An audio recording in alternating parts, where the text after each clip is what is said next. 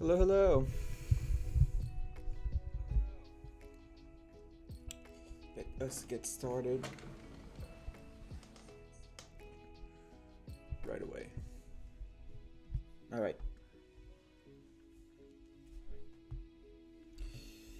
So what have we got here?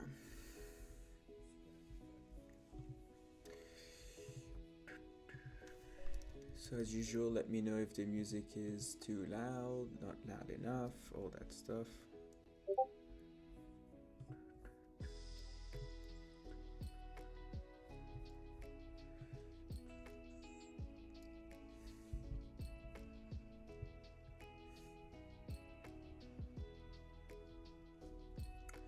I left the door open today. I'm suspecting we're gonna see some dogs swing by sometime at some point. Anyways, so what I've been working on lately was so I talked about it in the stream at some point. But you see how, like when you're behind a wall, and if you're behind a wall, like in a corner here, it can be hard to see what your character is doing. So there's multiple options that some people can take to do this. We decided to go for just an ellipsis that basically just hides the oh.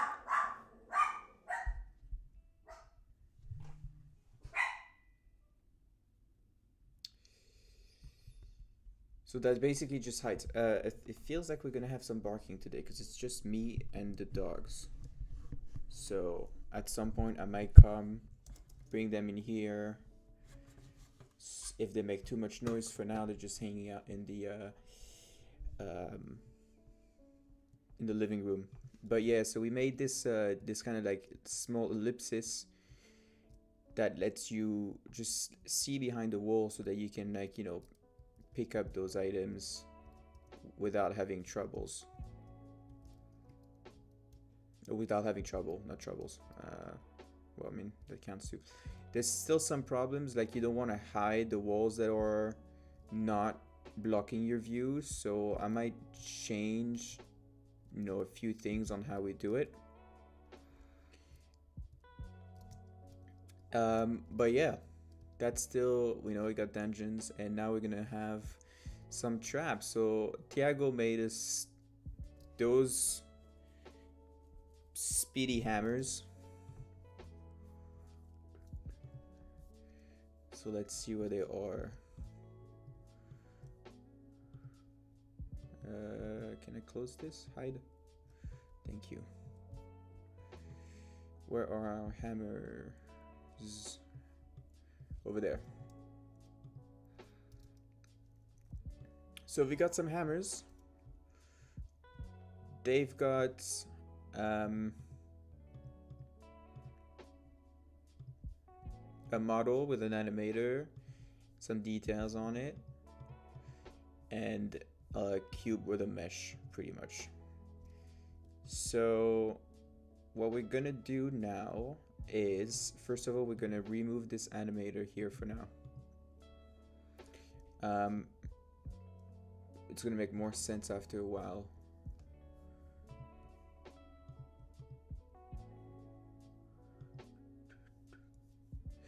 So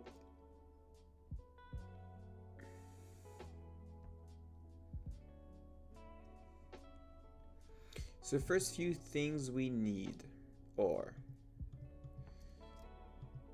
we're gonna want a hinge joint, so something that rotates. It's gonna create a rigid body for us, and we're also gonna want let's do a mesh collider. This mesh collider is going to be convex, provides contact, and it's also going to have to be on the model itself. So what am I going to do here? The meshes are here.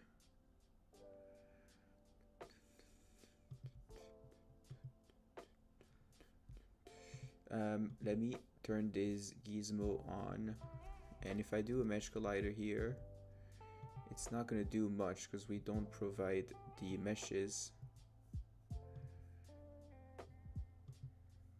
But the mesh is cube.002, which is going to drive me nuts that it is that. But for now, let's just leave it as...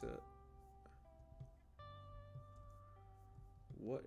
Oh, you know why convex? We don't want it convex, we want it like that.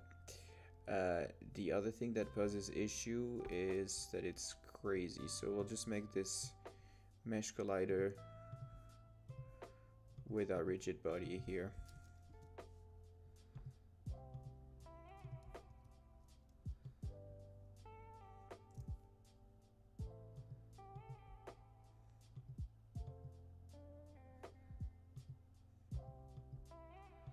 And as you can see, that seems to be working fine. The second thing we're gonna want is, I want to test, I've never tried it like this, but I want to make sure that gravity. Alright, gravity is being used. The other thing I want to make sure is that we are properly colliding with that object. And it doesn't look like it. Alright, so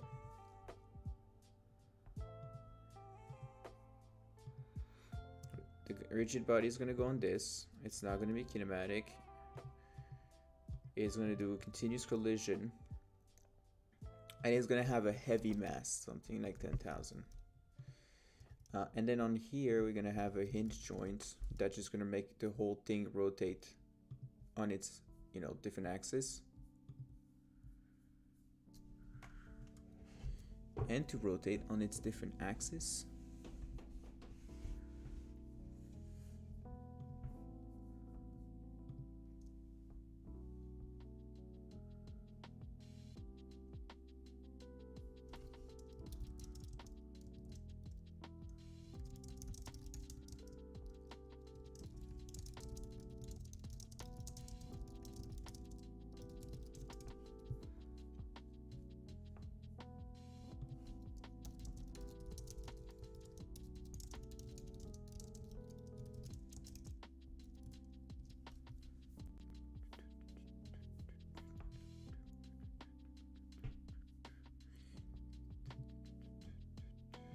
so we're gonna take this rigid body here, and you know what? I think this is pretty good. We are going to use a motor with a free spin and a force of 10.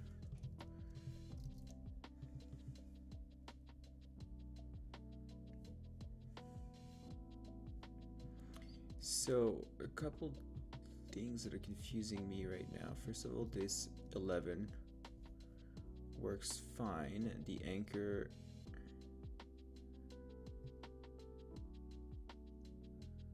is a little wonky. It shouldn't rotate around like that. It should rotate around another point.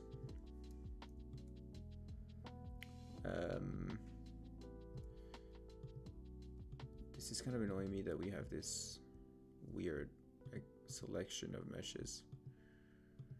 I kind of want the... Oh, that's annoying. How can I deselect this selection outline? No, selection wire. That's what it is.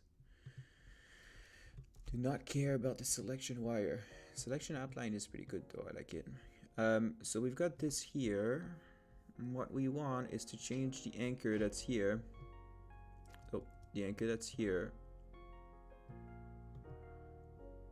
to be something a little different. We're not going to auto-configure the anchor, and we're not going to make this 0. The thing that I don't really understand though is why it's acting that way.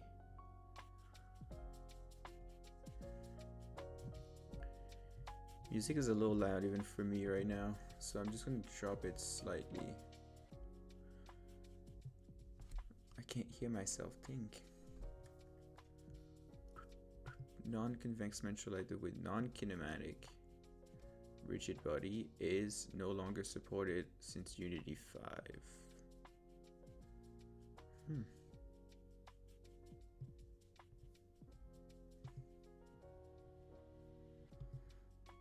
Alright, I mean, we can just make a different one. We'll just remove that edge collider and let's just build it. We'll make a box collider. A capsule collider and another box collider.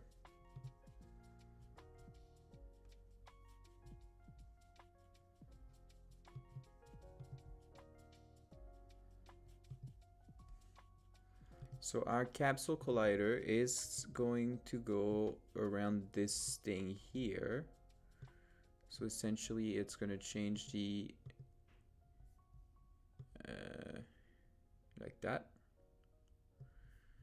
And we're going to make the center like 1. This one is going to be like 10. This is going to be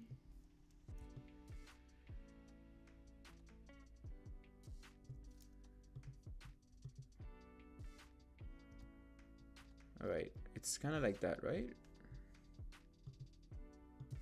Yeah. So this thing, we're gonna want it here. Just kind of, you kind of want to just be a little generous on this one. And then we're gonna want this to be up here and this to be over here. Okay. That's our capsule collider.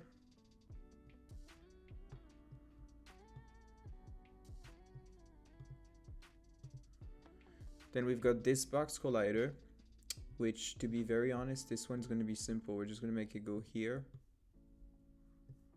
It's already tall enough.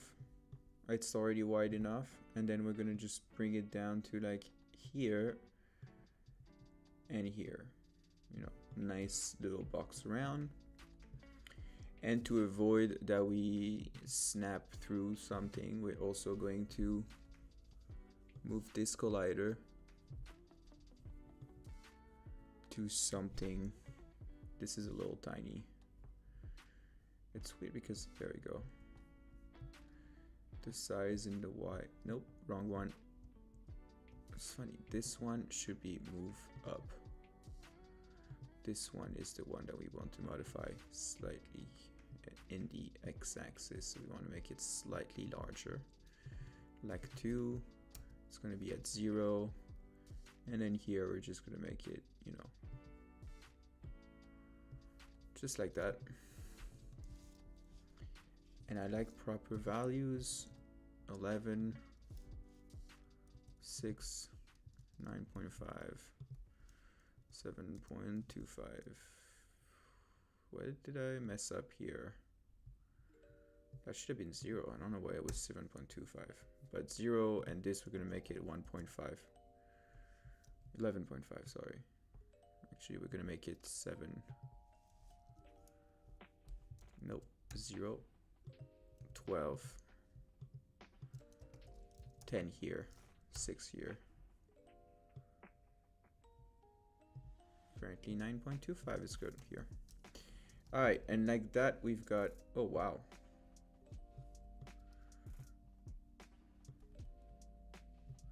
This is where you gotta check all angles. This was crazy. 1.85 on 0. And I think this is good. You know, like we've got all our colliders. And it looks decent. So like this, we've built the colliders for our hammer. And to make sure it works, we're going to try to go to it. So first you can see that it slowly lifts in the air, but it does work. You know, you can't move it. I can't, you know, it moves in the air, which is weird.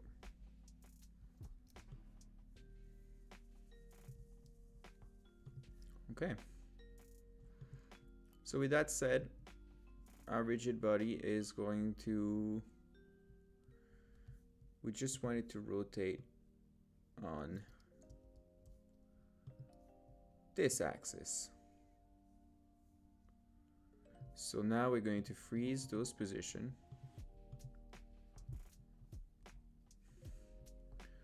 And we're going to make this onto a free spin.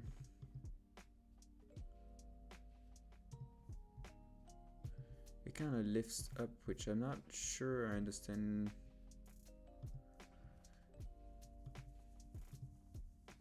Is it the motor that's doing that? No.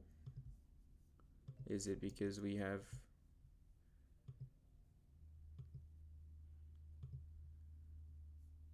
Is it this rigid body or this rigid body? Yeah, I think it's this rigid body that's moving up into the air.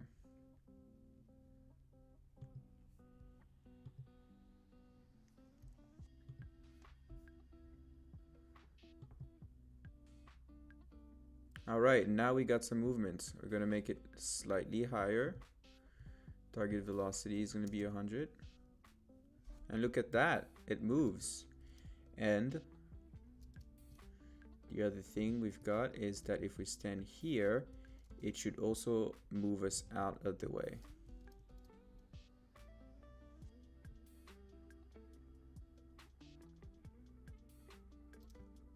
All right.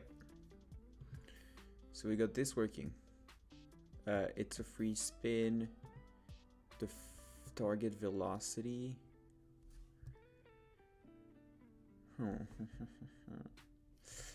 So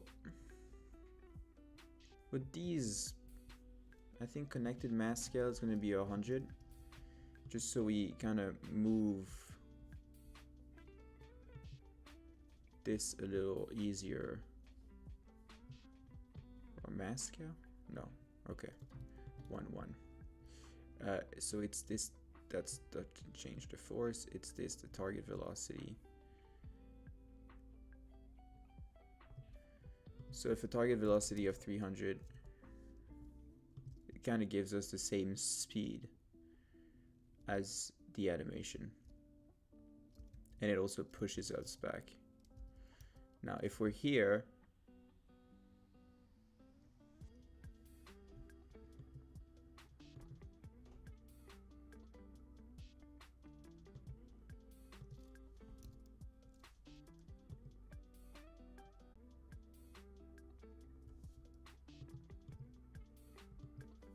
oh, something crashed.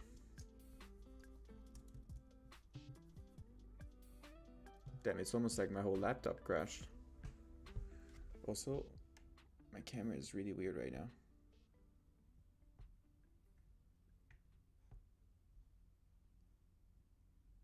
Sorry. I also missed some messages. Hi, Alan. Is there a way to auto set the collider areas of an object instead of doing manually? What do you mean by that?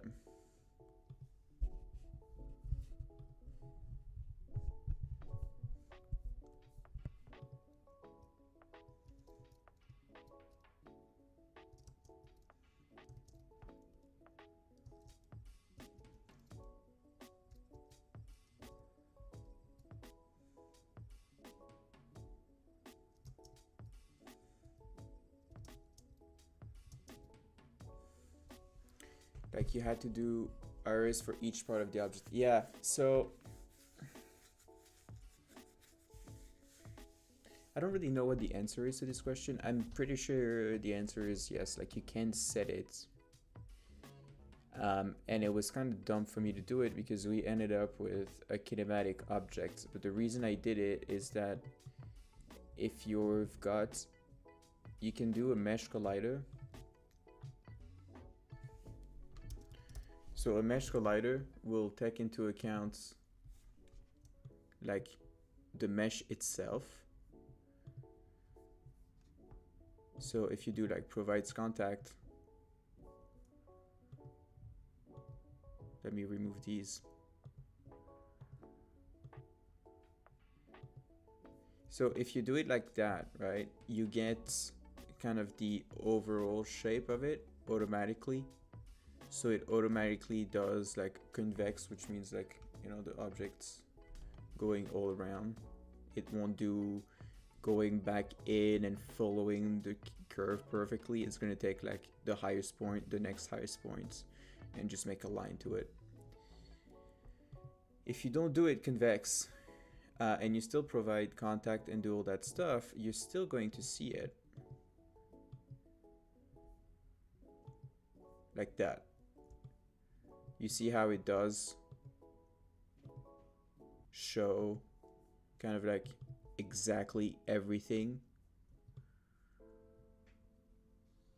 on the collider. It will have done automatically gone through every single point on the mesh and outlined those. But what I'm not sure is this looks like very detailed. So if you have a lot of it in the scene, does it impact like your performance a lot? Maybe, I'm not sure. I never tested it. But the main issue that we were having and why I did it the other way is that if you don't have a kinematic body, then you see how it just disappear, right? It's not supported anymore. So you need to have a kinematic body, which means you need to have a script in the back. If you want to have movements, you need to have a script in the back that will make the movement itself. And so I started without a kinematic, and then it gave me this error, so I decided to change it to this kind of thing. I don't know if it would use more memory. I don't know if that's the like issue or what, but I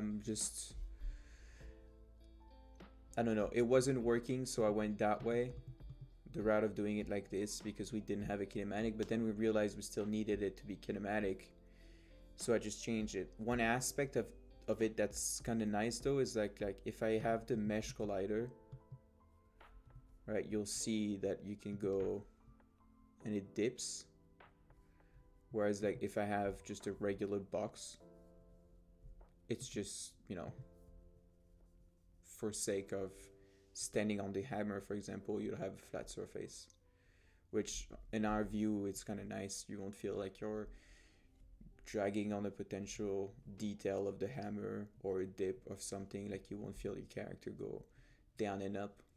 It'll just be a smooth surface.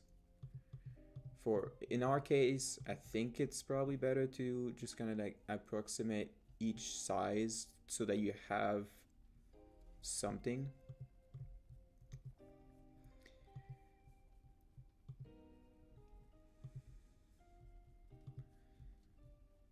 And then I need to stop this thing. I don't know why this thing constantly tells me. I installed ECS at some point, and now I can't uninstall it for some reason. I was playing with this, you know, dots and the new stuff that Unity released, ECS. But I ended up switching back because after doing the whole character controller in ECS, the physics interaction with ECS and all that stuff, it ended up that I couldn't animate the character that was moving. With like, you know, the same system, I would have to use something else. So I just, you know, moved back to the regular way of doing games that I know, which is object-oriented programming. But we might be using ECS at some point in the future if we have things that warrant the use of it. So, can I please not have... Ugh, how do you deactivate the authoring window?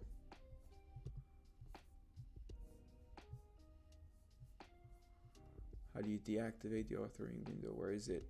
Here.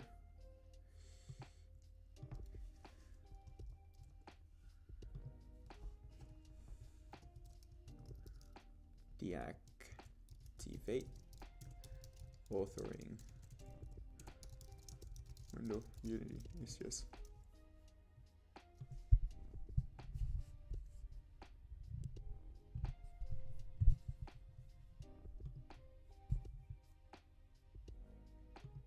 Thing is, it's not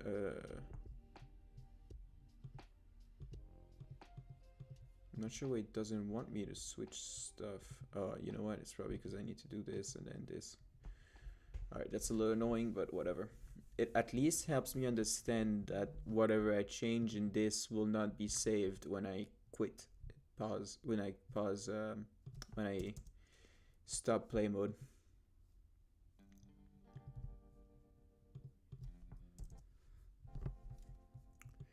Where was that hammer at? We were just looking at it. There. Trap hammer, just at the bottom. Okay. So we got our trap hammer here.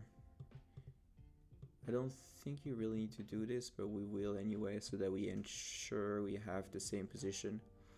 And then a spring could be nice. Target position. So like if the position is 45, the spring is 10,000, the damper is 1, a spring would like...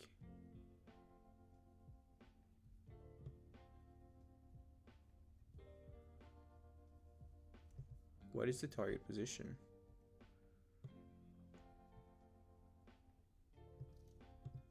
If it's 1.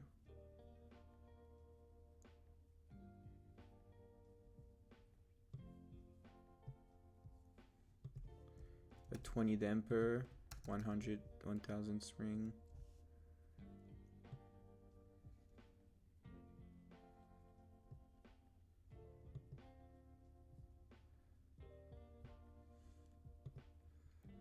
So what if we were to use limits? Make the limits something like that, and then use a motor. Target velocity of like 100 and no free spin.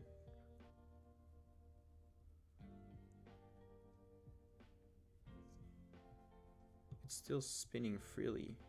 Oh, you know what? Because it should be 180 and negative 90. But it's still spinning totally freely, which is a little weird if you use a spring, because it moves with that at the same time.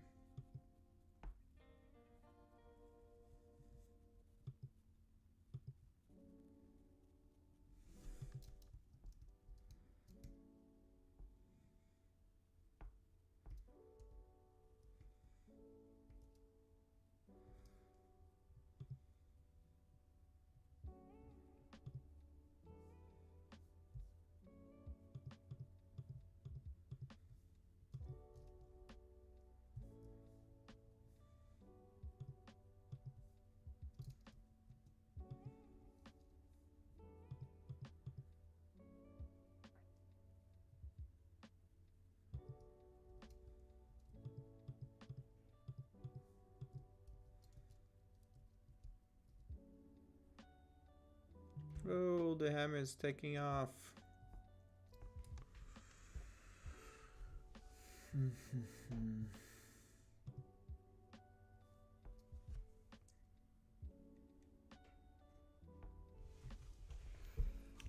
All right.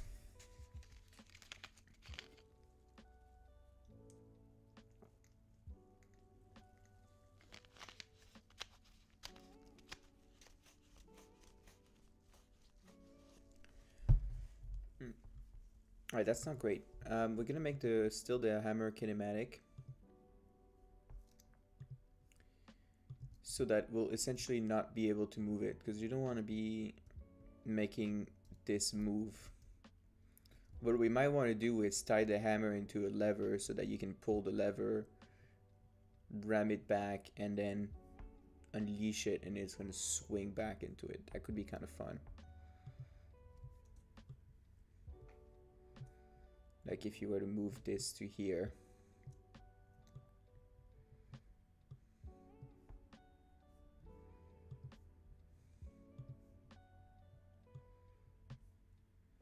Nope, not this one, this one. If you were to move this here,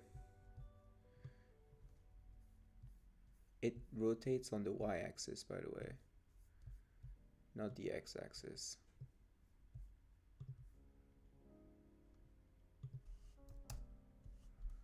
That's 180. So we want it like that. And what if we want it to be kind of like here?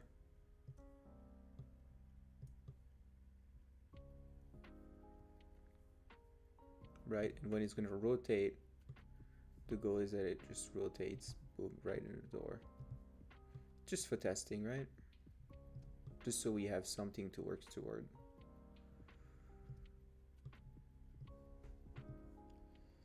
The more I play this game, the more I want to make it so that you can mess around with your friends rather than help each other. Just this totally chaotic. Whoever gets the most loot in the dungeon. So we got it, went back, and then boom, it's gonna shoot you out. Okay. So let's just make it 90 degrees like that.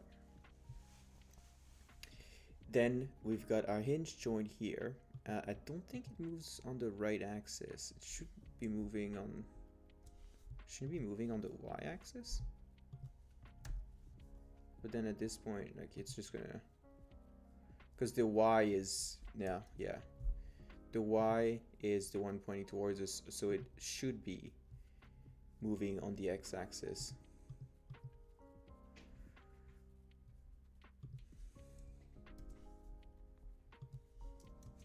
Man, what if we configure anchor automatically? Okay. All right. Now,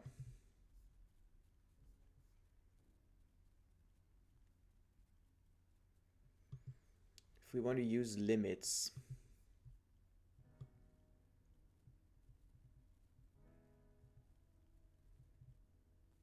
so it's like this pretty much, that it moves from negative 180 to 180, from 0 to 180.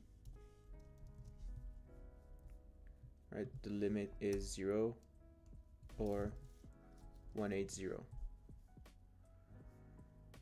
We'll activate a spring whose target position is going to be 0. The spring is going to be 100. The damper is going to be 1. And when we turn it on, it's supposed to swing in your face. But I guess it isn't. Boom. What does what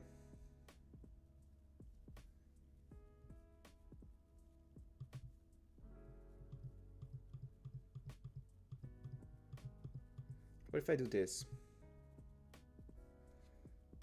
At this point, then you do the spring.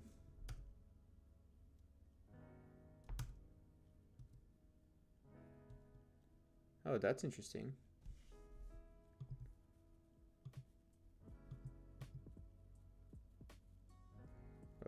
Okay.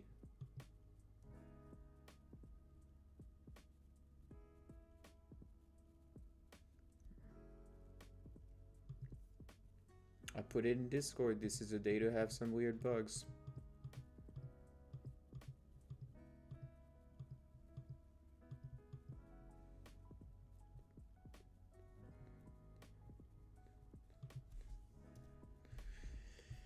So let me see. When you don't know, you pull this up and you go look for what you're looking for, which is essentially going to be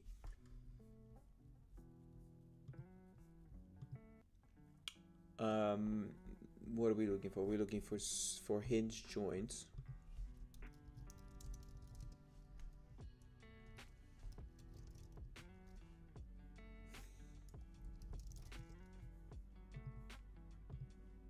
Oh, that's because I'm on the entities page, of course. 3D API. And now we want joints.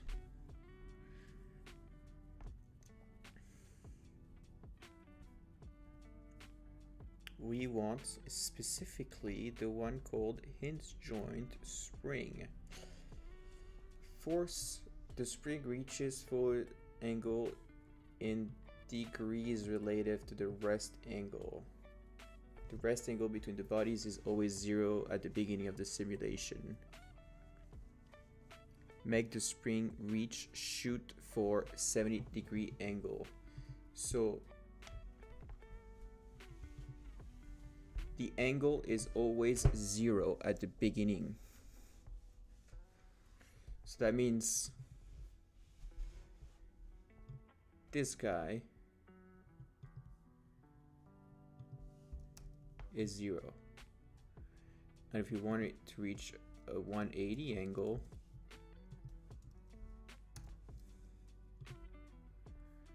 what is it going to do is the question.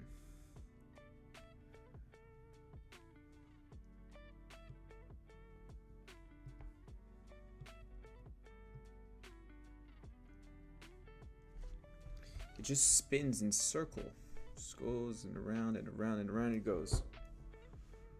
And if you put 90, I don't really know why it never stops for us. So, you know what? Let's not do it like this. We're gonna do it with a configurable joint, because sometimes more variables help. So, the configured anchor is here. The Y motion is locked. The Y motion is locked. All those are also locked. Linear limit, angular limit, X drive, target rotation is going to be 180. Rotation drive mode, we're gonna slurp.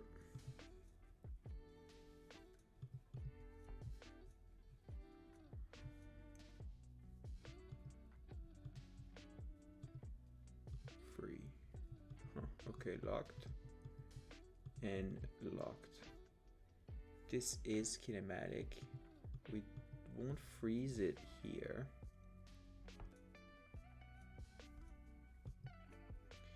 What I'm not sure I understand is why the details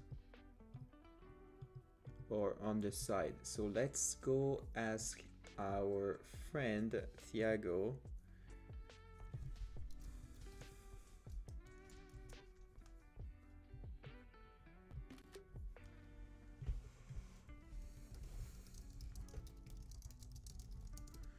Why details are here and why they matter. It's just an empty game object, right? So I don't think we really care about it.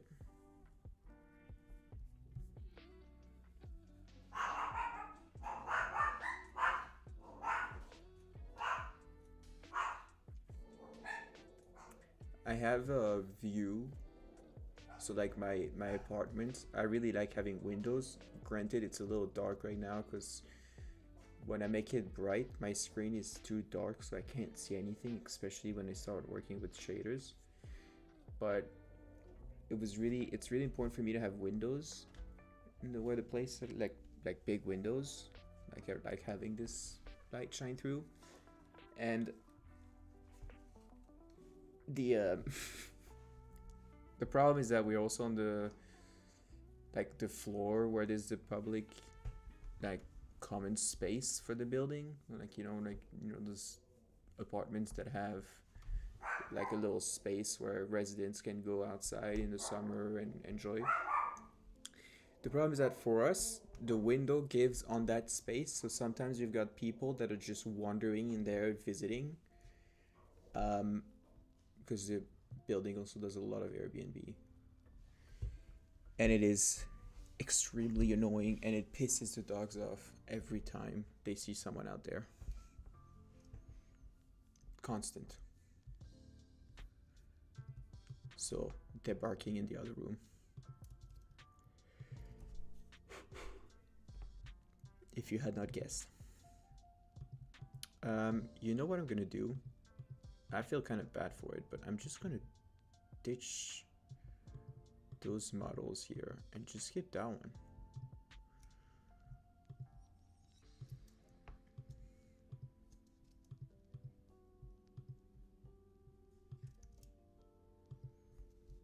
So we got our thing here, which is our hammer test, and we're just gonna put a hinge joint on this guy. We have our anchor. Our anchor is 0, 11.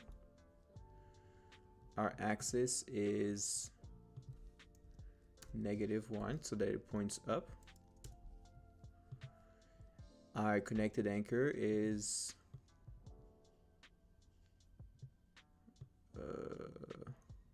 where is our connected anchor? Over there? No. Where is it?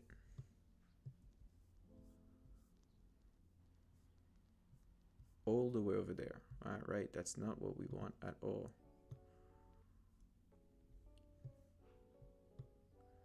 So this is going to be a word space, right? So you're going to want to find the right space in word space for this. I'm not sure why it wants to be all the way here. That just doesn't make a ton of sense to me.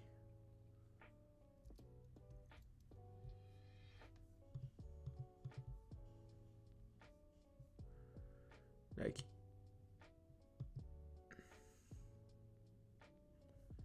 yeah, it's all right. That works a little bit better, I think.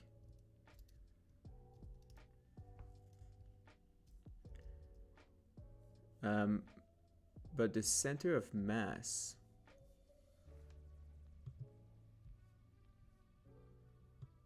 is not.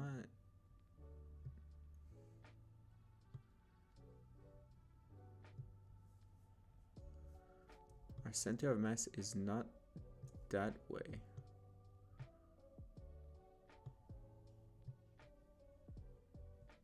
Weird.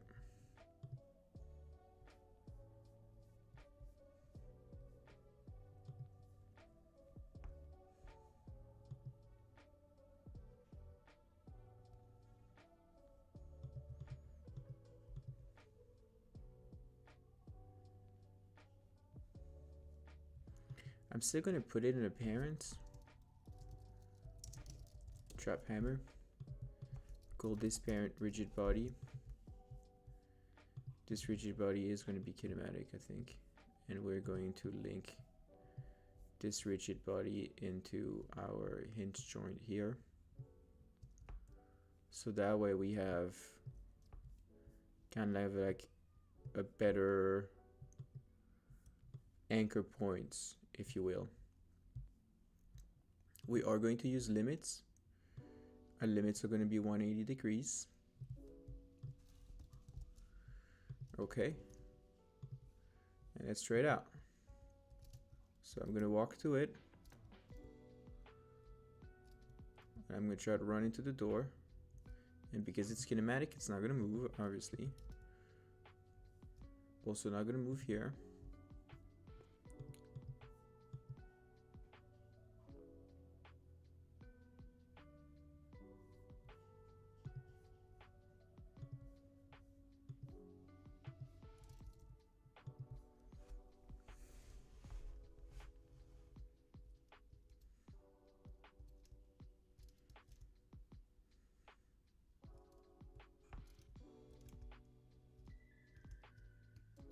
Okay, we've got a little bit of a slightly better way of doing it. The next thing we want to fix is going to be the what is it? The Z rotation. I don't think we want to rotate on the Z axis.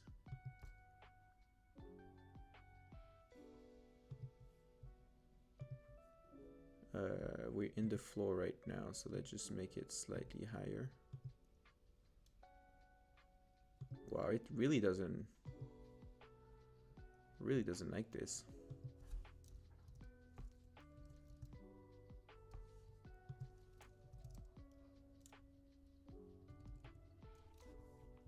Let's just leave it like that. See what it does.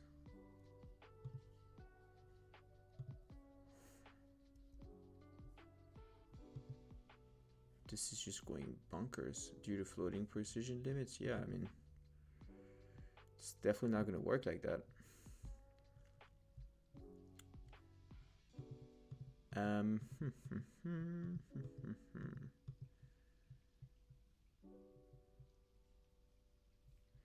Isn't there like a collider composite? The composite collider is only for 2D. Collider. Terrain, sphere. No, doesn't look like there is. I guess you just have to kind of make sure it doesn't run into each other then. So like, oh, wrong one. This is the one we want. We want to take this. I just want to see if the issue is because it runs. Yeah, it looks like that's the issue. Because I still have frozen the... Yeah, still froze the sea. So that kind of was the issue.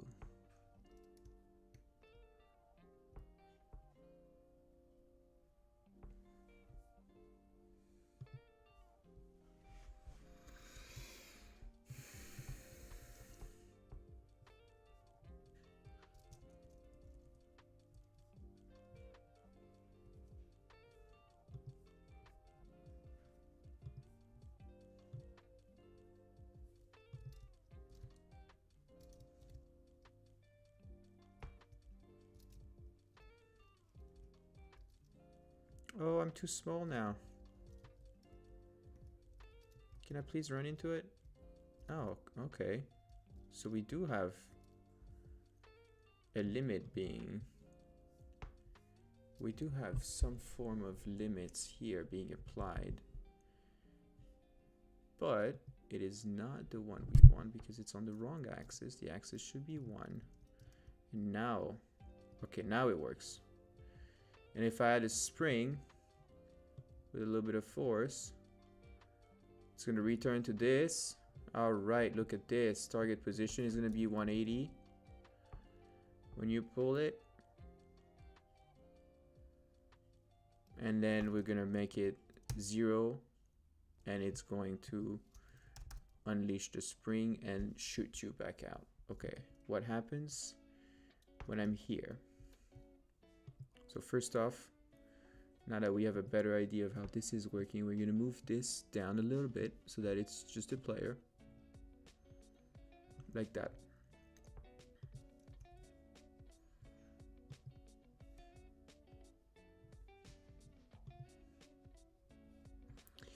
I'm going to make it so that it ignores the ground, just so that we can sometimes have it slightly in the ground.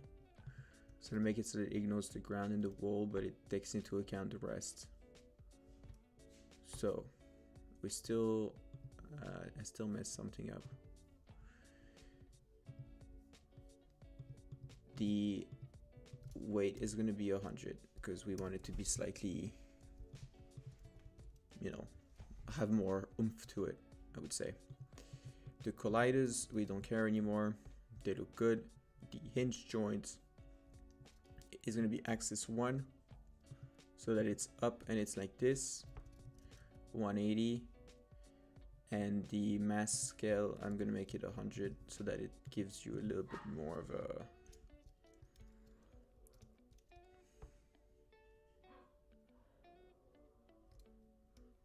So like you can push it basically, and then when you stand here, let's see what it does when we put 0, 1, 10,000 or 1,000 here and turn it on. How far did it push us? It pushed us a little bit. Not that much though.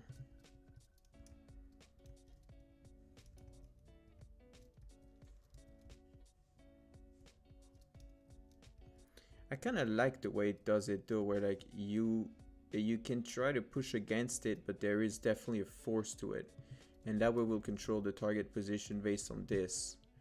So the spring based on the lever is going to judge kind of like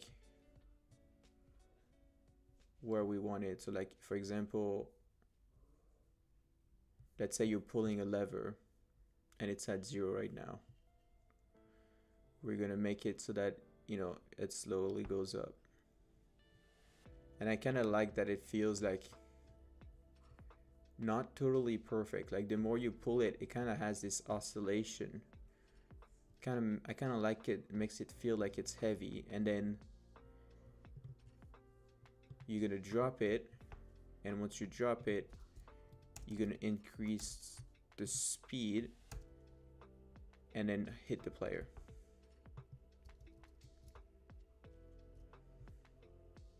So let's go back to it. 180. A player that goes here. A player that is here, enters through the door. 0. Okay, it hits, and now we need to have it do something there.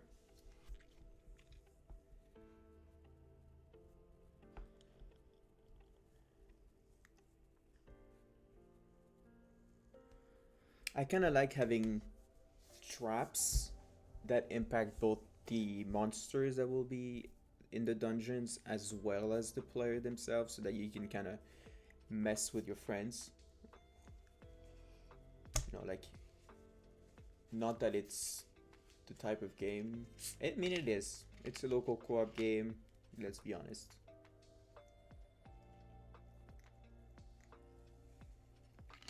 Who doesn't mess with their friends when they play local co-op?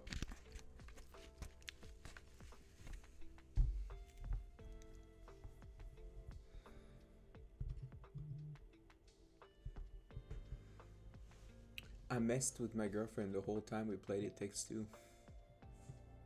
Well, she also messed with me. Like, you know, making me fall in holes and shooting me with the guns. I really like those mini games that they had there.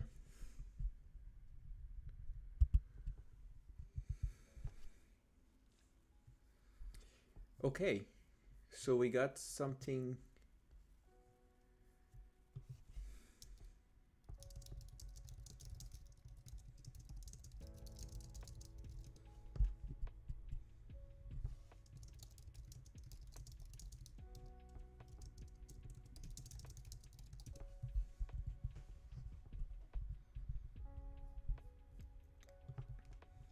So we got a model and a details that we would just want to. Model is going to be in its own little parents, and details are also going to be in their own little things. All right, model and details. Let's make sure that it still works the same way. So hammer, use a spring of strength 10,000, temper 20, target position is going to be 180. Little too strong. Little too strong here. 0, 180, and as you pull it,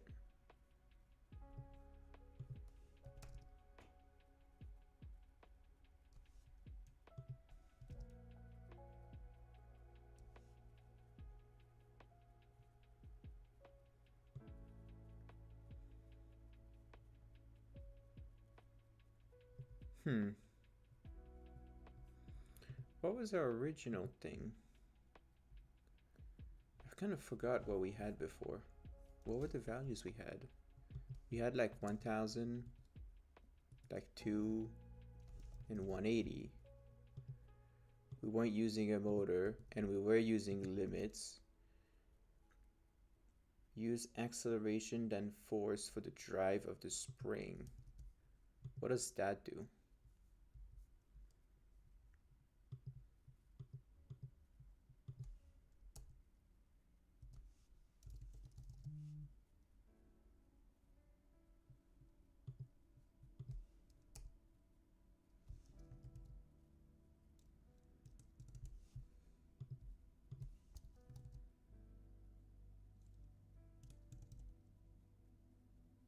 I kind of feel like it's more sluggish. Or is it just me?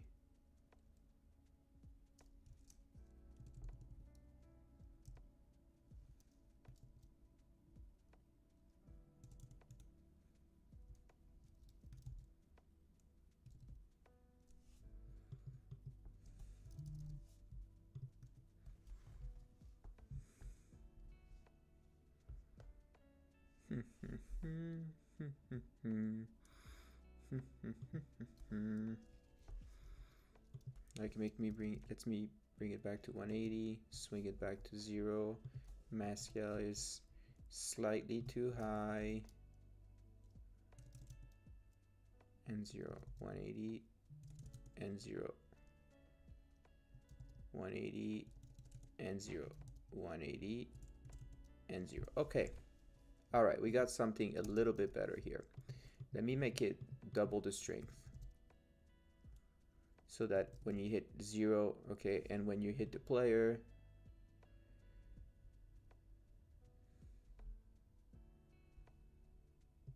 okay. So if the strength is always something like 500, right, and this is 0, when I pull it up, it's going to be this kind of speed. If I make it slightly lower in scale, it's going to be 10 times smaller. So the scale is going to be 0 here. And then when we shoot it, we're going to make the scale like a lot higher so that it really swings back in. Okay, I think that's what we want. So we got 1000, 1. This we're going to leave at 0 because it's the default. We're not going to use the acceleration. We're going to use a scale of 1 at first. I believe I have some stuff to pull. Yes. So now that we have this, let me create a prefab before I pull stuff, because we have got a new trap that we can play around with right now, which is kind of nice. Where are my prefabs?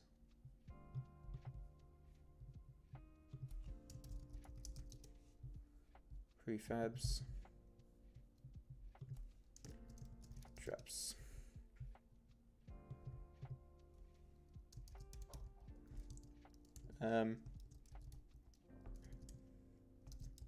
Hammer trap. Horizontal swing. I'm going to put it in here. I'm going to save this. I'm also going to overwrite this. It doesn't really matter. And then I'm going to do merge, keeping the incoming changes. And reload this scene.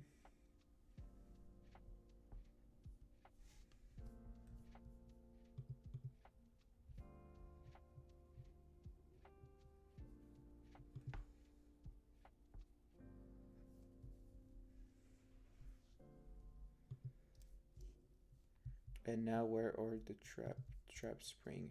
Here. Oh yes.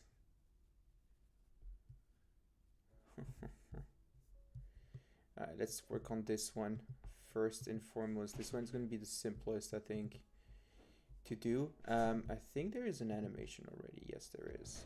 The question is...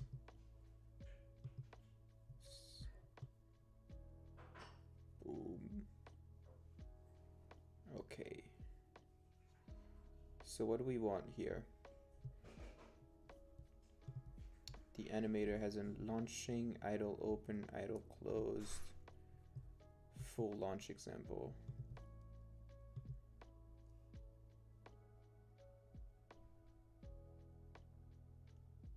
Full launch example. I think I'm just gonna do that, honestly. Right? Every time you use a trap, it should go back to its original phase so that you can just swing it out. Or am I missing something? It's like when you enter it, it shoots you and then acts as a blocker until... Right? Or do we want it to stay open sometimes?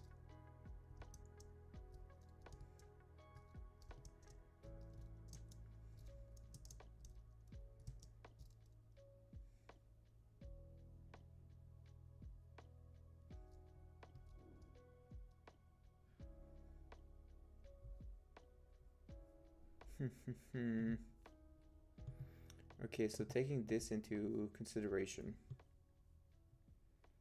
what we really want is a spring on the launcher.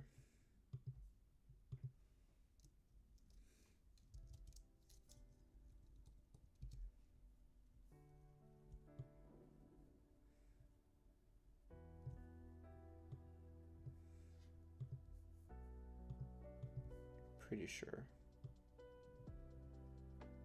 If you put a spring on the launcher,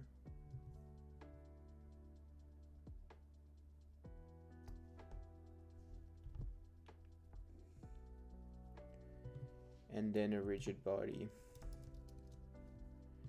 and I think we probably want the rigid body to be kinematic because it's driven by animation, right?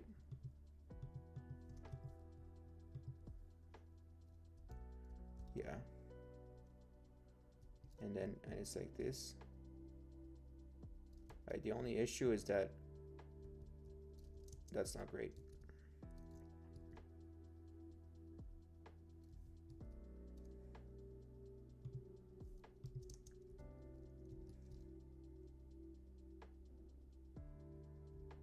That's even worse. So definitely kinematic. I don't even think we really wanted a collider, if I'm being very honest. I think we probably just wanted to swing you.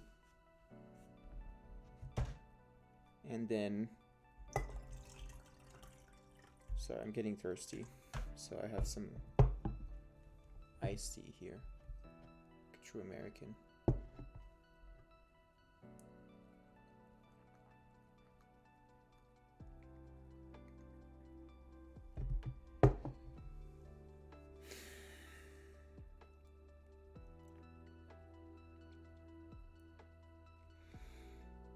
All right. Let's just start with a bunch of scripts. When in doubt, just start coding. I'm gonna bring this back to what it's supposed to be. Here we're gonna want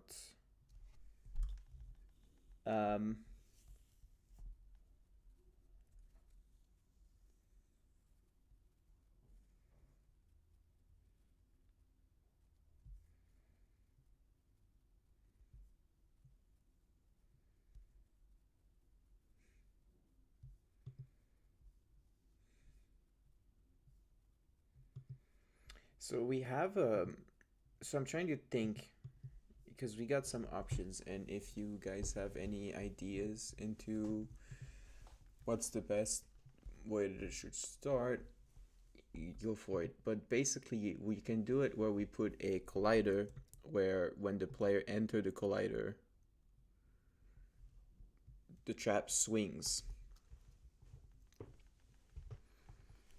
That's option one. The default of that is that even if you walk, like, you know, if the collider is really in the center, then if you walk on a corner, it's still going to swing you, which might feel a little wrong.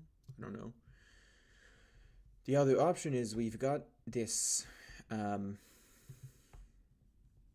calculate. Sorry, I think it's in the default in the behavior section.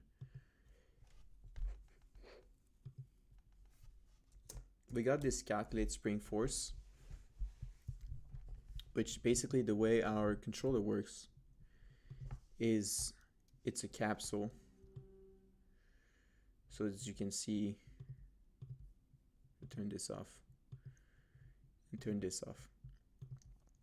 It's a capsule that is slightly elevated off the ground,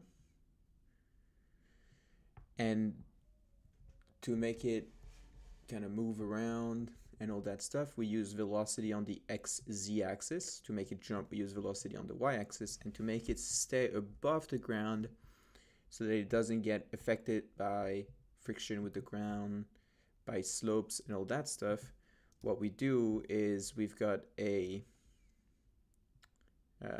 what would you say? So it's broken right now because of the animations. But basically, if this is the transform, there's a ray that goes from here down, and it detects the ground, and then elevates you on the ground. That keeps you elevated up. So pretty much like this. You see, like, this is the amount of ray, and then you've got the two legs. That way it allows to have some like wobble to it, and then with inverse kinematic, the legs connect with back to the ground, and it just feels like he's landing on his feet.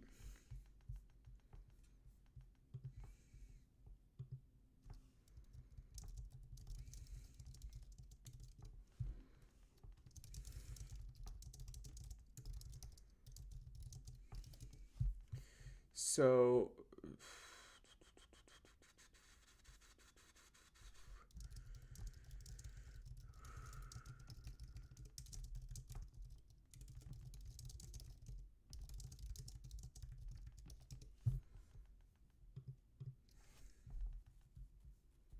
hmm.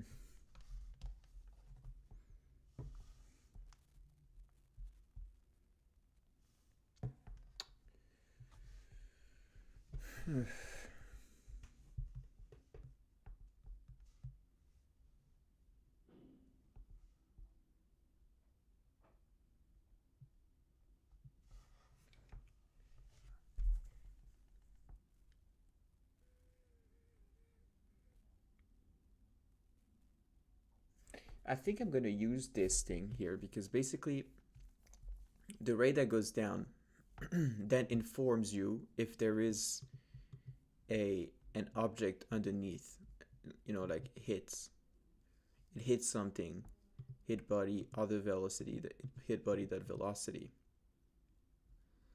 Do we do anything with other direction velocity? No, we don't. We might want to do something about that. But if hit body is not equal to null, then we've got to decide if it's trap and if it should trigger traps, basically. That way it will only do so if the player is not jumping, if the player is not being pulled down to the ground. And yeah. So what do we want? A couple things we want are, we want a script. Oh, I can't wait until rearranging all that stuff. We want a script, spring trap.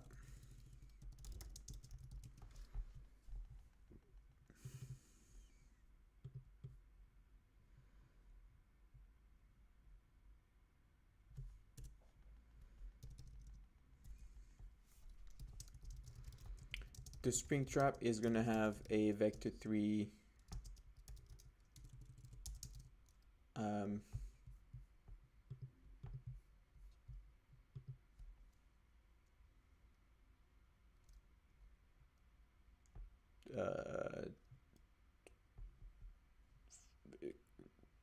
force direction, trap direction, trap force, trap. Oh my god, I hate naming variables. This is one of my trap vector. There you go. I'm not gonna name trap vector, trap trigger vector. Alright, that's gonna be good enough. We'll add tooltip here. This is the tooltip, the direction that the trap will send the target, the direction of the force that the trap will apply to the target, and let's call it M force, trap force direction, trap force direction, and then we'll have private float M trap force intensity, which is pretty self-explanatory. That way we can do a direction, so like, y, z, x. Well, technically for you it will be x, z, y, x, or x. I don't know if I left it right. And then if you want, x equal to 1, y equal to 1, that direction will be like this, and then z equal to 1, that direction will be like this, basically. Then -1 the other way. And then the intensity will be just how far in that direction the force is applied. Maybe we wanted to swing you a whole, ladder or something like that. Then we're gonna do a public void trigger trap on target. It's going to take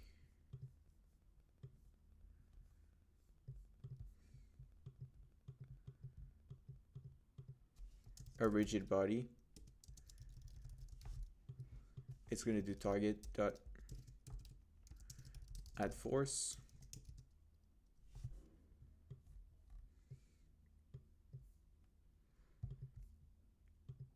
Target dot add force, the trap force direction time the trap intensity, and it's going to be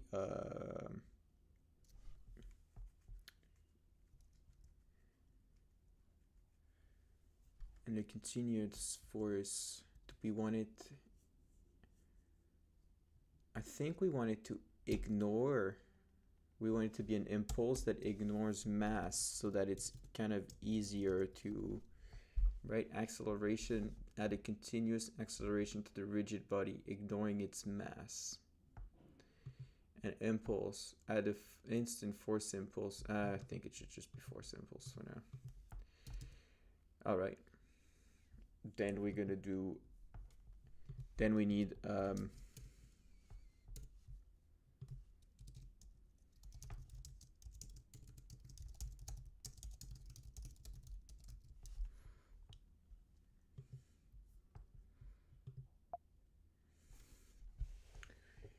we're gonna need an animator like this, and in an awake function we're gonna grab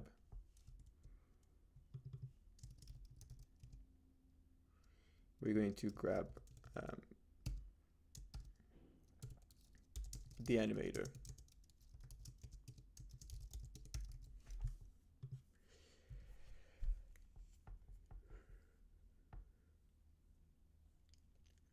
So where does this leave us? Actually, we might even do a serialized field here with a tooltip.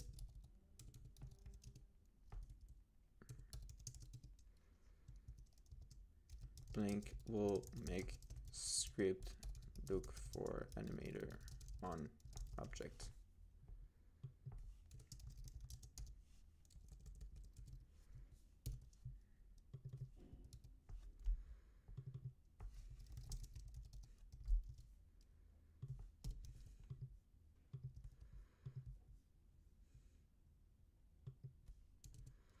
Sometimes I combine things and I regret it straight, right after. Yeah, like this is one of those times. Private animator. Then we're gonna do a serialized field, private string,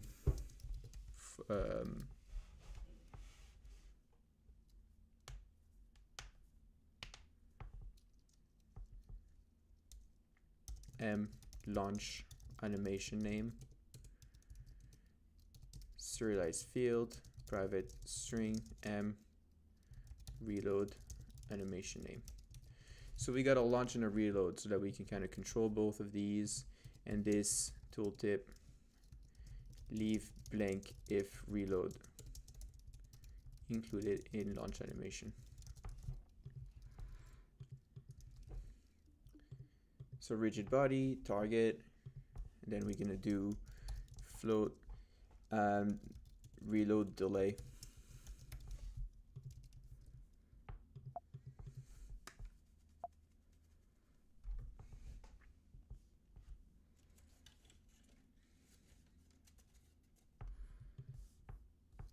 So we got our launching that then leads to our idle open, and then our closing that then leads to our idle closed. Then we got our full launch. And by default,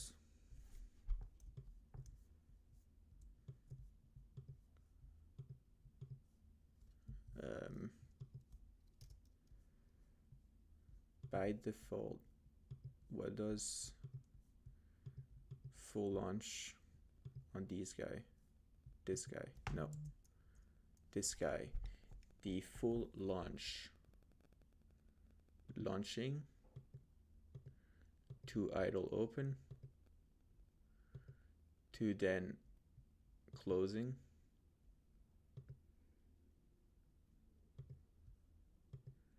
Okay.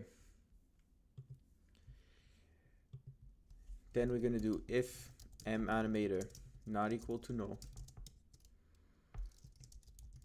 animate trap launch with reload delay. Private void animate trap launch. So it's gonna be sequence do twin dot sequence.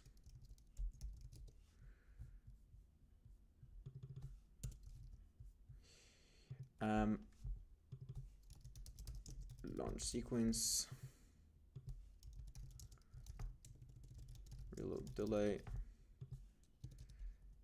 and then in here,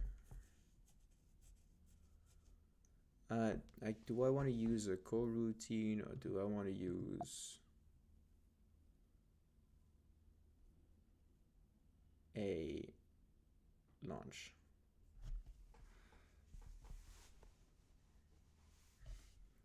We got a launch timing and we got a reload closing animation, basically.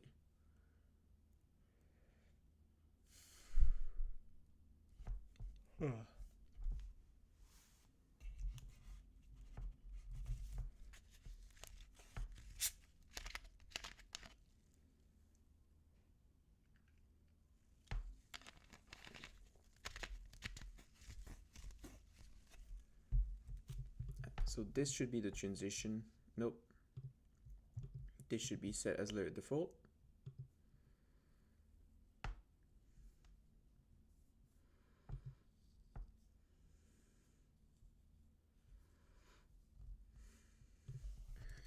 So first off, if m reload a string that is null or empty, because like if it plays the full launch, if it plays full launch, boom. I'm hoping it's going to stop after. It doesn't need to be looping.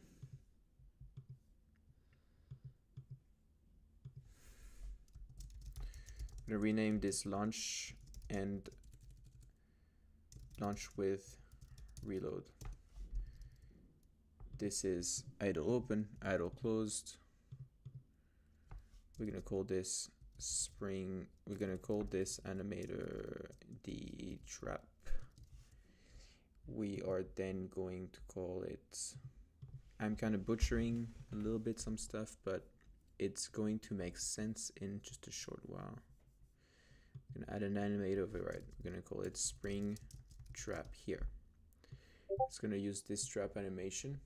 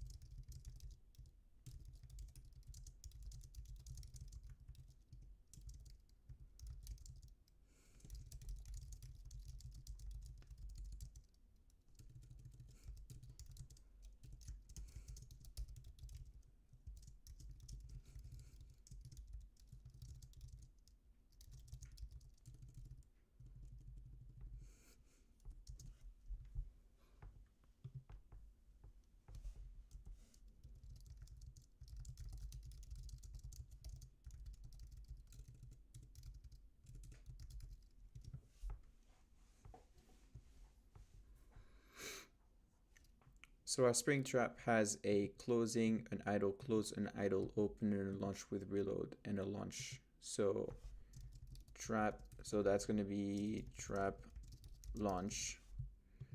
That's going to be trap launch reload, trap idle open, trap idle closed, trap reloading is what I'm going to call them. And in here we're going to have trap idle closed, trap idle open, trap launch reload, trap reloading. Okay. Then in here we're going to have our spring trap. Nope. We're going to have our spring trap on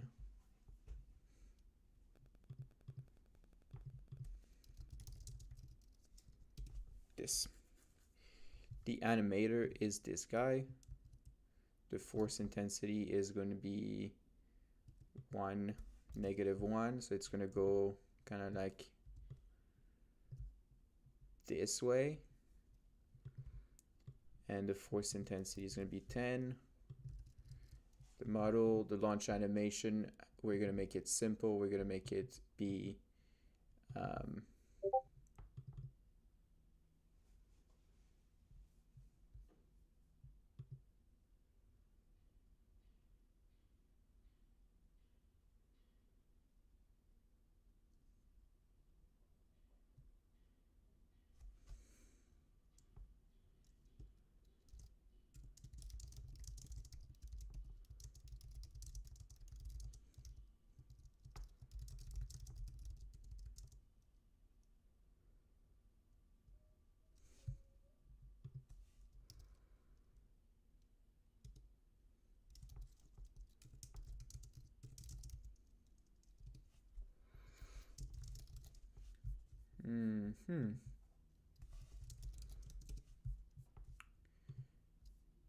So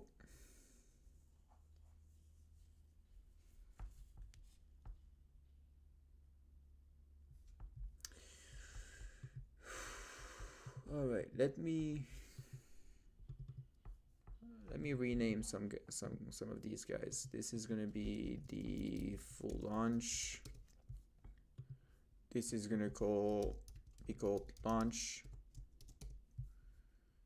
This is going to be called closed.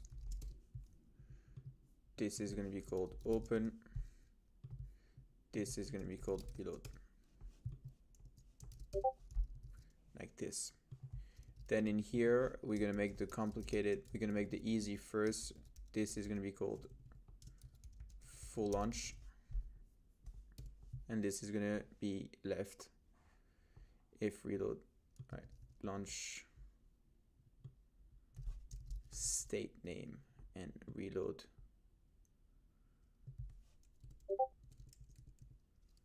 state name.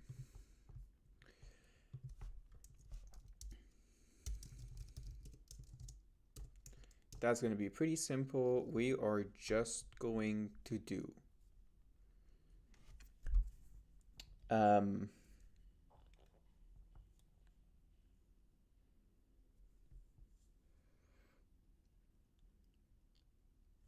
it's going to be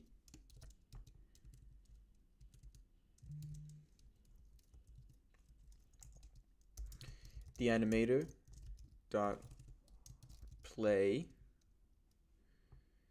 the launch state's name,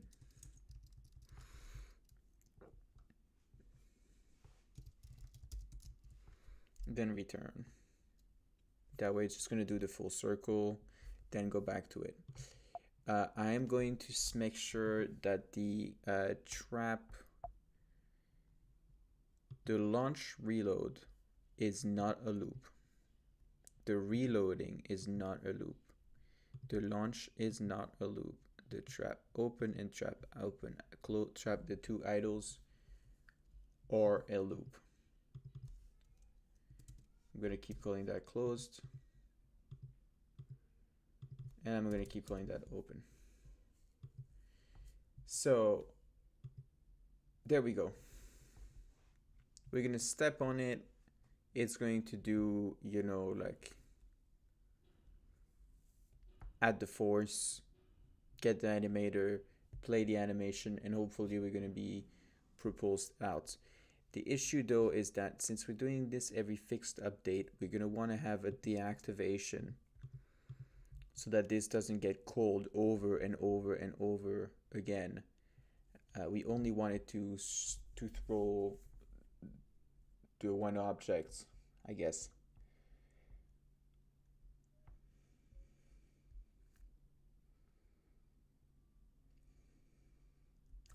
You know what? We're not going to do a target here because what we're going to do instead of doing targets, we're going to do a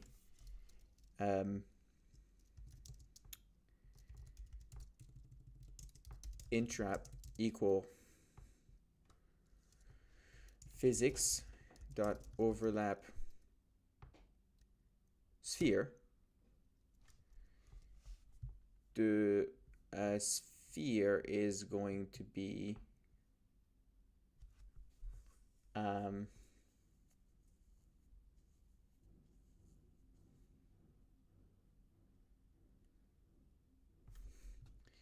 what if I have in here another collider,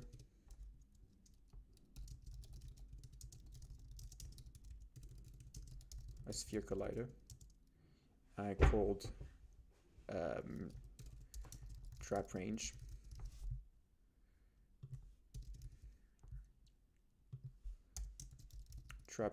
dot center, right? Because the overlap sphere, the parameters it wants is the position, the radius. That's it. And the radius is going to be m trap range dot radius.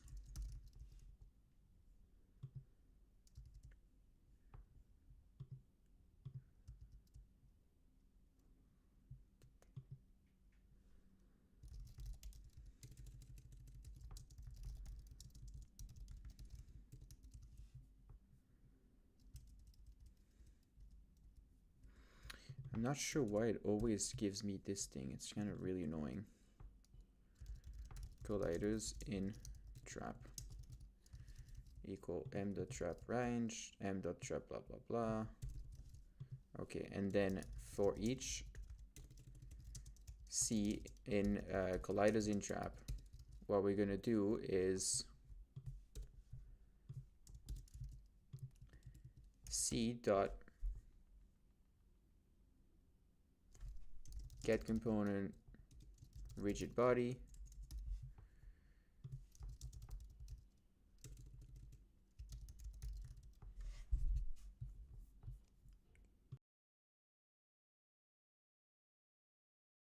oh, excuse me, I got just in time before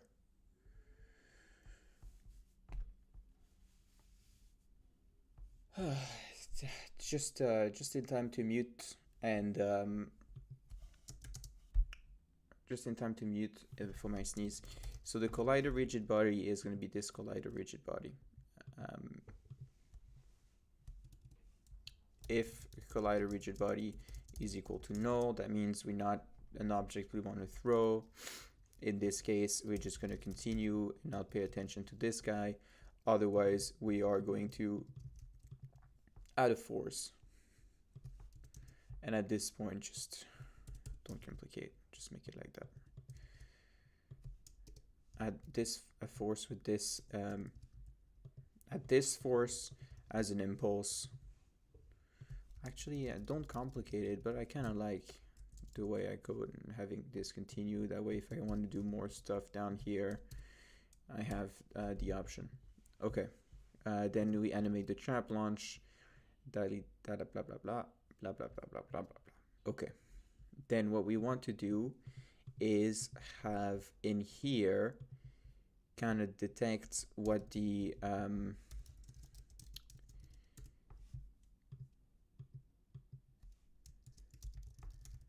reload is not equal to null. Set reload time based on animation. Okay, So basically what we're going to do is here we're going to do a private reload time.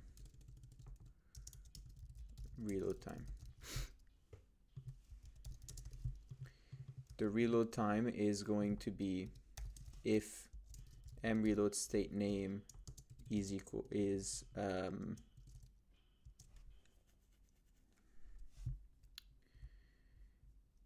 if this is not true. If this is true, then the mReload time is simply equal to the launch state name mAnimator dot get animator state info of 0. No, get animation, get current animation clip state. No.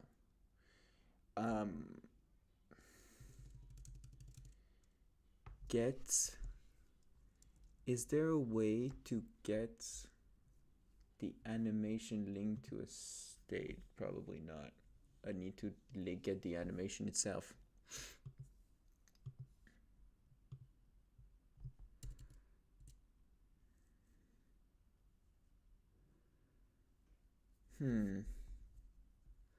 So the reload time is going to be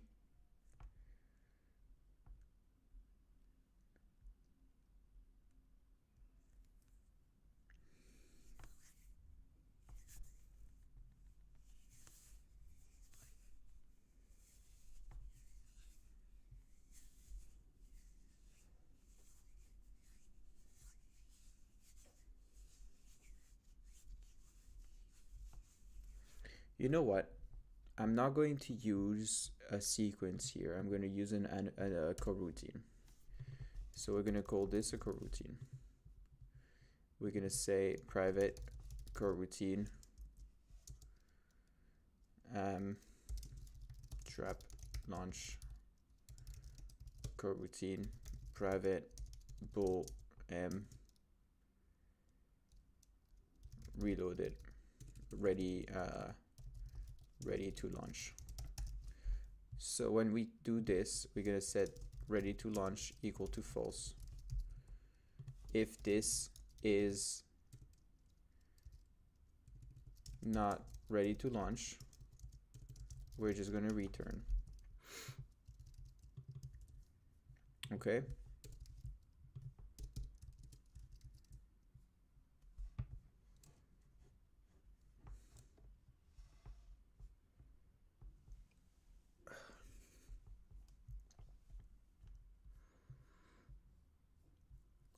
Ready to launch equal false.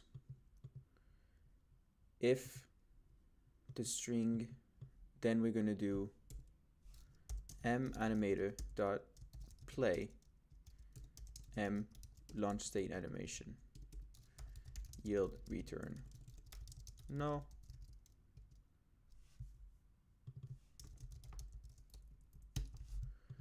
Sorry, should have been start coroutine on the enumerator. Don't know how to pronounce it. Whatever. So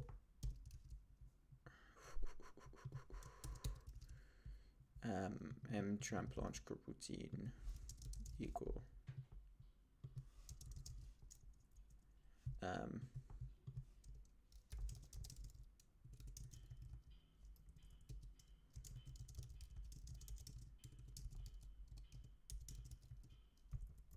just to make sure we don't have, a coroutine that's, step on the other one. Okay.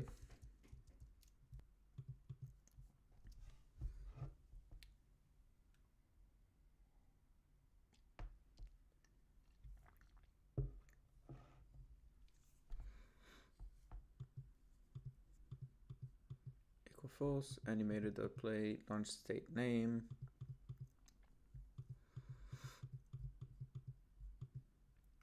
Then yield return null, then yield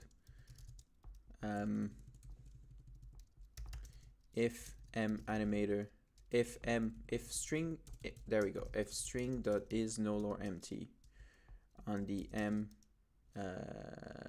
reload state name, then we're just going to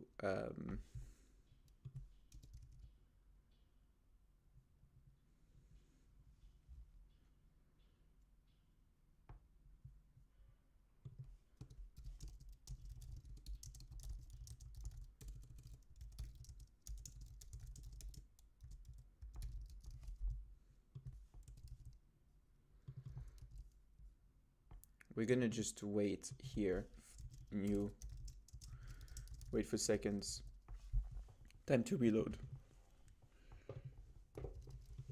If the string is no empty here, then we're just going to set ready to launch back to true and yield return break, which will stop the function altogether.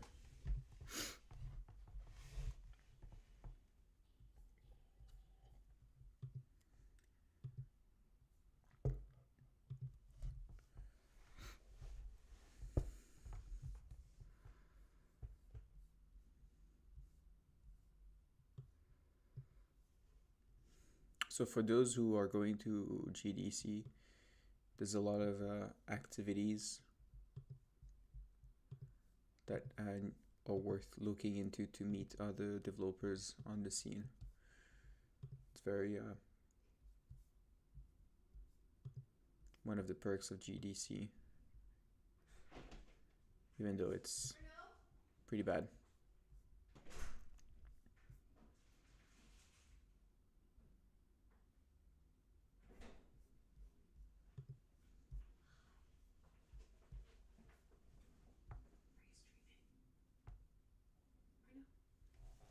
Yep. Are you streaming? Yep. Oh. What's up?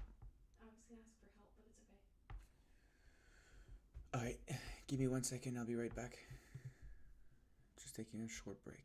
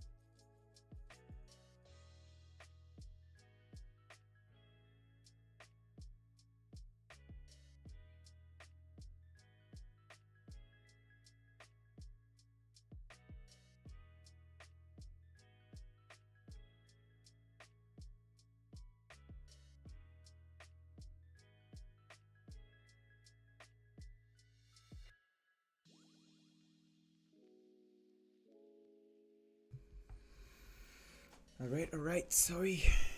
We are back. Oh, it's always a pleasure when Unity crashes in the middle of me not even touching my laptop. Or, I guess, computer. It's classic Unity.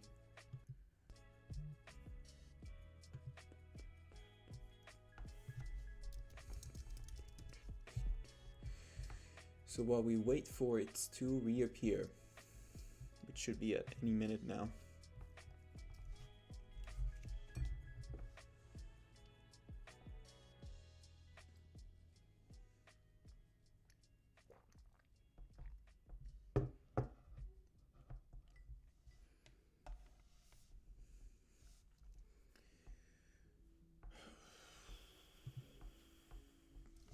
I don't understand what happened to this project, why it crashed, and now it's saying there's errors everywhere. Let's see.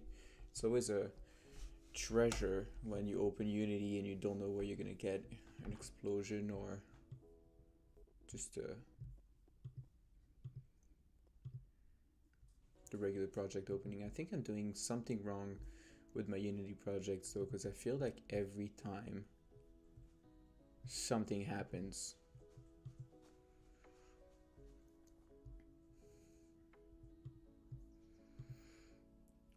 expected.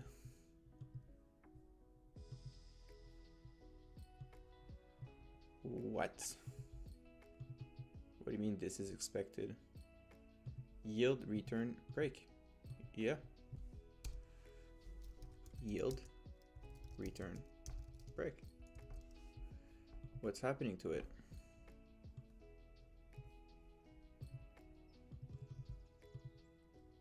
Invalid term expression break, yield break. So that's why.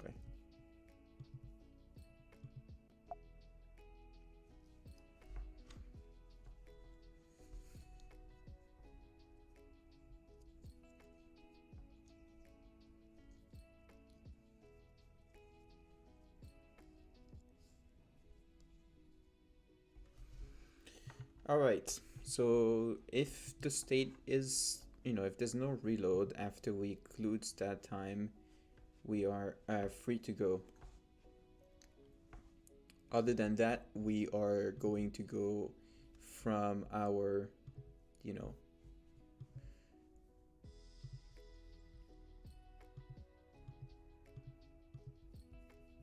oh, come on. There we go. We're gonna go from our launch to our open.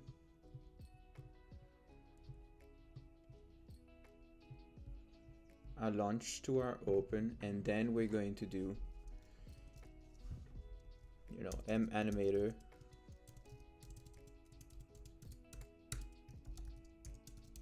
Oh, that's great. I don't have any help anymore.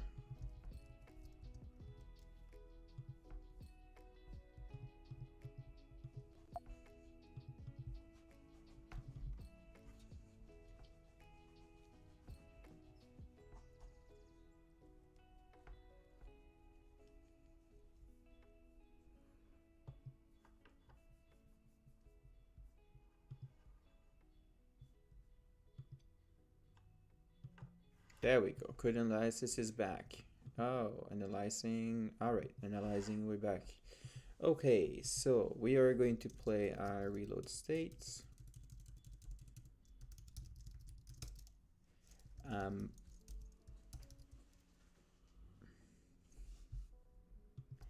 Why does it not using? It must be convertible to dg.twinning in order to use t as a payment. What? What the hell? I wanted an analyzer, but one that worked, hopefully. Dot play. Reload state name. Then yield return null so that we force a refresh, and then yield return new, wait for seconds, m animator dots get animator state info dot get get animator, get current animator stat info on layer 0 dot length.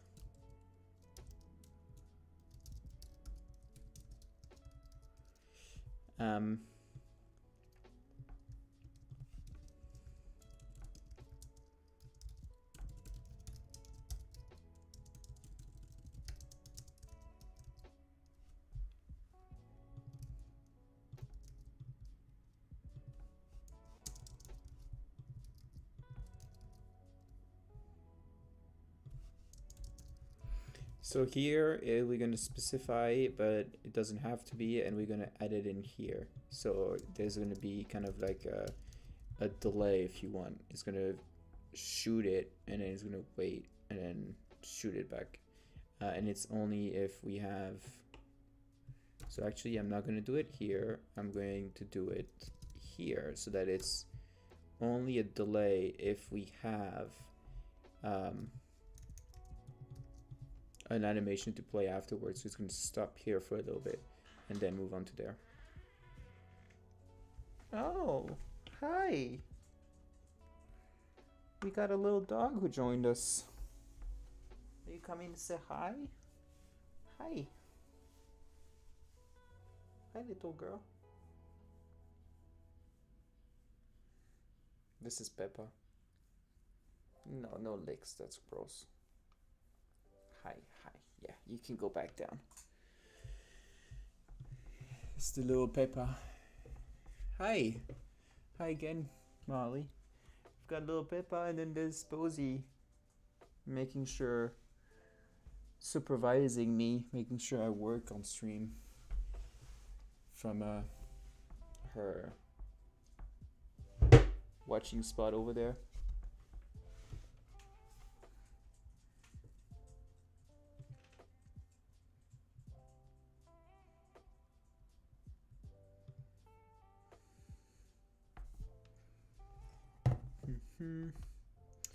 I'm also I had a charger somewhere here at some point in life, and I think I removed it yesterday, and now I'm about to have my phone die, but it's not a big deal.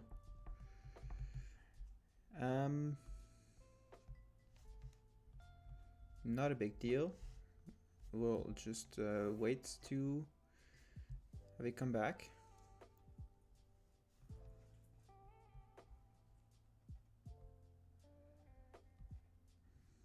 And yeah.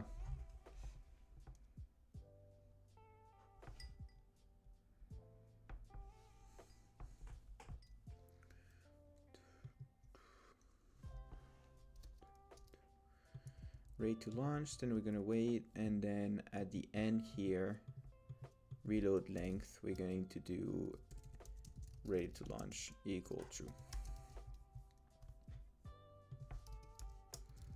Here we're gonna set ready to launch to true as well. We've got a trap to trigger, we've got this.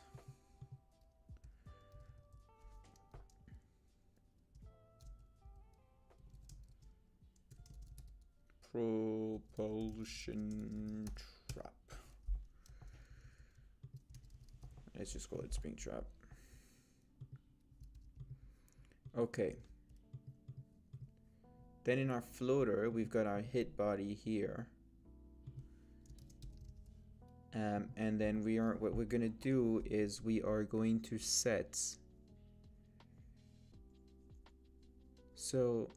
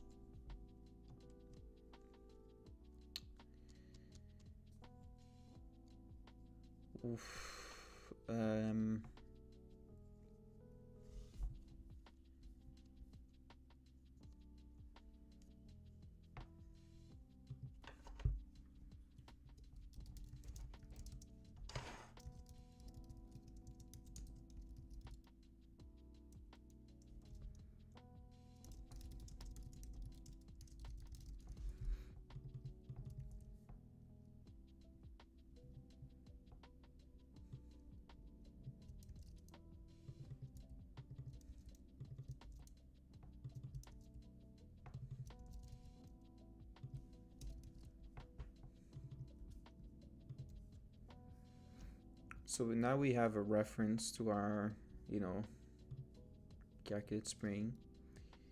And in here we can do if last body hit by spring not equal no. We're gonna check if it's a spring trap. So if it's a spring trap, get components, spring trap.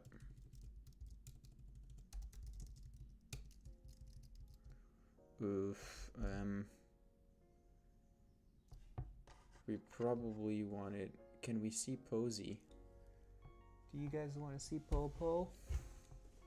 Sorry, I was in the middle of coding and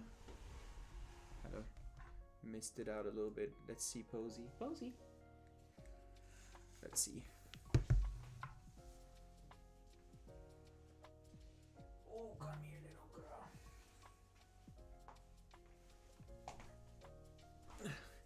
That's little Popey.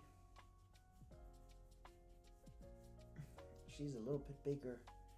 Yeah, little girl. You're kind of fat.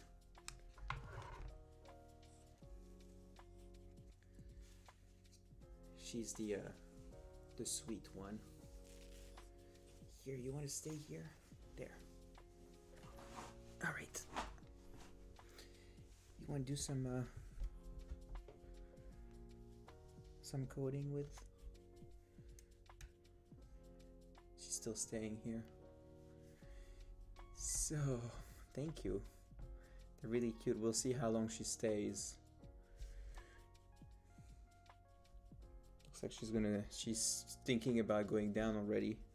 Hey, look at it. You gotta see the camera over there. Yeah. So what do you think, little Popey? We're going to do in here, we're gonna grab our spring. Once we grab that spring, we'll do something like, you know, if spring trap not equal no,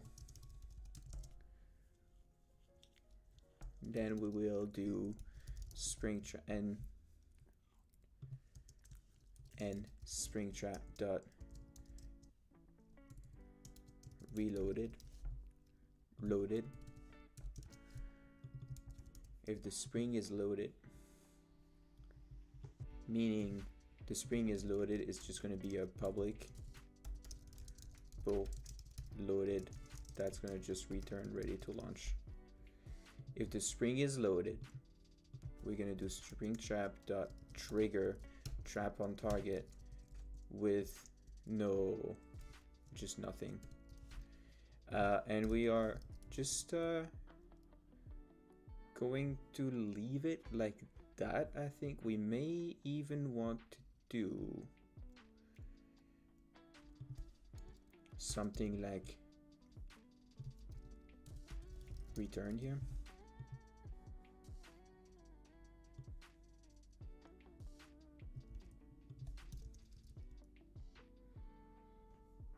Where am I using last velocity again? It's being used in the trigger ragdoll.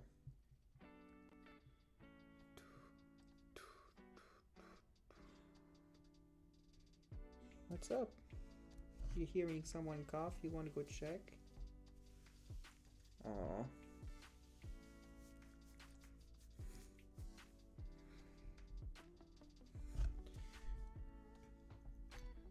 Here, you want to go down? Go down if you want. Come on, you're a big girl. You want to help? You want to help going down? Here you go. All right.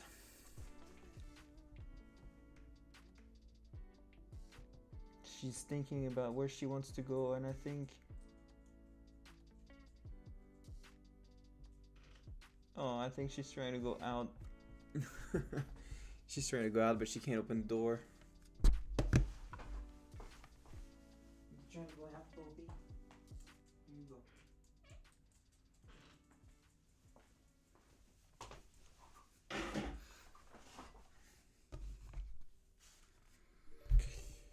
All right.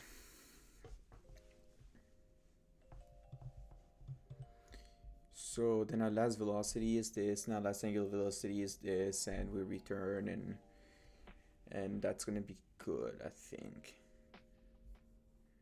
And the spring trap here, or M trap range equal no. If we don't have a trap range, then we just don't. Oh my god, she's back already. Oh, she left. She's looking for something. I think she's got a treat that she lost in the room or something. Or maybe one of her bones or a bowl. Yeah, I think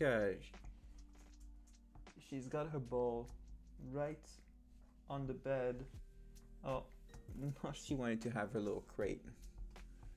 If you see her there.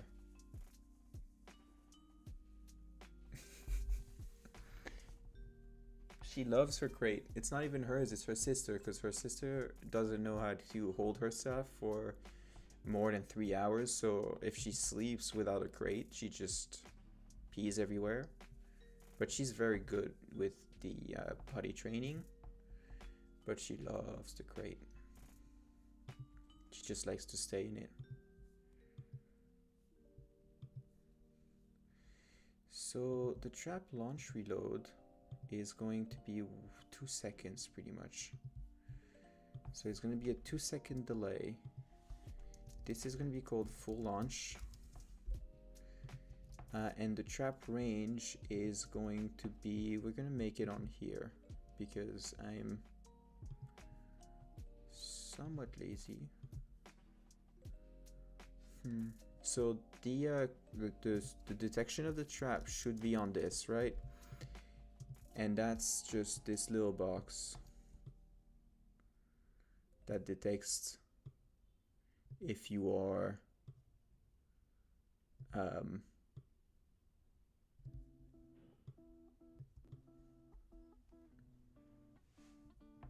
on a trap or not, pretty much. Maybe we'll make it slightly lower on the Y, something like this, so it's slightly above the ground but not too much. Granted, it's not going to change much, but you never know. Then spring trap 1.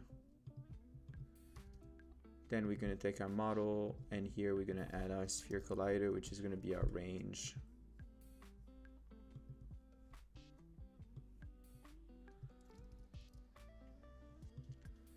And our range of stuff to throw is going to be like anything that's over here pretty much. Maybe we can make it a little larger, like 0.5. So anything that's here that has a rigid body and that is not, you know what, we almost do, because it's going to react to this. So if we are catching, like, if c.gameObject equal this dot gameObject, or c.gameObject.transform dot parent equal this dot gameObjects, then we're just going to continue, because then we don't want to do all that stuff, right? You're not going to want to apply a force on the trap that is being sprung up open.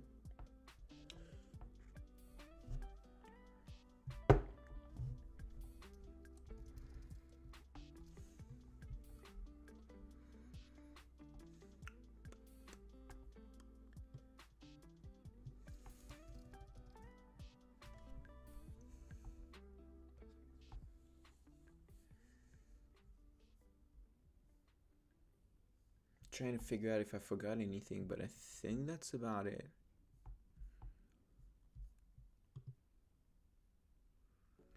None of them open up, so we're good to go.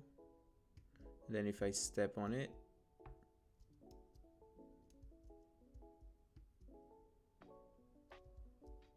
huh, something's not happening. First off, I'm all the way in the air, which is not good.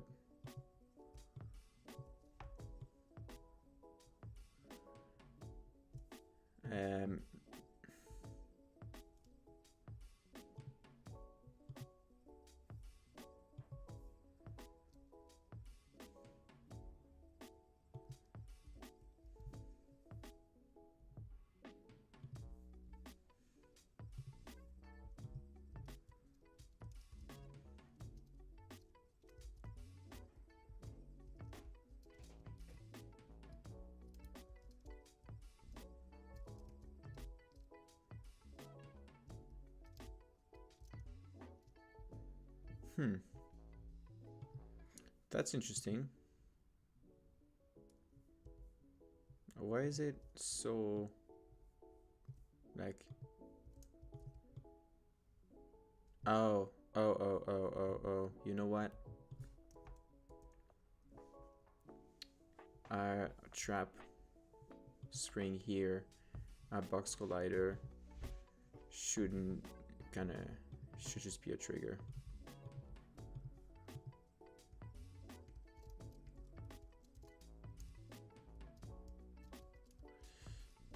And then the other issue is this thing here should also be a trigger. And now we should have something. Yeah, now we've got something. Except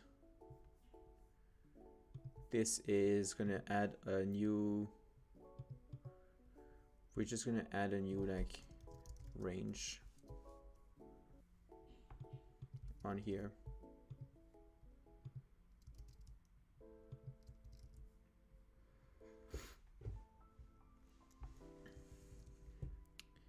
And on our player, we are going to ignore ranged, the range stuff. We're going to ignore our range stuff. Oh, but now we're not gonna trigger anything ever. Oh yeah, we are. Alright, so now we're correctly moving on top of it, which is progress. You know, you're like stepping up on it. The thing that I'm not fully understanding is why our last hit rigid body here is not being properly registered.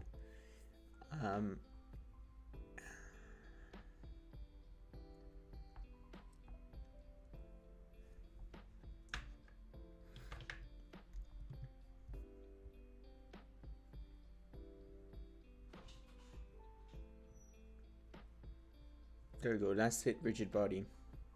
Oh, you know why? Because we don't have a rigid body. There is no rigid body on this. There's only a collider. There's only a collider. There's no rigid body on this last hit by spring. Last body hit by spring. So if we do something like, so basically this is going to be what is flung open, right? So our spring here is going to remain on the floor. Can I lock this view here, please? Preview. There we go, thank you. So we got our collider on. No. Anyway, I think what I'm gonna do is I'm going to put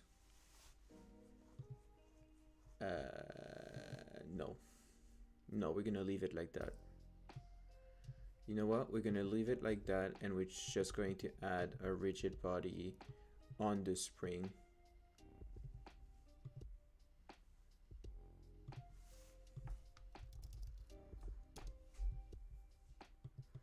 And we're gonna freeze everything on it so that we don't add any potential, you know, we don't want to add potential hit down, right? So now we're triggering it, and we see what's going to happen is we have collider rigid body here is null. Why is that? What is the collider? Oh, that should be like that. Forgot to change that back when I did it the first time.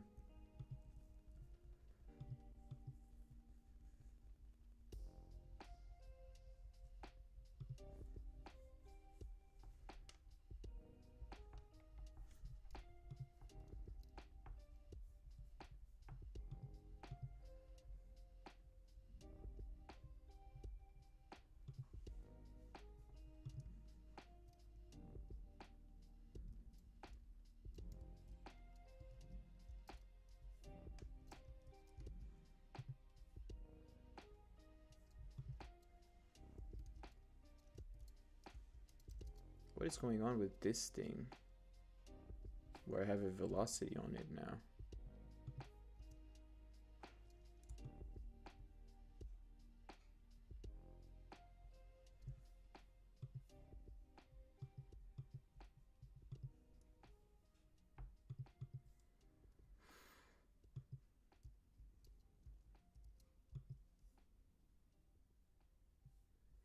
So this is false. Then when we go in here, alright, that's the floor. We don't care about the floor. Then, oh. You know what we don't want?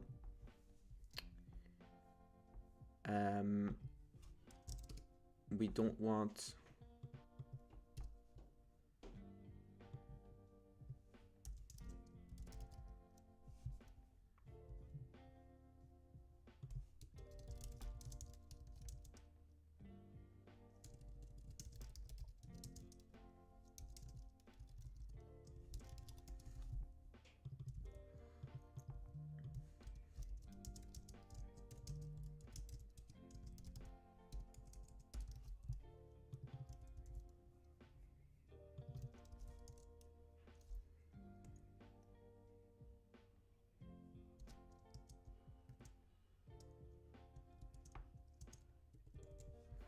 oh, I forgot. I forgot what the get rigid body layers thing is. It's this and not, it's this one.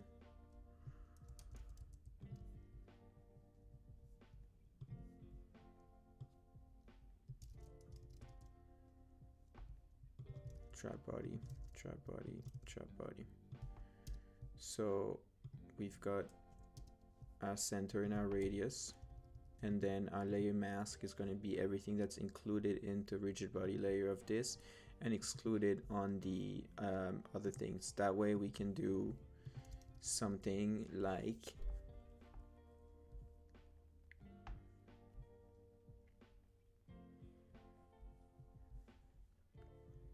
we're going to include maybe just the player and maybe the prop and the monster and the NPC. But we don't want to throw the ground. We don't want to throw just a bunch of default stuff that is static. We don't want to throw like all that. So the default layer is, okay, built-in layer default. So now when I go to it and I stand on it, hopefully I'm going to be able to at some point trigger something that works.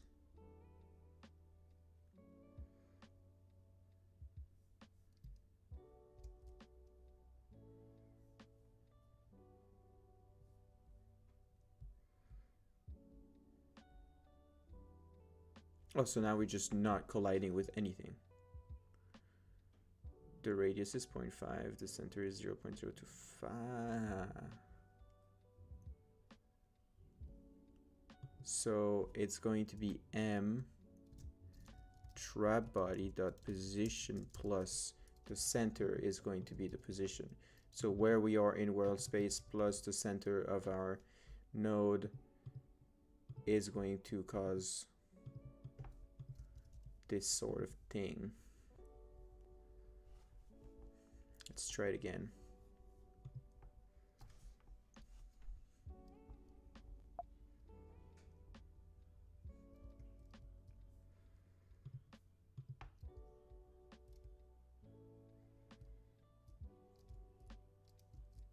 Still no. Even though... So what I don't understand is why I slide so much on it. Like, just stop walking. You're not moving.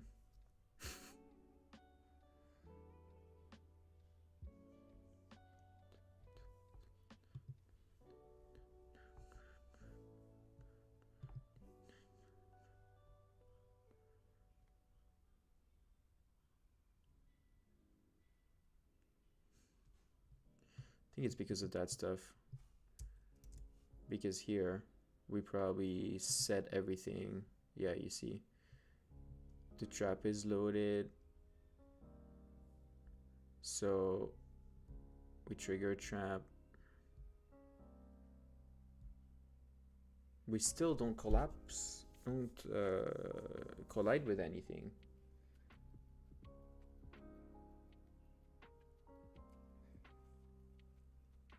And I'm not sure why, because our position is 1025 negative 13. 0.25 negative 13. It's...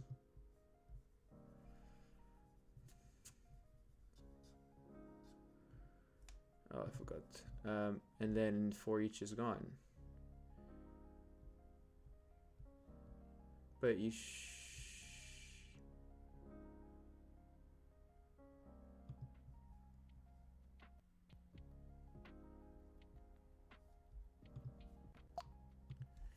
so if m animator is not equal to no, is equal to no.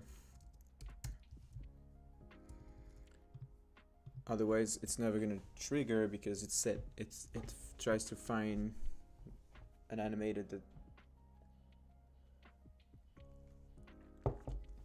is on a child or something. Now it shouldn't send it off, but it should at least trigger the animation. Yeah.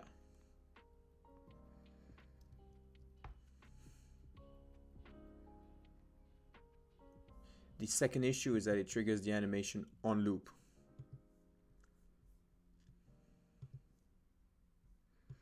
Even though I thought we said it was not supposed to be a loop time.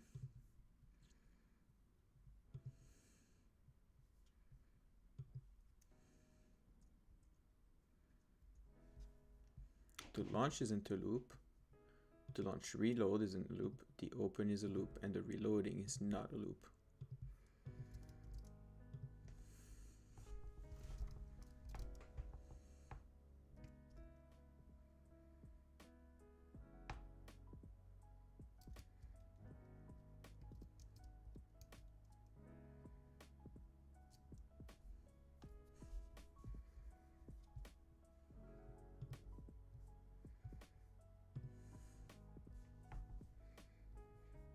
One thing that I'm gonna add in here is, you know, it's gonna just play the closed state.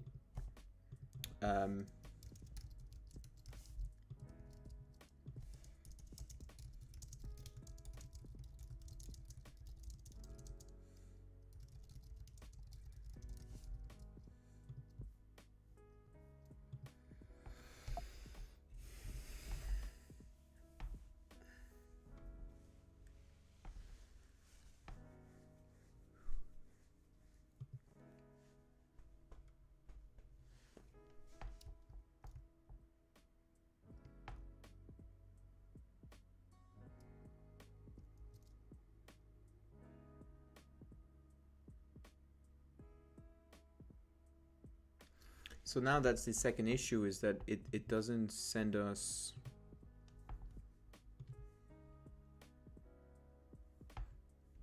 where we're supposed to be, even though we told this guy to include the player, the prop, and the monsters. And our player is being included. So I'm just surprised that it's not drawing anything.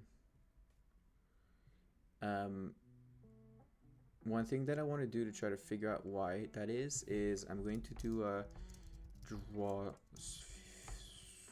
How do you draw? Can you draw a sphere?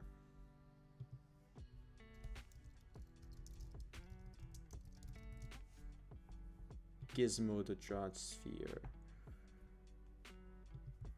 We're gonna do gizmos to draw sphere. The center is going to be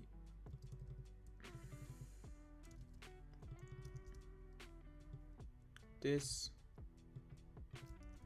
and the radius is going to be this. And we always are ready to launch because we check before we trigger it.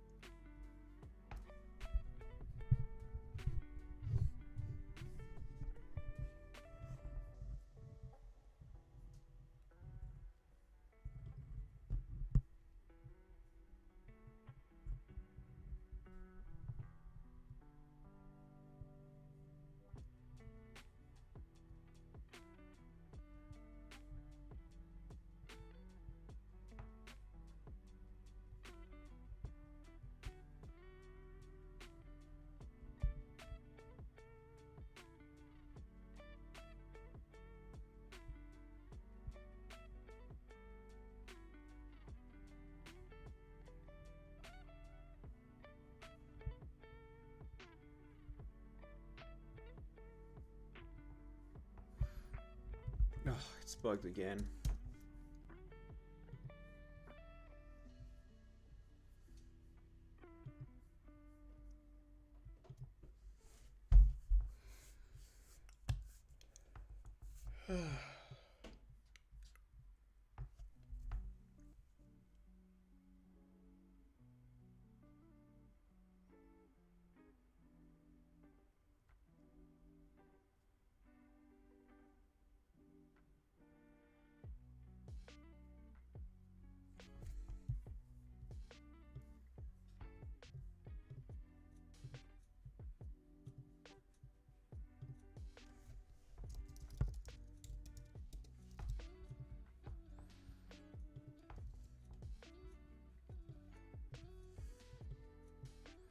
So it's gonna do gizmo, it's gonna draw a sphere. Can we do a color?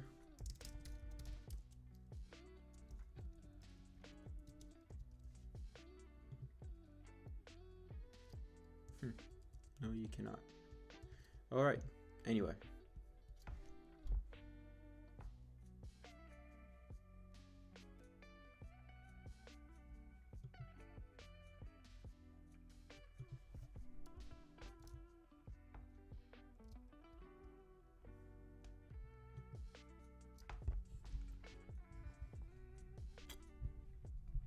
Yeah, alright, that makes sense. Let's just not draw a sphere. I'm just gonna do a good old from the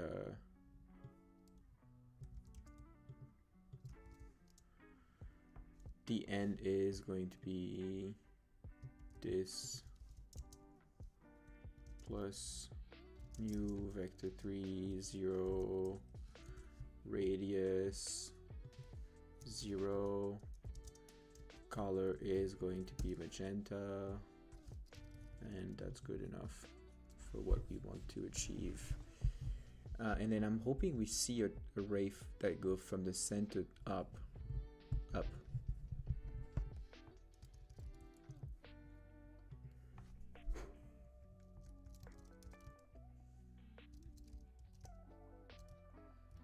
the ellipsis is getting a little bit better, and I think I found a better way to handle hiding it while I was, you know, thinking of some stuff.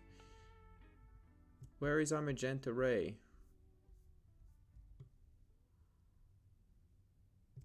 Does anyone see it?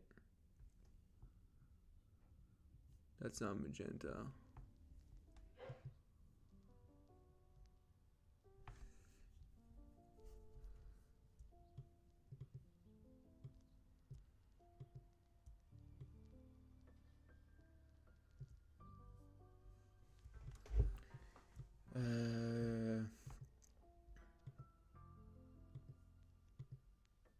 Is there something I'm not seeing?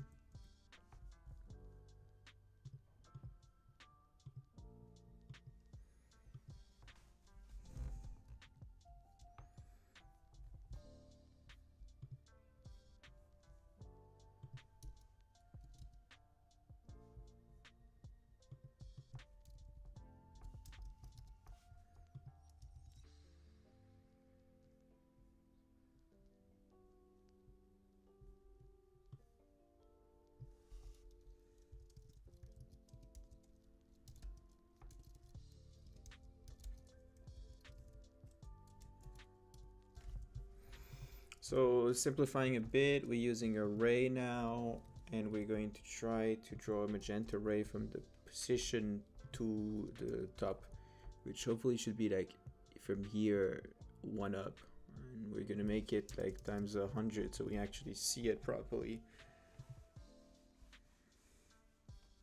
Oh, you know what it is? It's because it only prints it when we trigger it. We're gonna do a fixed update and do it here.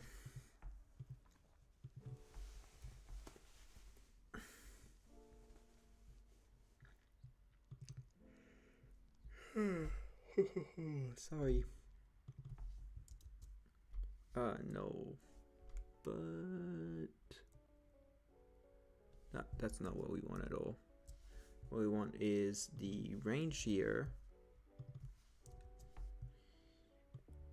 Radius, no. Trap body, blah blah blah, and instead of the 2 we're gonna want to do the trap range dot radius. That's gonna give us something from the center of the sphere up to the top of the sphere. Hopefully it's gonna give us some more information as to why it's not being drawn for a starter. Oh, it is being drawn. It is being drawn. I think I see it here. Yes. All right, so the center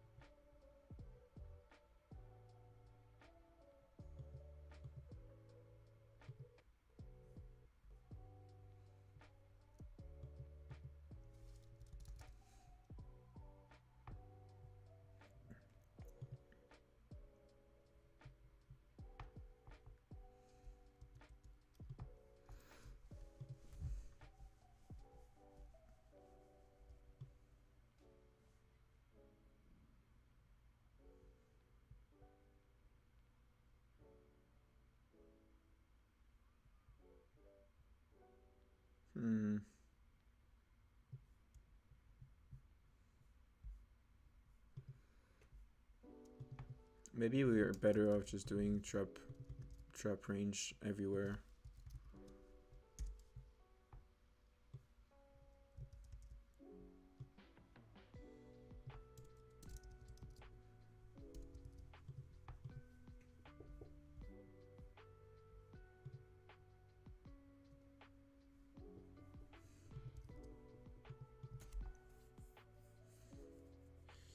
Because the trap body is at the bottom and plus 25, that's not it. The model itself is a little bit higher up, it looks like.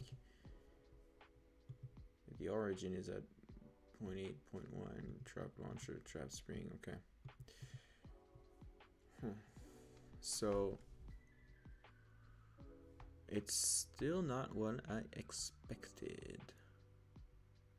Because the base, look at this. This ball is huge.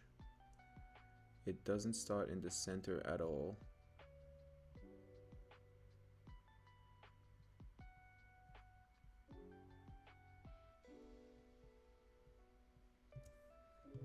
Can I just pass it a sphere here? Overlap sphere. Is there a... No, there isn't, huh?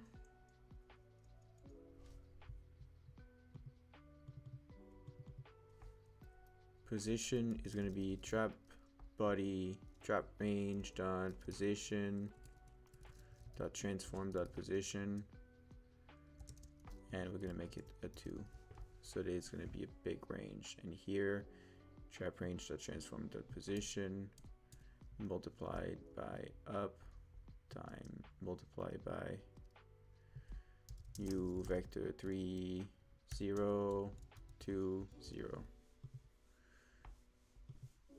So I'm suspecting it's gonna go from here for kind of like, if this is 0.5, it's gonna go, you know, all the way up here.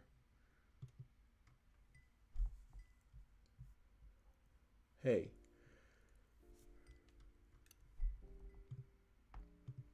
I was actually pretty close.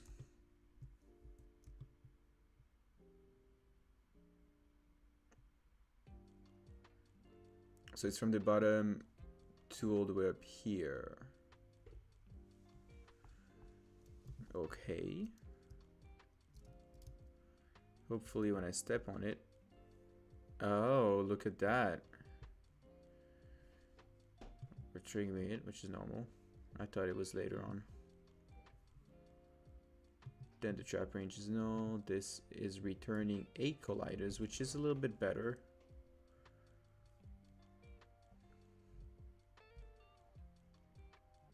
That's the floor. That's the floor. That's the floor. That's the floor. Drag node, model, spring. Okay, we're getting there a little bit. We're getting there a little bit. Now we gotta just get back into making sure.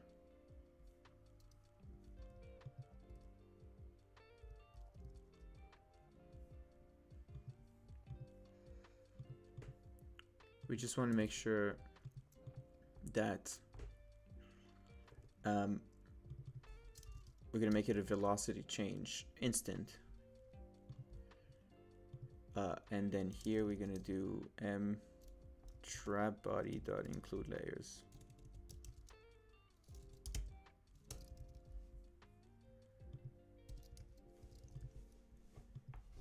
Ed dot. It's not a big deal to do this, it's just for my preference. Sometimes I want to do like it includes everything, it excludes one of them.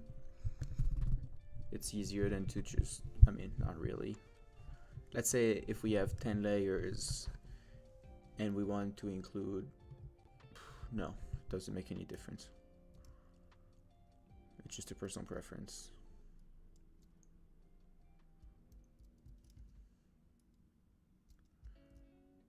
And now it's better, but you see how the force, instead of the force, because the force is -1, however, -1 is going to be back there now. So 1, and let's make it 2 so that you, there you go.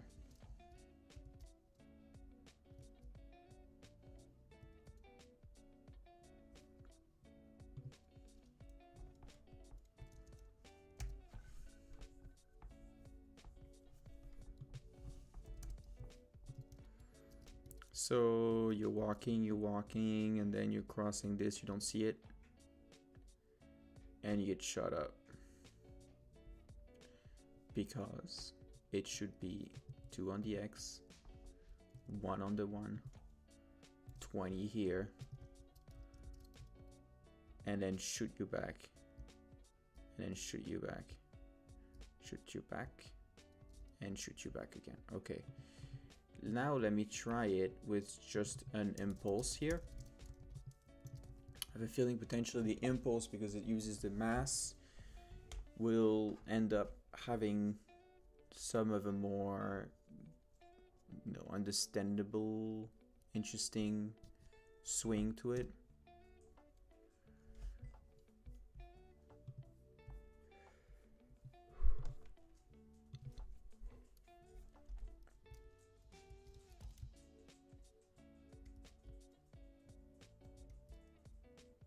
And you know what? That's because I went here and I forgot to change this, and we're gonna bring it back to 50 and to 1.8.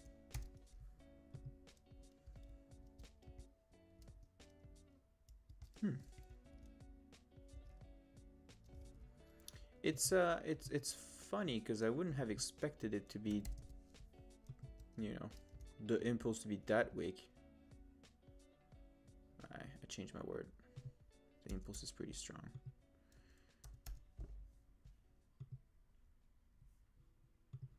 So it's 2.5. It has an intensity of 100. It reloads every 0.8. And another thing that we don't want to forget is the animator. Launch, trap launch. Make sure that all these are not loop time, and that should be fine. Now when we go there,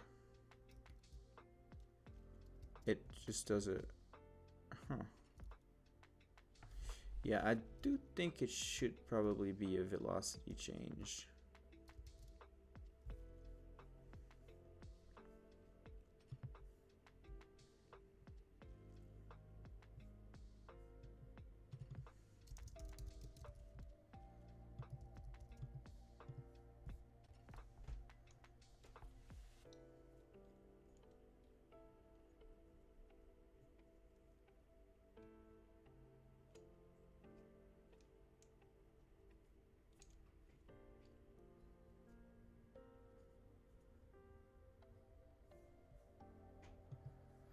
The other thing is that I kind of want to make it a little bit differently.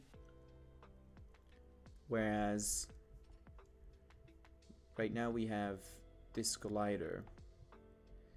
I kind of want to make it also that we have a collider on the actual base. Like a box collider here.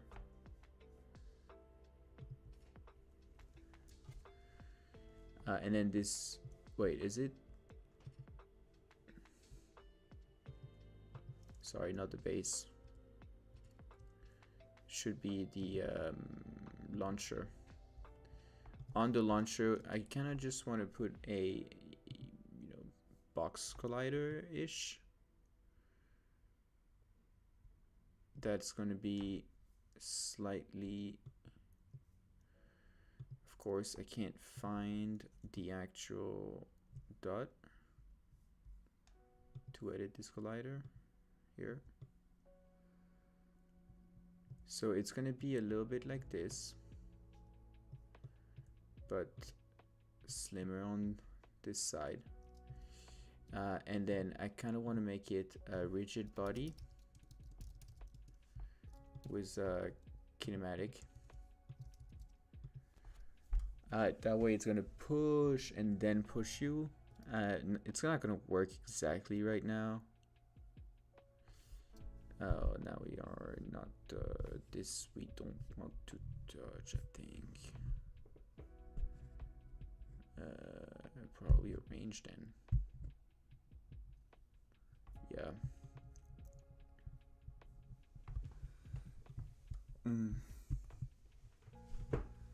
So let's just make this a prop for now.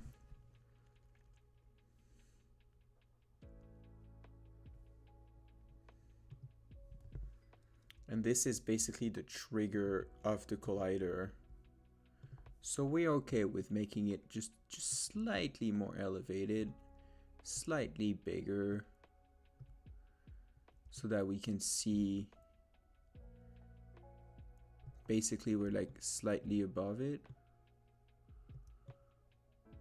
Not by much, but just a little bit. You know, we trigger it, and then there's the launch pad underneath that launches you. Is essentially what I'm trying to do. And then the other thing is this thing here.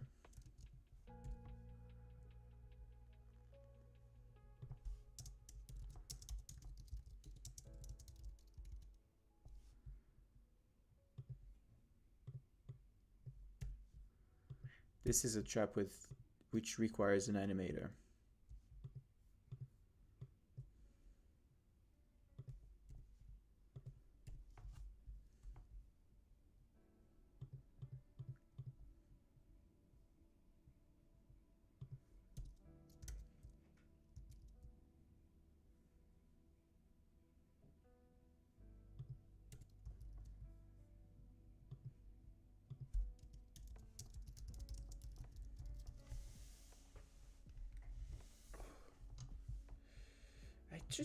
There's one thing that's weird is that I feel like I had this somehow, but I don't think I did it right.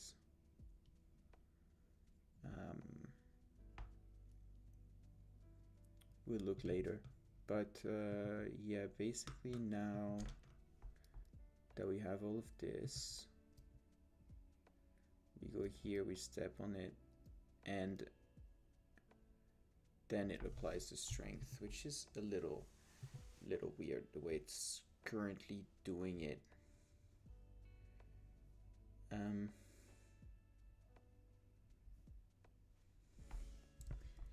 Let me just leave it how we had it before and redo the test.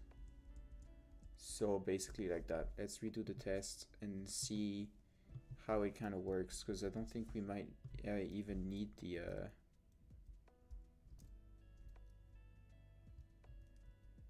so you can avoid it, or you can get shot up. The thing that I don't really understand is why it's shooting up with a delay now that we don't have this, and I'm expecting it's because it forgot to recompile everything. But just in case, let's just make sure we remove this component, and we're gonna remove this component, and we're gonna make sure this is still default, and this is gonna be also default, because I'm not gonna try to attempt to make sure this works. That's just weird. So instead of having a collider here, we want to have private float range.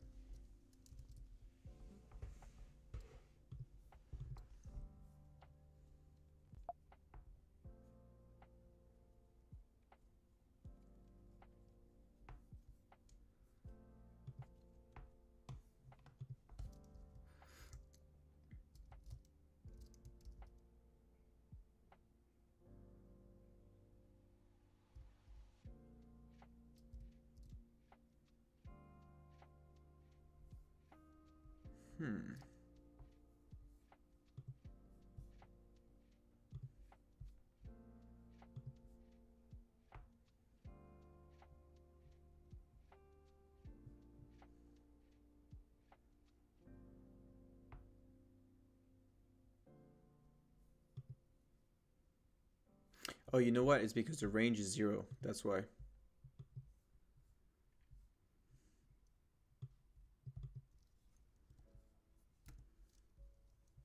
The range is going to be 1.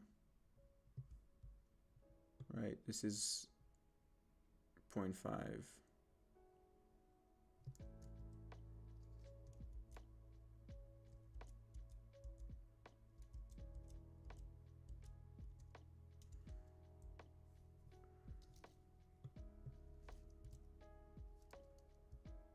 Yeah, 1 is good.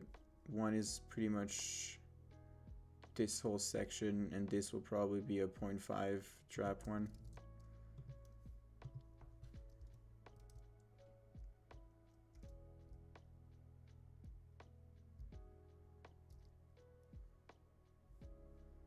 All right, now the strength is way too much.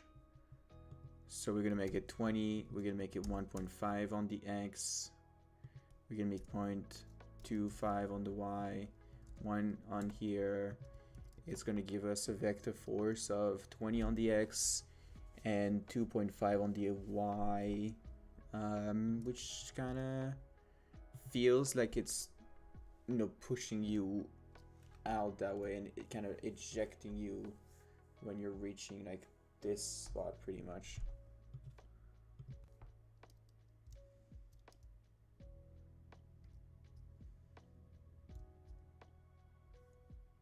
Okay, now a little little stronger. That's a little bit better.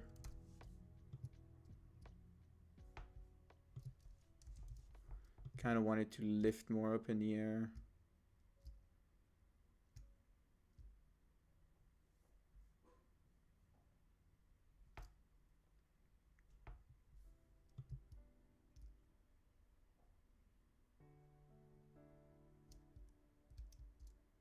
The weird thing is, I kind of want to add like trigger trap.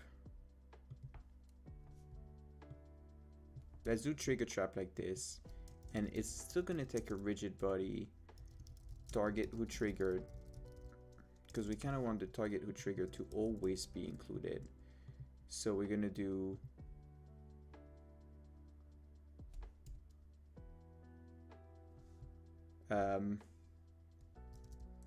trigger blah blah blah to that add force,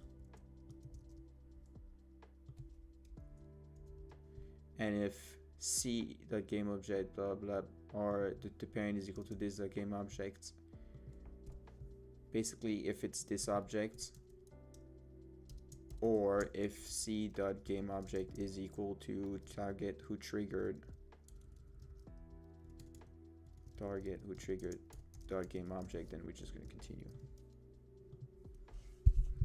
And that's going to make it so we always have that target who triggered the launch impacted, and then we have some of the other targets in range that are also impacted, and not just the one.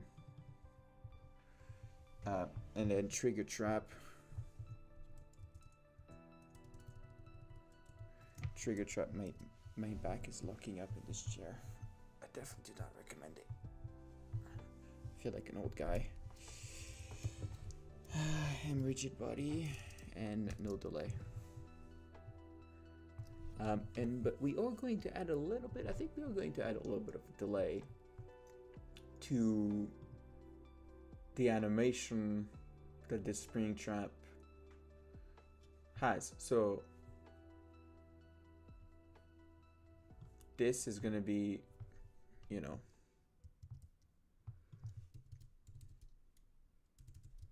private launch, bodies in range,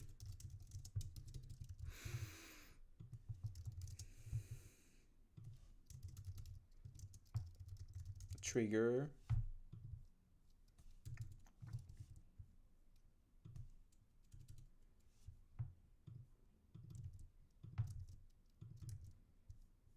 like that.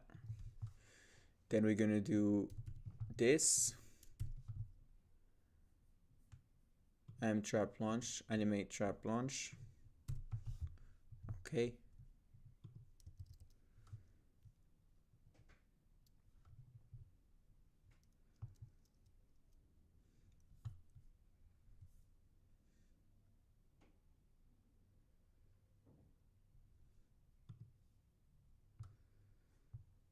And then in animate trap launch, we'll have a little bit of a new wait for seconds, delay before launch, and then this launch bodies in range with the target.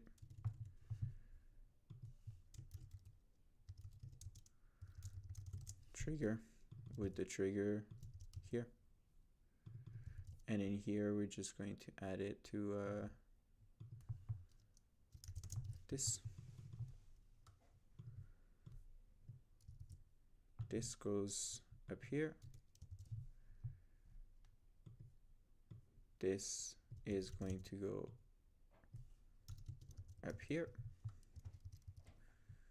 and then we're going to do a space, close this, we're going to do space here, and alright, I think that's kind of everything we have to do, and we know we'll have kind of a delayed launch of like very short, pretty much. What is going on? Animate trap launch, the target who triggered.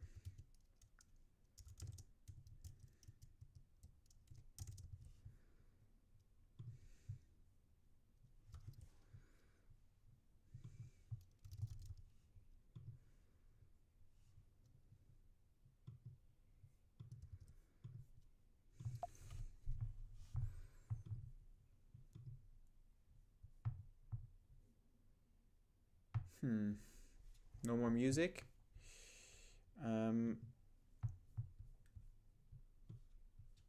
So I've been using beats by this guy that were recommended, which I've been liking a lot, but I think right now what we're going to do is go back to the recently added and grab our While They're in Hot soundtrack. Press play and make sure we don't hear a loop. Okay.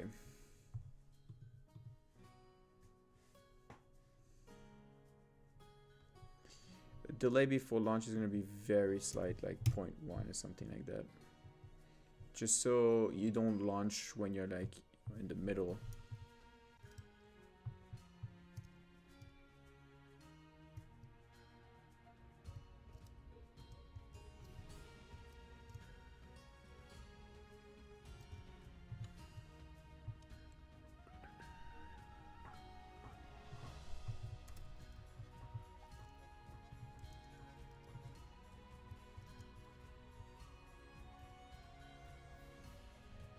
Alright, that's a little much.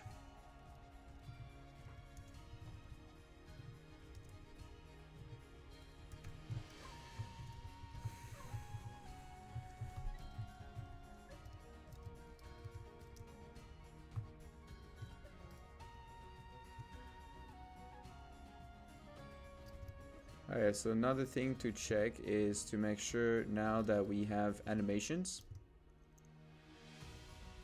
to make sure that we also don't calculate the movement while we are, up in the air. So, calculating the movement while we're not up in the air. There's a couple things that we can do that's kind of fun. Switch states. You see that we have a ragdoll state here. One of the things we could do is, in the spring trap, player is a ragdoll controller. So in here, trigger.add force blah blah blah.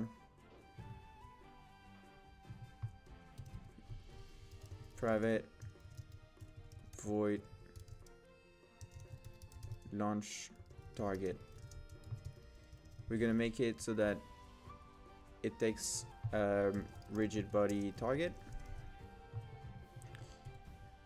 and just like this we'll be able to do that target dot that. All right, and then here we'll do if collider rigid body not equal to null, then launch target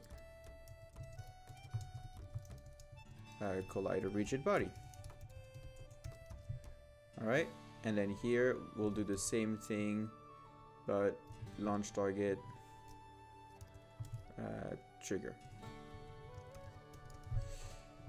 All right, then the reason why we did this is that in here now we can do if target dot get components ragdoll controller, sorry, var ragdoll equal target get component ragdoll controller if ragdoll equal null. We stop here, and if not, we're gonna do ragdoll dot switch trigger ragdoll to on to true. And so the goal here is that once I step on the spring, I'm going to get launch in the air, and at the same time, instead of having an animation in all the different cases, what we're gonna do is that we're gonna trigger the ragdoll, which should like have the character just, you know, explode in the air.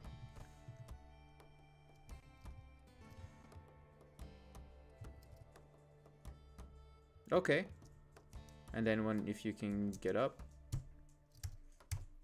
I forgot how you get up here.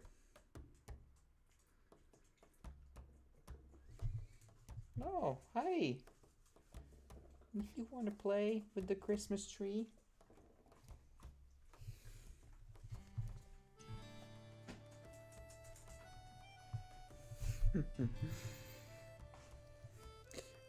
All right.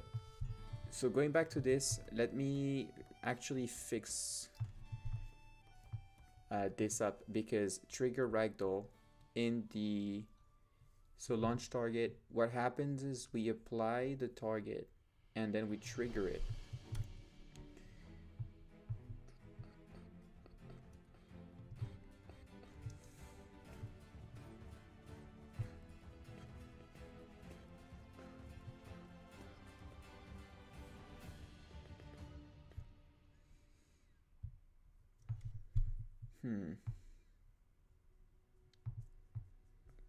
Trigger ragdoll.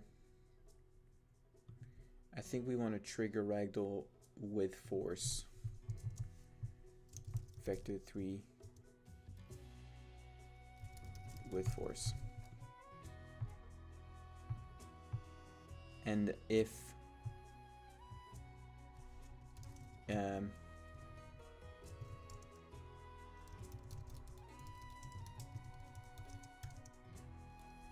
with force equal to vector 3.0, no, vector 3.0, then it's going to be rigid body dot velocity, and if not, it's going to be with force. Then velocity to apply is going to go here as velocity to apply. And then in a spring trap here, we're going to do this force here, and then here in our ragdoll step, we kind of just move this, right? Spring on, last velocity, last angular velocity, on, last velocity, That's angular velocity. Okay, because the last velocity here isn't set. That's why. That's what the issue is. Okay. So we're just gonna do the same thing. Honestly, it's not gonna be that much science.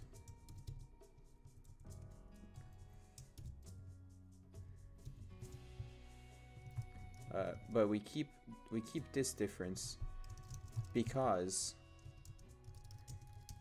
we don't want to use m rigid body here. We want to use the last velocity we applied.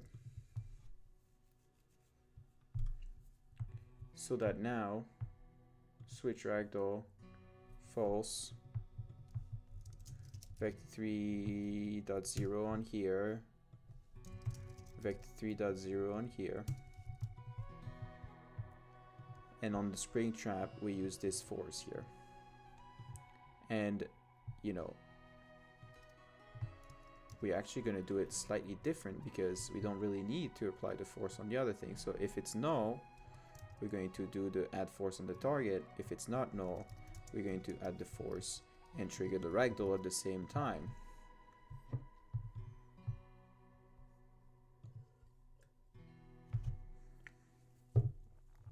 Oh, I forgot to drink. I forgot how to drink. What are you doing over there? You just relaxing? Yeah. I wish I could turn my camera to show her, but she's... The camera doesn't have enough of an angle, I think.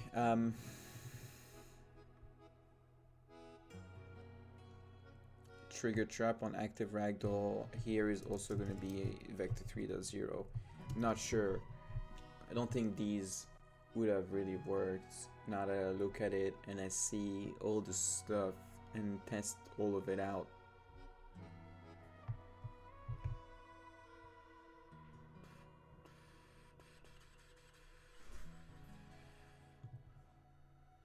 We might want to also add a torque, honestly. Torque to apply.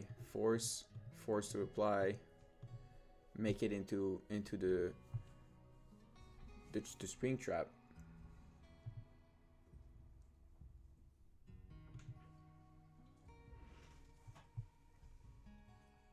Let's go, Poppy. What are you doing? Thank you.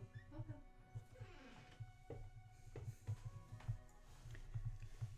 My girlfriend brought me a Snapple because she's amazing.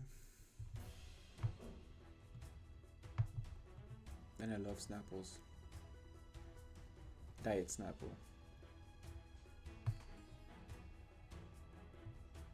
Oh, come on, it crashed again. One day I'm going to do a counter of how many times it crashes in one go. Because this is stupidly high.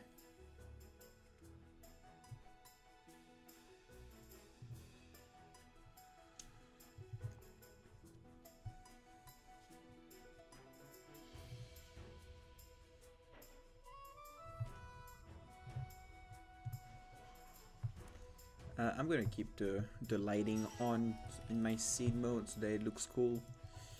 Here you go, and you just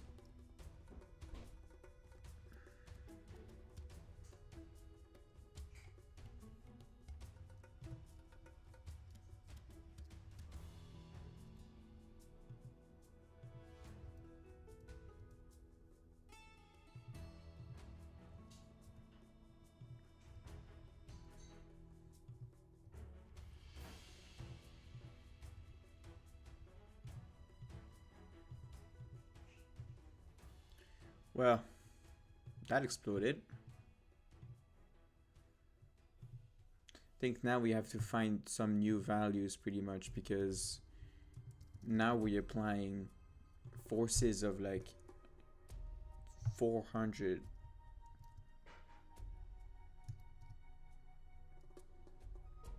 Alright, so that's a little too low.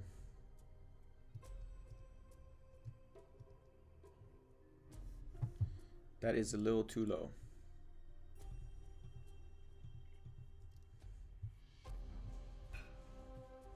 Gonna move the ragdoll over there.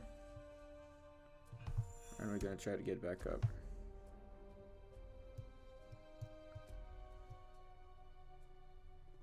What did I put here? I felt like I didn't increase it by that much. I didn't increase it at all. So where am I? Got totally lost now again.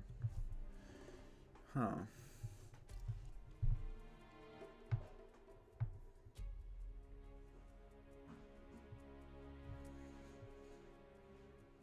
Sorry, I didn't mean to do that. Probably was very unpleasant to look.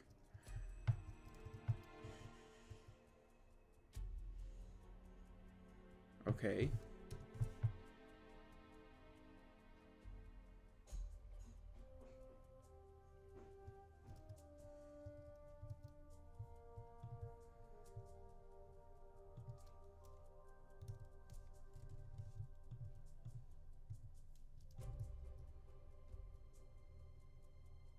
So, see, I'm a little bit worried about the way it's working right now. I kind of want to remove this ragdoll thing we did.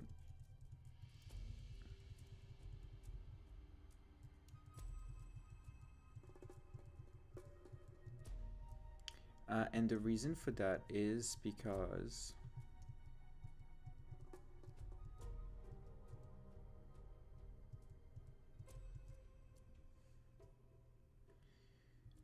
it doesn't really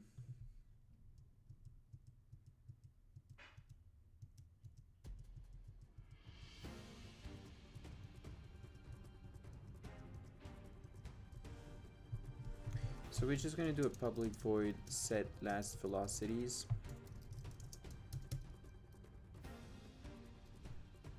Where m last vel is new vel and m last angular vel is new torque.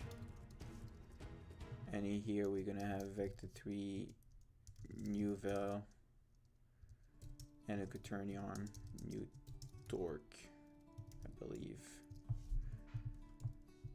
Is the torque also supposed to be vector 3? Yeah. And this should be a new velocity. So set last velocities because on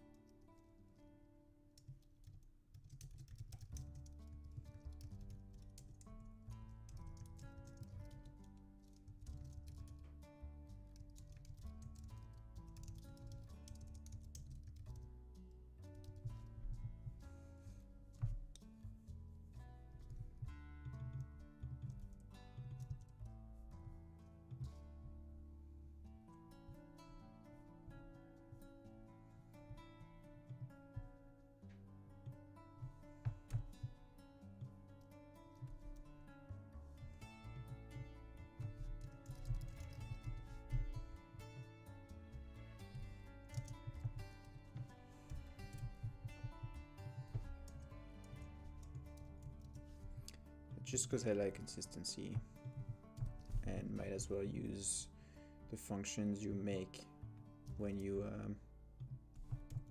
try to modify the same variables. Target, target, target. And in here, just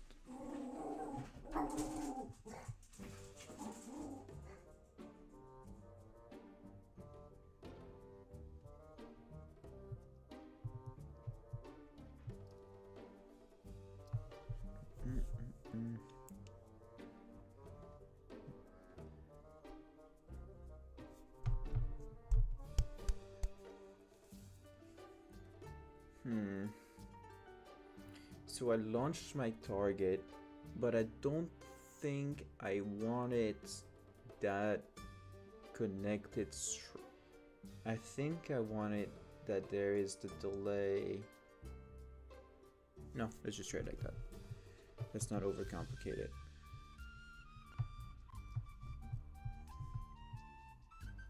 Speaking of overcomplicating it, I wonder why this is here.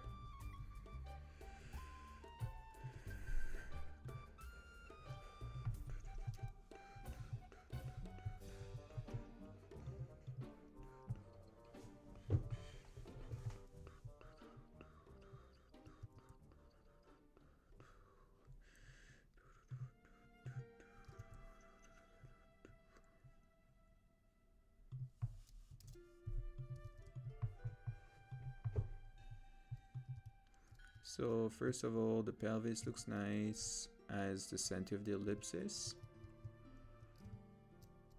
Right? Alright, and this feels a little bit more consistent. Because like you jump here, it feels like it's getting more consistent rather than just exploding everywhere. And now we kind of want to just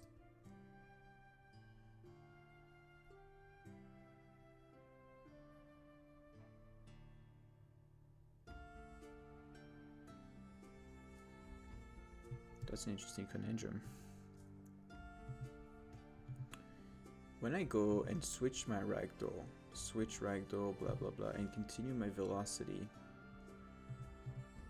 follow through velocity.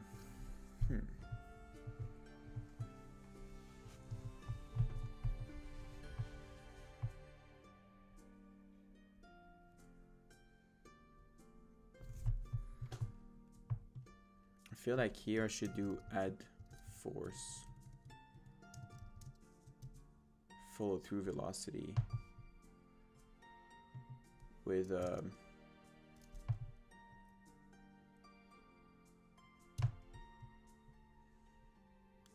and then here I should do add torque with a force mode force, instead of just setting it to the same velocity that is using the mass.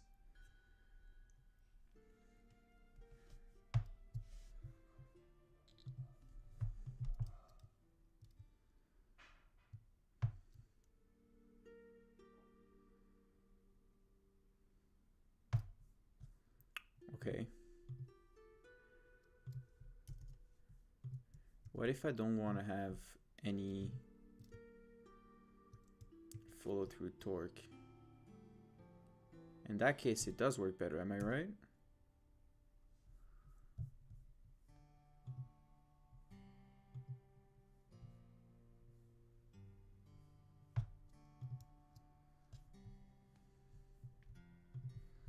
So in that case, let's make it 2, 20, and 0.75 so that we get thrown out into the air a little bit more. 0.75, 2, and then 25 here. And let's see what we got.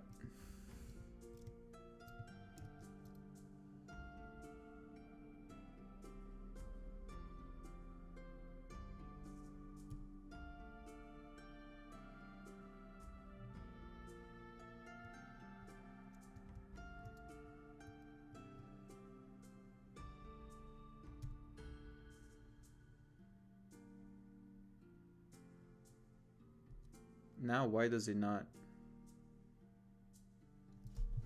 follow through any force?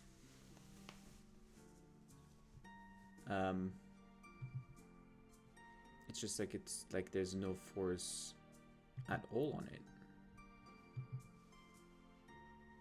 Like the first time there is force, and then now there is no force.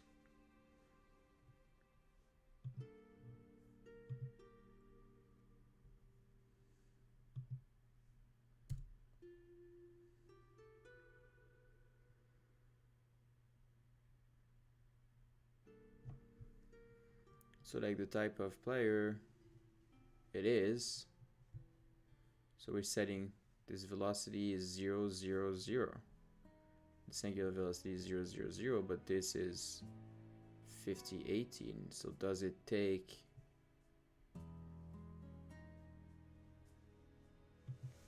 that's what I don't really get is does the add force... Oh yeah, it's an injected function, so you can't do it, obviously. So does the add force...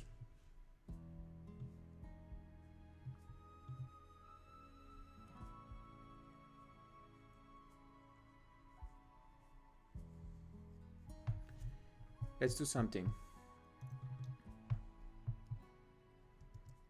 We're gonna do a range. Then we're gonna do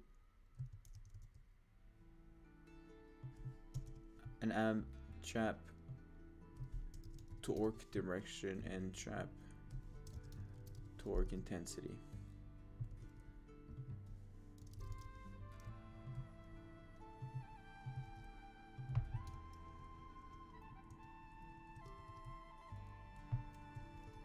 The direction of the torque that the trap will apply to the target. And then in here, we don't want this anymore. We're gonna want to set the last velocities to be those guys. So the launch target with vector 3, no, launch target. We will kind of calculate those forces, private, trap force, trap torque, directly when we're here. We don't need to do it, you know, we just need to do it here. We don't need to do it every single time. Trap force is equal to the trap force direction dot normalized time dm trap, nope, that does not normalize it, time m trap force intensity, and m trap torque is going to be equal to trap torque direction times m trap torque intensity.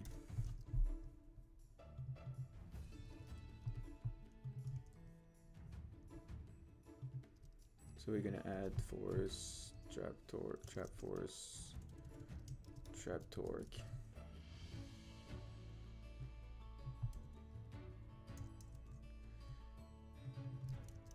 And then we're gonna add torque.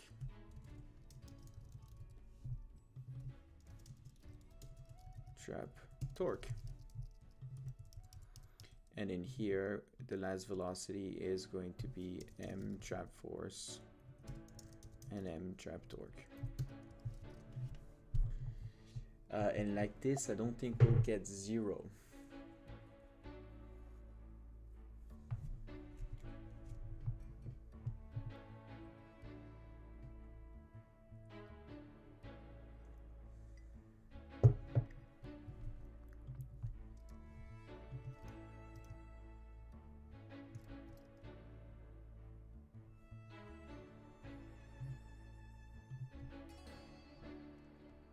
Of course.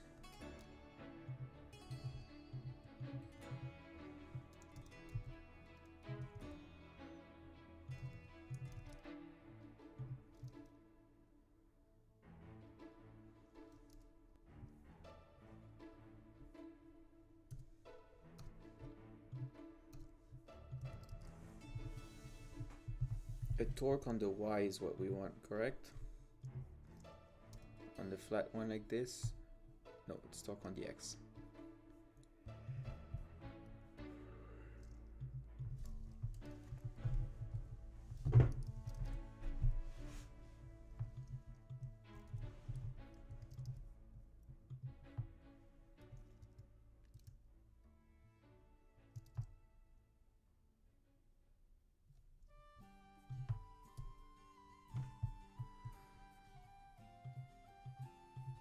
I don't really understand why we go through walls so much. Should all be like interpolate, continuous, all that stuff. So I'm not exactly sure why.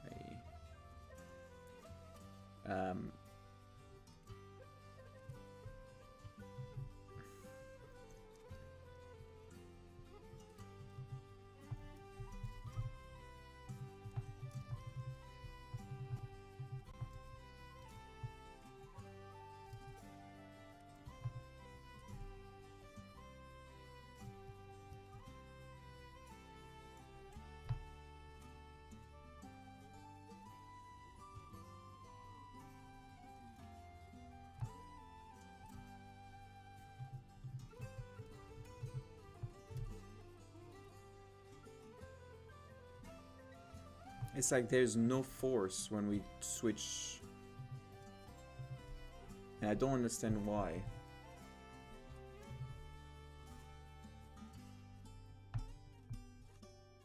It's like there's absolutely no force whatsoever when we do this switch ragdoll. It's like it just stays where it should stay, where it's not supposed to stay, I guess. Quiet. So the last velocity is 20.75, continued velocity. And continued velocity multiplier, continued velocity multiplier is 0.8. So really it's kind of lower right now. But still, follow through velocity should be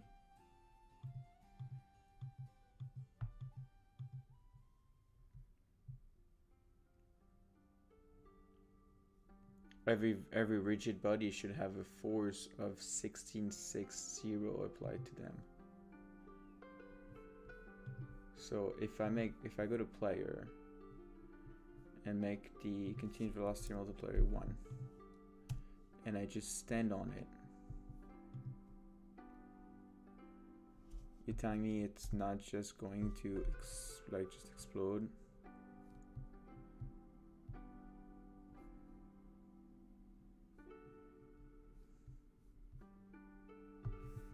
Reset velocity.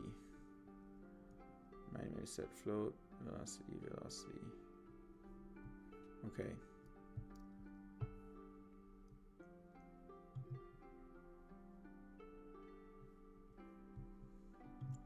I feel like they tend to, all the limbs tend to be really like why is the calf all the way here and the pelvis all the way here, but none of the characters are actually being animated there?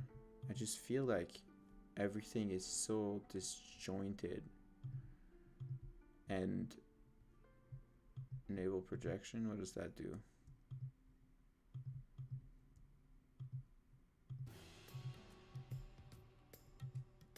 Everything feels kind of disjointed and broken when you use the ragdoll right now, which is definitely not the feeling you want to give the player.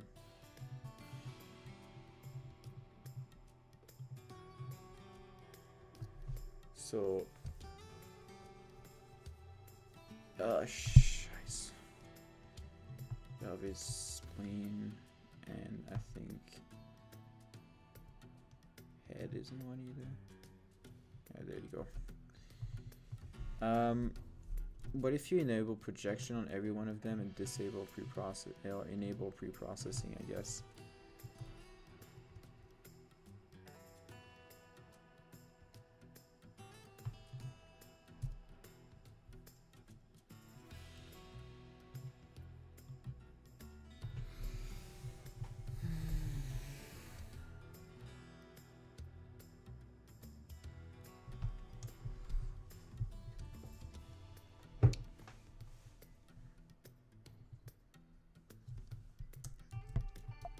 honestly, the amount of times that Unity crashes is kind of preposterous.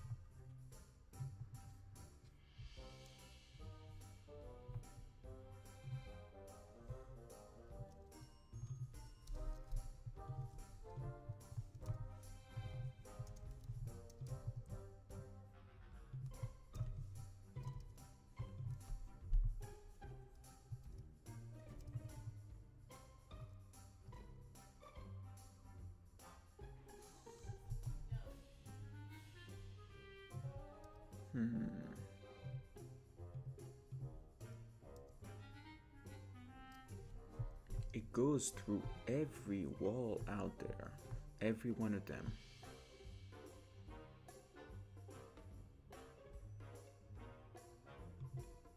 And you know what? I think I'm just gonna deactivate Interpolate and then see if that kind of helps.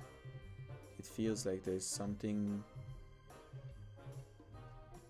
that makes it feel really janky.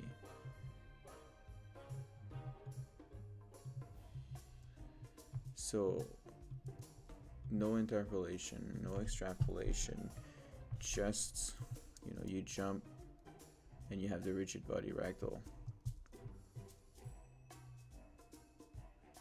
So you jump and ragdoll. Okay, now you just don't have any velocity anymore and you just fall flat like a sock, but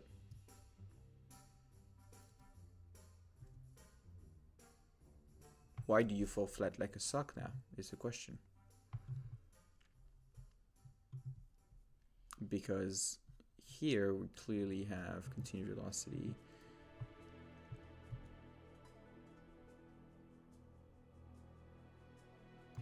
It's like nothing moves. Nothing moves. And why?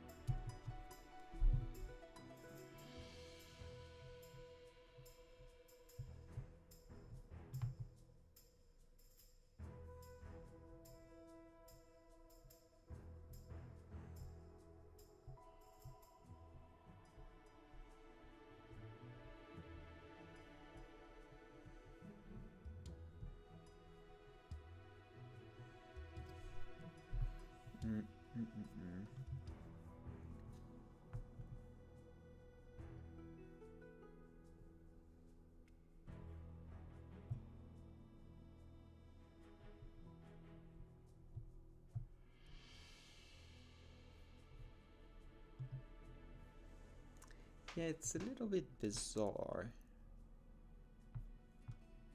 And I'm not exactly sure why it's doing that.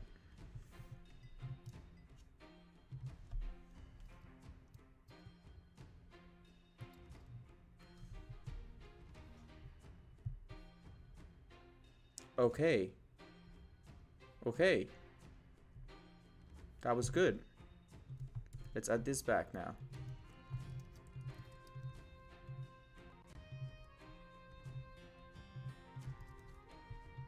So the force would apply the force at that point, but then I guess the friction, the drag, and the weight of it would just render it back to zero too quickly, is what was happening. So adding a velocity change, or like maybe the animation already had a velocity, so a force just cancels the, you know. Alright. That kind of works funny. That's kind of nice. You know, you jump, and then you have this weird floppiness to it. And when you do it here, you throw it in the back. It's kind of funny. I kind of like it. Now we want to see if on here we can add like maybe more height and maybe more kind of like distance. Maybe just more height in general. But I'm feeling happier about just kind of like how those strap feel. It doesn't, you know, it's not, it obviously misses, the trap don't even have material on it, and they obviously have some, you know, stuff that still needs to be bettered. It's probably not the right word, but, you know, improved on. Now the only thing though is I can't seem to get further than that, no matter what my force intensity is. Like, it just kind of makes you the, like, what if I make it just a lot higher, like really high? If it's double, it should send me to the wall, right? But it doesn't, and I don't know why. Is it because it's just too...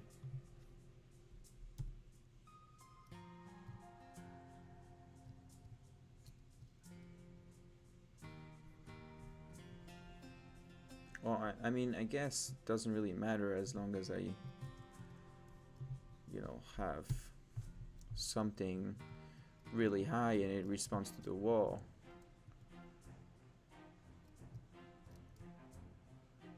But you see, the thing is, I would want to make it so that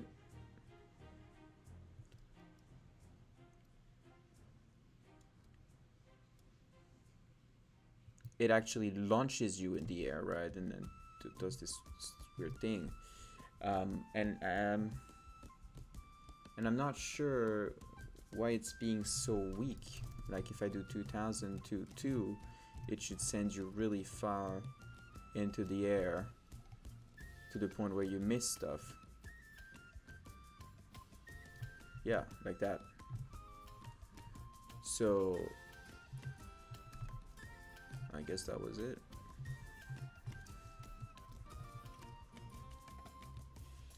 Oh, you know what it was? Oh my god, we were changing the values, but the values are actually changed in the awake function. So it doesn't actually make sense to change them at runtime, because they're not working anymore. So what we want to do is probably recalculate the forces every time if it's the Unity editor. So we'll do that. So in the spring trap, in order for us to test things a little bit better, the trap force here, the launch body's in range. If Unity editor, I think is this, and if it's the Unity editor, then in here we'll do trap force equal m dot trap force direction time m trap force intensity, and in here m trap torque is equal to trap torque direction time m trap torque intensity. This will run only if it's the editor, because if we're playing on console, yeah, that was an aha moment. If we're playing on console, if we're playing on anything else, we only care about it at first, and then we don't need to recalculate every single time. Granted, this isn't really big, complicated calculation. We could do it every time without too much issues on today's computer, but I don't know. we run them. So when the build is going to be made for computers, it's going to be run once, but for us that are still tweaking values and changing values every time, we want to also make sure that they're recalculated when we apply them, in order to make sure that we launch the bodies with the right force and not scratch our head like I just did, as in why does 50 and 30 intensity feels the same. So now we can go back to a value that makes a little bit more sense. I want a parable that's not perfectly kind of like this, just slightly more like that, I think, so that you just launch it rather than just launch in the air perfectly at a 45-degree angle. I kind of want more of a, you know, kind of like a 30-ish degree angle almost.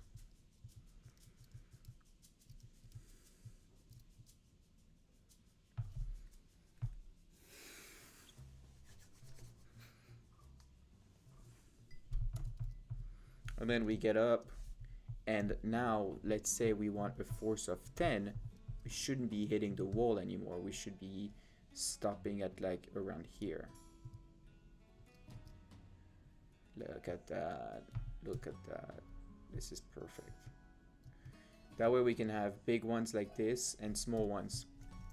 Now, one thing that I want to check, and something that I think is kind of interesting if we want to do, if you know, is something that is kind of interesting with this, is that we can hide certain traps. So like, let me take this one for example.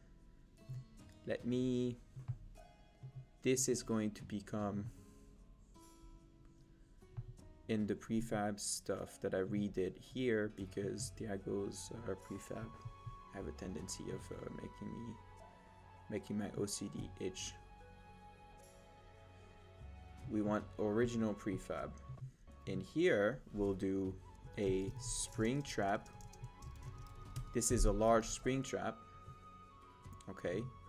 And this guy here, we'll tackle later. This guy here is going to be modeled on the same look as this guy here.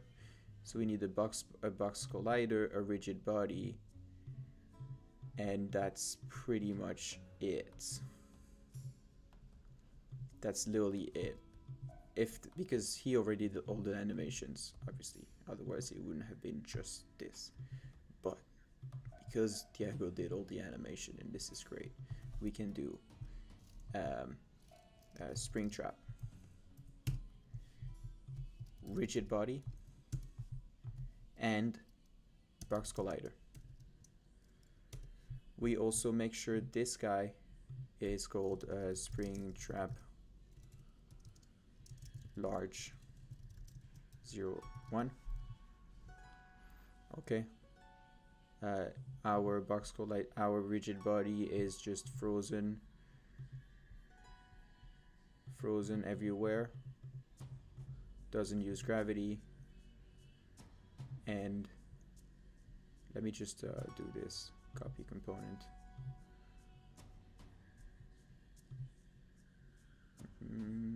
Paste component values. The range here becomes 0.5. The animation is the model. The force direction becomes 1.51 still. The intensity of the large was 15.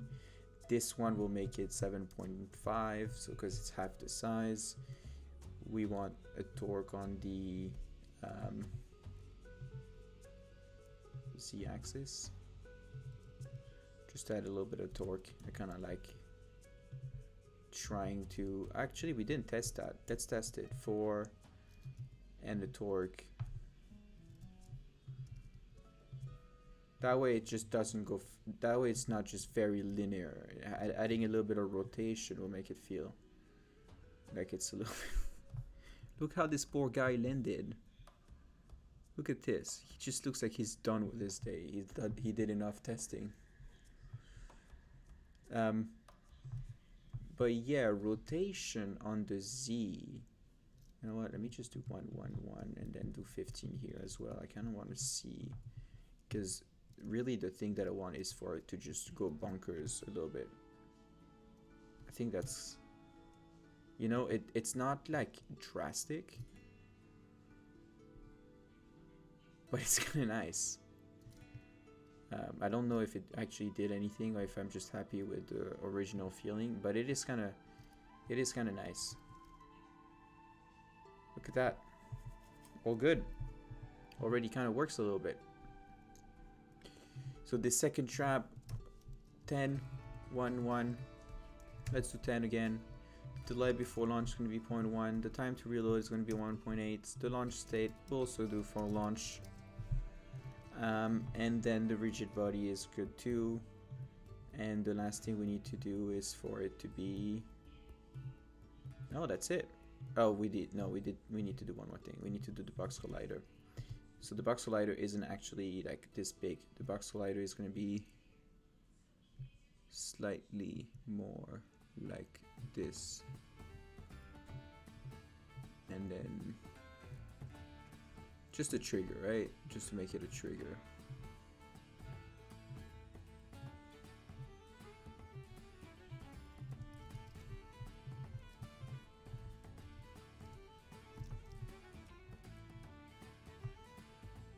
Alright, we got a small trap that sends us halfway, and we got a big trap that sends us all the way to the wall. And let's do something. Let me see if I can make sure I can dodge above it. That's fine. And if I jump on it, alright. And so that means we can probably get into some certain situation where we can make it like kind of want to make it so that you jump yourself die. That's pretty cool. I kind of like that. It means that like what we could also do is add the rigid body velocity, the current velocity, so that it amplifies the jump. So like for example, if I do this right now, it sends me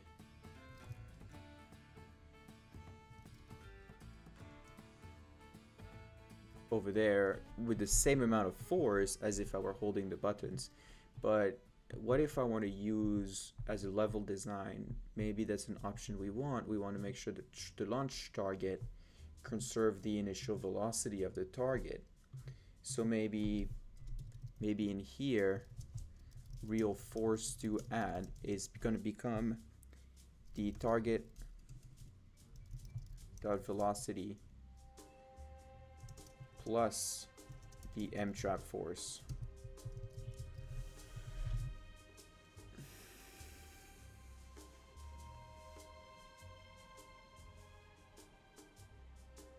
But that is only if the target velocity and the trap force are pointing into the same direction,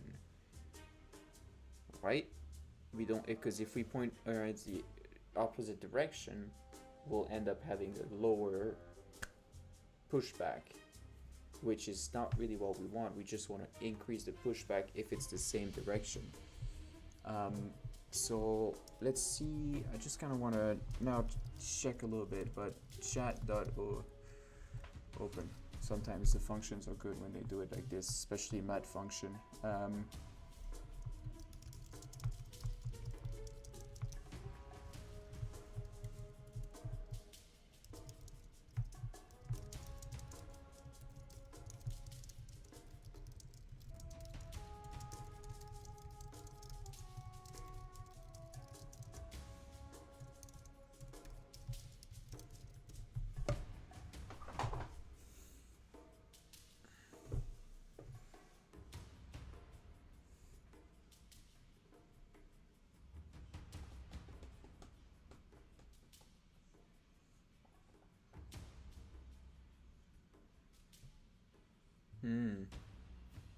The dot product, yeah.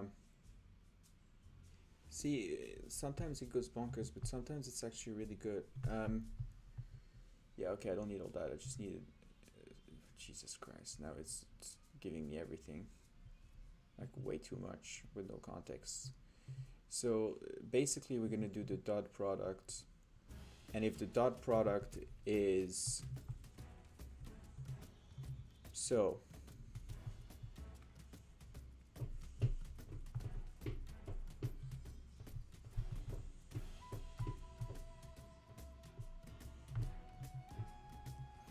let me just see, because can I just do this? No.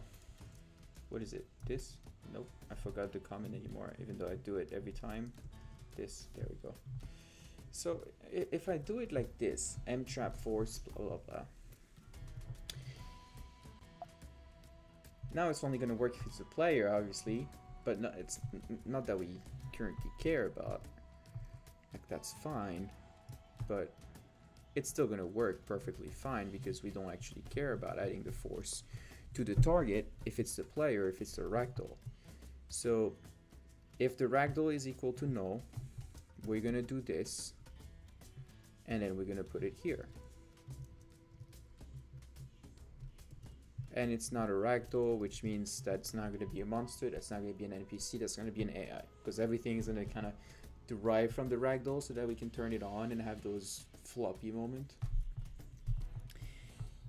So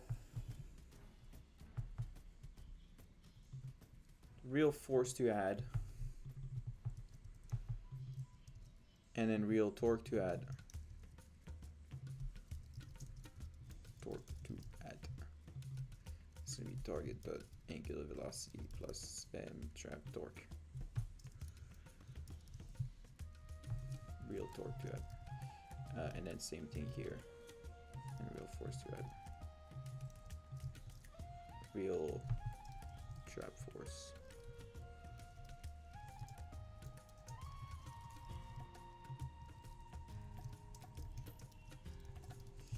Trap torque. Then we're gonna be Boolean is not Boolean.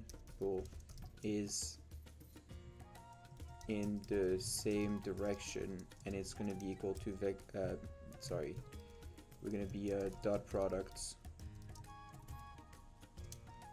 is gonna be vector 3 dot your target velocity and your trap force.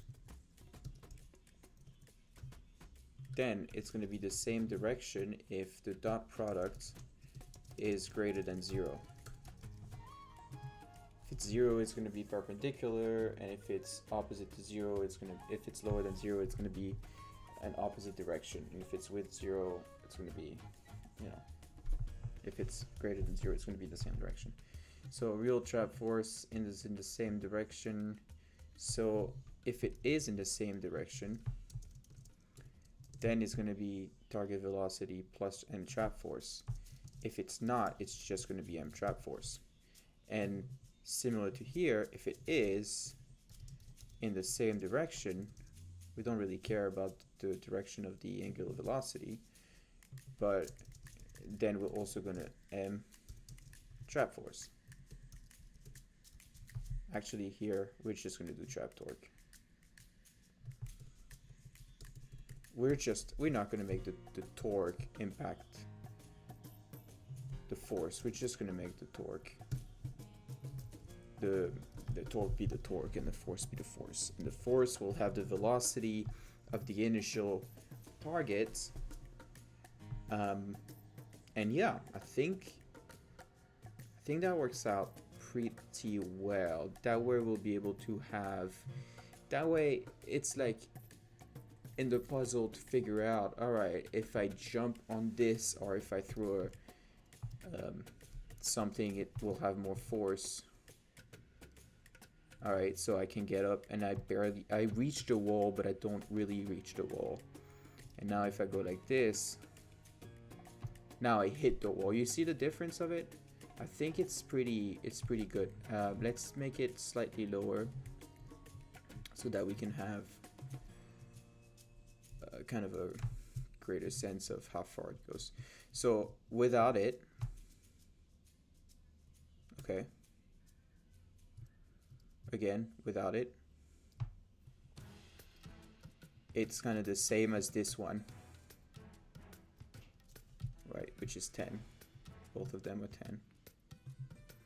Okay, and now I'm gonna get up, jump over it, and now what I'm gonna do is just run through it, and now I'm way further, like twice the amount. So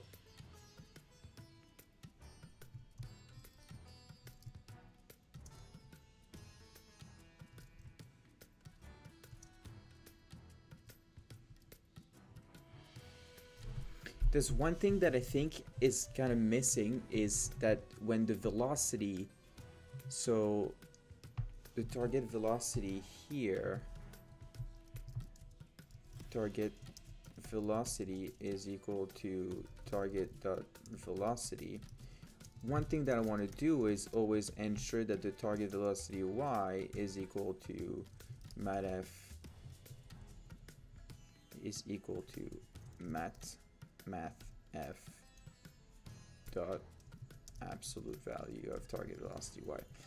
The reason why I'm doing this is because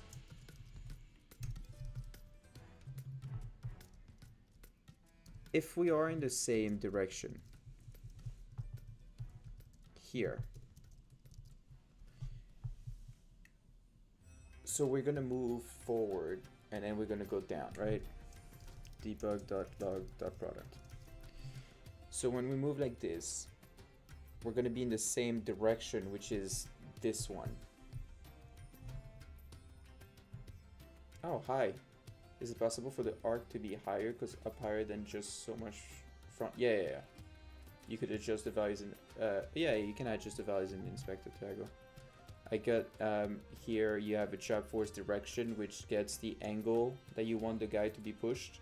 So like if it's a wall one that goes like this, it's gonna be x0, z1, I think, so that you push him like that. Or like that. Or like, sorry, it's gonna be x and z 1 1 and y 0, so that he's like this. But if he's like this, it's gonna be x and 1, x and y 2. But like if I make it 4 here, you're gonna see like I'm gonna swing eye.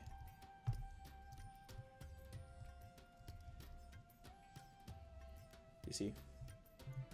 So it's just like this dictates the direction of the spring, and this dictates the intensity of it, pretty much.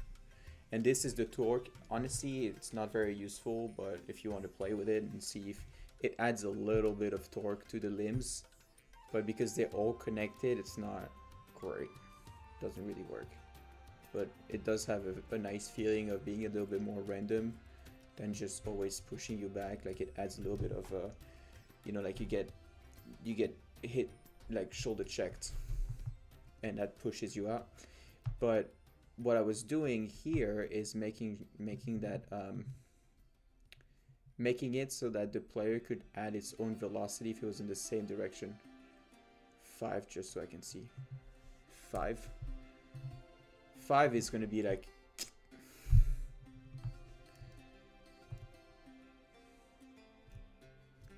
oh, I missed it. Oh.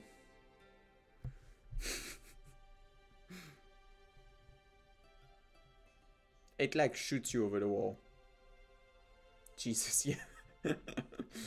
Granted, we don't have a ceiling right now. So when you have a ceiling, you'll just bounce off the ceiling and fall down, which will be another thing to consider when you do the strength of demo.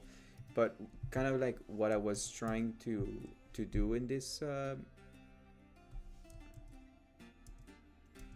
here, chaos. Not this amount, but this chaos. Yeah.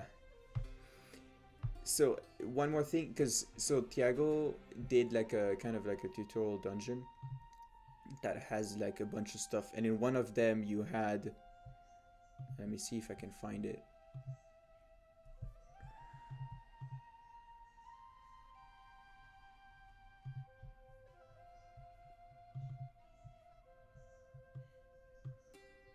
So in one of them there are spring traps that shoots you from one to the other. So right now they won't connect because they only see and detect you if you're a ragdoll. I'll have to fix that. That will be my next task. But the idea that I had is that like if you put it like here for example, and you make it a bigger gap, the spring trap would normally send you to like almost but not really. And if you take some, you know, if you add your own velocity to the spring, then it would shoot you further and you would reach the platform. So that like it's like, you know, one more tool in our toolkit to be able to do some puzzle where you can like maybe like get thrown from one spring trap to the other and see the chaos, or throwing a pot on it and seeing the chaos too. Oh, I'm gonna have to cut this off on the replay.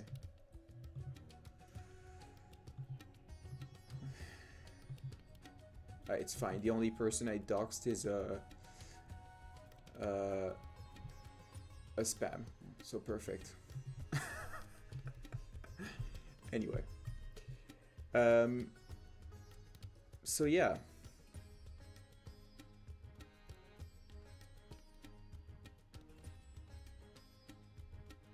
Where was I? There, here.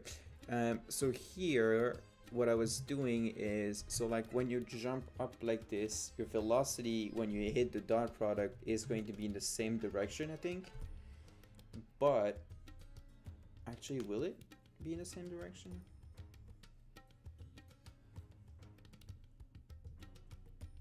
Yeah. Yeah, the hammer, I tried to do something too. I didn't. I wanted to show you that as well. So I redid those with all my elements on them just because it was easier. But I did this one, which uses, which has like the hammer has, actually it's not that one. But basically what I did is I made the hammer have hinge joints here that has a limit on how they move so that we can control kind of like how far the hammer goes. So like if you want to make it spin all around, you do this. If you want to make it spin only a quarter, you do this. And if you want to make it spin half, you do this. But the reason why I did this is because I thought it would be funny to have like hammers that can shoot like out the door so that you can like do your own makeshift traps. And what I was going to also try to do as an option for level design is to make hammers. Oh, yeah, that's the selection wire. Yeah, I don't know, but I redid it with the actual model has a different, you know, like I made like a block, and a capsule here.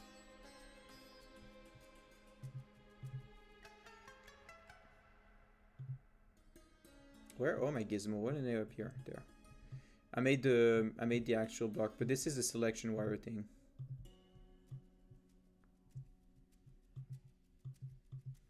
So it actually looks like this with it. It looks cool. It looks good. I like it. But yeah, that's one of the things I wanted to do, which with the time it is. No, I don't. I hope not.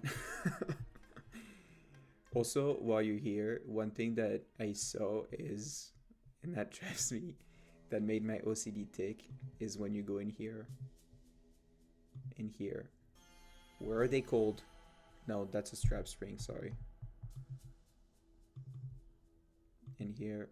And then, why are they called cube.002?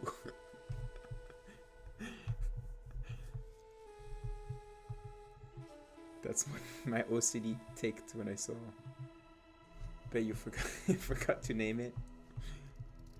No, but it's fine. To rename for the spring. Is the spring name?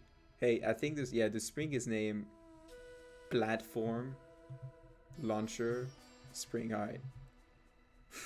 It still ticked me that the base is named Platform and not base, but whatever. What is a hammer but a cube? Yeah, yeah. It's technically it's more of a rectangle, but semantics. It's an elongated cube. So let me test that now, because I keep tangent, but this is what's the rectangle if not a cube stretched? Yep. my math teacher from high school would have a stroke for the conversation, but I think he would correct you saying a rectangle, a cube is a rectangle with equal sides, and not a rectangle. Anyway. The target velocity is going to go up when you jump, and then it goes back down. And if you jump onto the spring, if you hit the spring that shoots you back up, the target velocity is going to be y, because you get the velocity of the gravity that brings you back down, and it's just going to shoot you forward rather than shoot you back up into the same trajectory. So I think I want the trajectory velocity to always be 0. I think.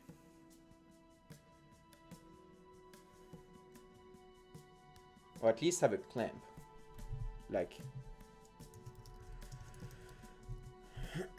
between 0 and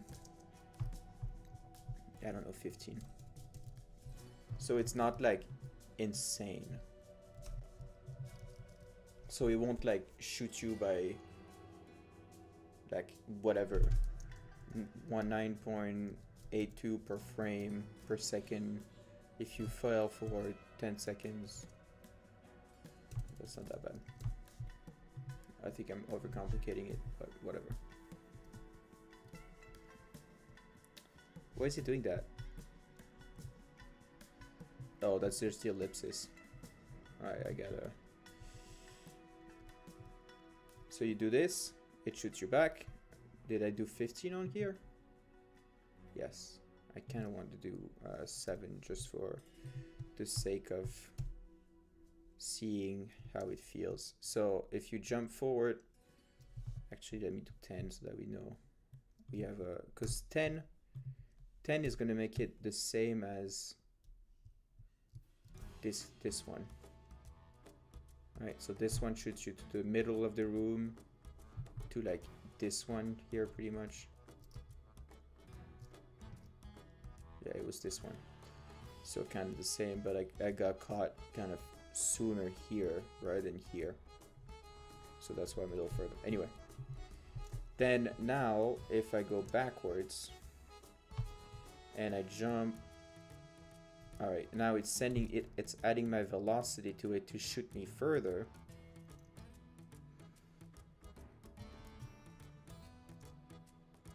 And if I jump on it, you see, I don't think it adds the correct velocity.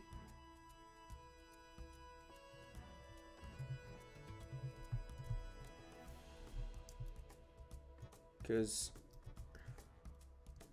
you're gonna go up there, and then you're gonna jump. Yeah, that kind of works actually. But you see, I still think I want it to be 0.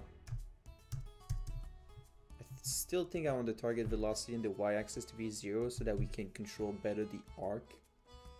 And just kind of, instead of controlling this inclination, the player will be able to control like this one. So instead of going more like this, you'll go more like this if you jump on it, because it shoots you far like that. I think that's right?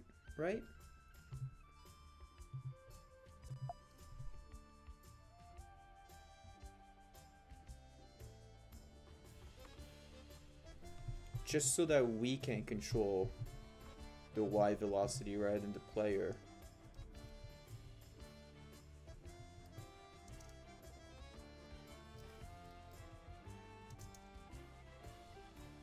Oh. Alright. I think that's what it was supposed to do. So just kind of shoots you up in the air. 2 is kind of nice. I like 2. So it shoots you up to here. and then yeah, you see it goes, when you go on an angle, it probably shoots you into that same angle. Oh, that was cool. I have to say that was pretty cool. The way I missed my jump and it... Alright, if you go on an angle, it shoots you... Yeah, it shoots you at an angle, but not the same angle. I think it still accounts for... Yeah, it still takes into account that direction.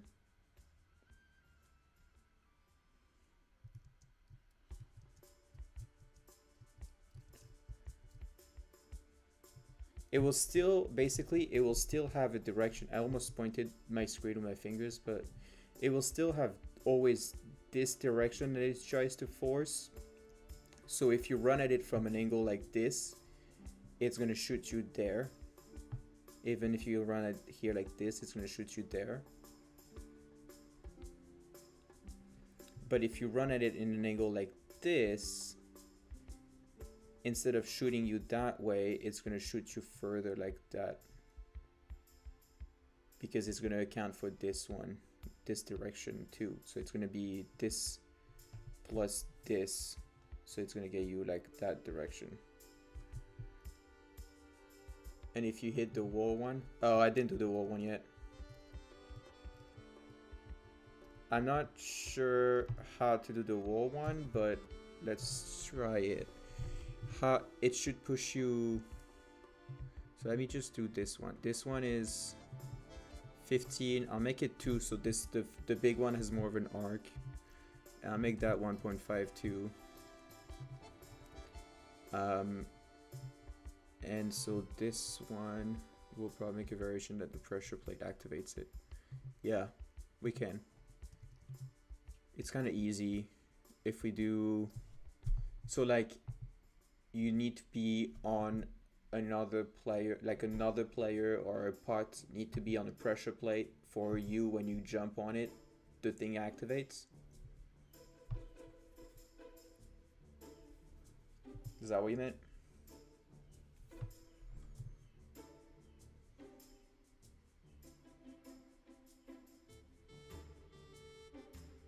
Just a pressure plate under it?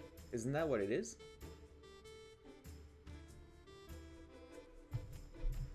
I don't think I get what you're saying. But the wall one... Oh, shit. What I wanted to do is, so this has been here. This, while you type, I'm gonna make it spring trap. Original prefab. This is gonna be called spring trap floor large. This is gonna be spring trap floor small.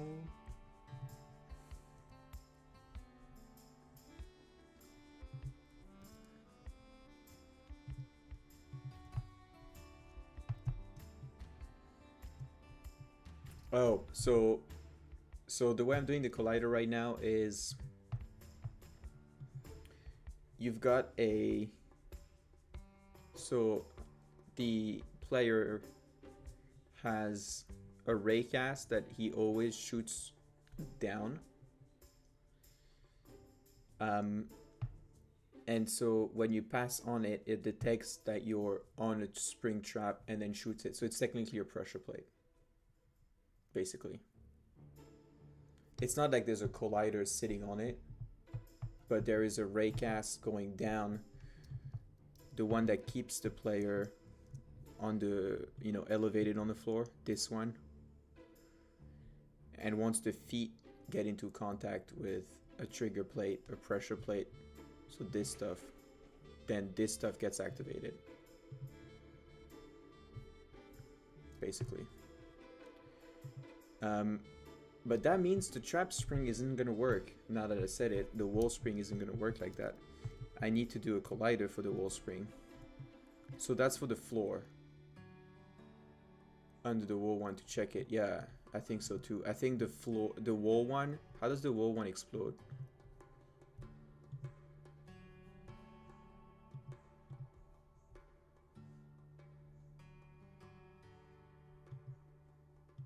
Oh, that's kind of like a wall. So the wall one, I think I'm just going to make it a collider.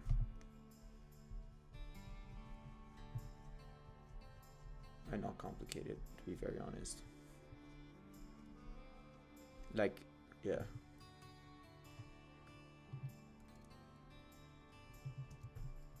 I think I'll probably just add another collider too.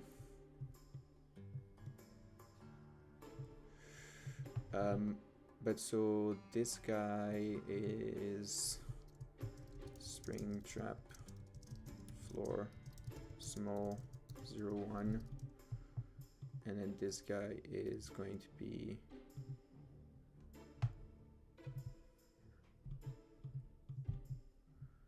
delete duplicate paste. Alright, so these three work. Now we have the wool one. I'm gonna move the wool one if you don't mind, so that it's easier to test. And since you no.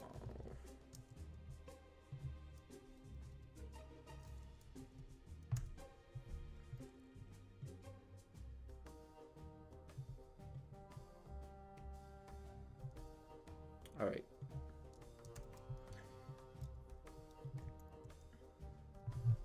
Just so it's easier to test it. And it doesn't even go through the wall. That's pretty cool. I was half expecting it to go through the wall. Another thing that I wanted to do and test is the ability to kind of hide some spring. So like if you make them here and you rotate this guy like that. First of all, please let it also rotate. Oh, fuck.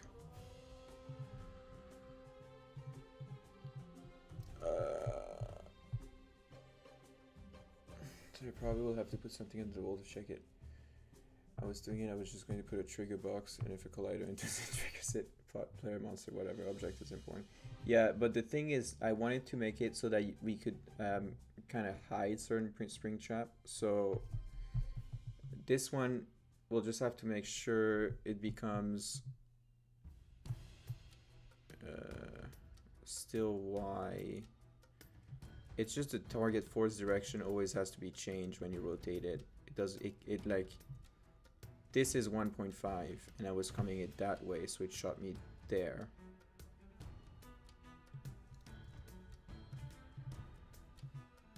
The thing that I don't get is, so it needs to be, that just gives you 1. If it's 1.5 here, it's gonna shoot you that way, right? No, there we go. 1.5 on the z-axis, it shoots you that way, obviously, because I was doing it on this instead of doing it on here. All right, so z-axis, you just have to change this when you rotate it. It's not that big a deal. Like, yeah, it's just like when you're like so confident, you're like, ah, and that should work totally fine, and then it doesn't. But if I were to make it so that, like, for example, we put some pots on it, just to try, what's supposed to happen is that some of the pots also go flying at the same time.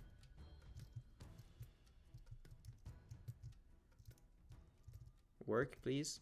There we go. The pots also go flying at the same time. So it's not like that big a deal. It wasn't that hard to do, but I feel like that way we could kind of try to hide certain spring trap behind like boards, chests. I don't know. Like maybe we have a spring trap hidden behind a chest, and it makes the chest pill over, and then you have to pick up the pieces one at a time. Like the chest has some item in it. I don't know. Probably not all this because it sounds too complicated when I try to explain it. But I feel like even with just a hammer and some traps, you already have kind of a better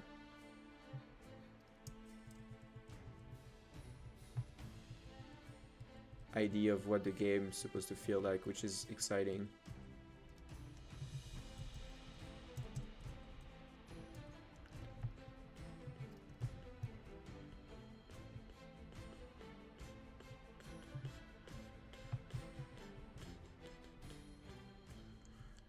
So, Spring Trap.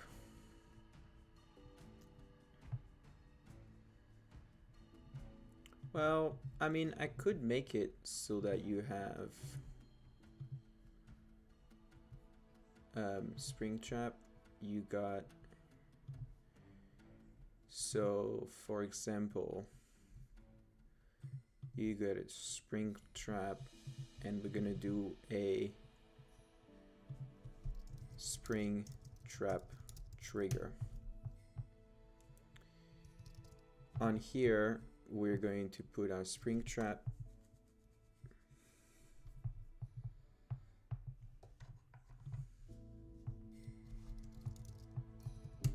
We're going to put our Spring Trap here. We're going to shoot it. It's going to be, wait, it shoots, it's going to be mainly in the X-axis, right? X and Z axis, pretty much. It's going to be like 1.5, 1.5, I think. Test it out, like probably 1.5 and 0.5. Intensity is 15 because it's a big one. This, I don't know. I still don't think it does much, so I just try to put different values, see how it feels. The full launch is 1.8. The time delay before launch is 1.1, so that it doesn't shoot you the moment you touch it, but you see a little bit of the movement before it shoots you. Then the time to reload is the time of the animation you want in here. And in here, what we're gonna do, I think, is make it more like a... so I changed the animator to have, you know, better states. Not better state, but like... Range is... the range value is how much other objects that are around this, you know, collider are going to be taken into account when you apply the forces. But for this guy, I changed the animators to this. You have a launch and a reload. To see, so these are, they use the full launch. So the full launch example animation that you did with a time to reload of 1.8. The launch has a speed of half a second. So in here we're gonna put like 1 second. It's gonna launch and then it's gonna do the reload state. That way you're gonna have kind of, it's going to do the launch, then it's going to wait open for half a second, then it's going to start closing back down. Is essentially the... and then here it's just going to do the full launch like you did it in the animation, which is slightly shorter, I think. But like here, it's mainly if you want to do a long launch so that it feels like a door. Then to make it feel like a door, you can add or like a wall. You can add a rigid body here. That is kinematic, and a box collider that is also kinematic. No, the box collider can't be kinematic, I'm stupid, but this thing here, so that it acts like a wall when it's open. And then that's pretty much it, because you don't need all of that rigid body stuff, because those two are used to be detected by the downward raycast that the character does automatically. This one, we don't need it to detect anything, but we do want to have a Spring Trap trigger here. with a capsule collider probably. That's gonna be like probably like that, like if you get too close to the wall, essentially. It became a circle, but whatever. 0.75. And then the Spring Trap Collider, we're just gonna do something simple. That's gonna do on trigger enter.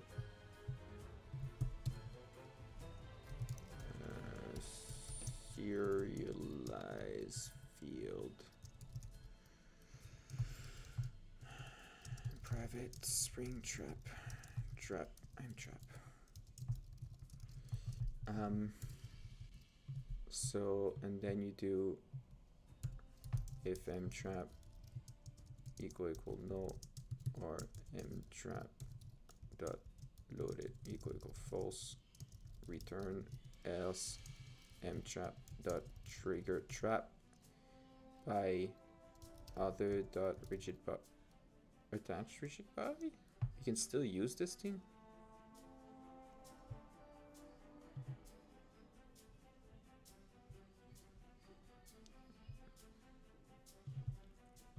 But it can be no, right? Attached rigid body can be no.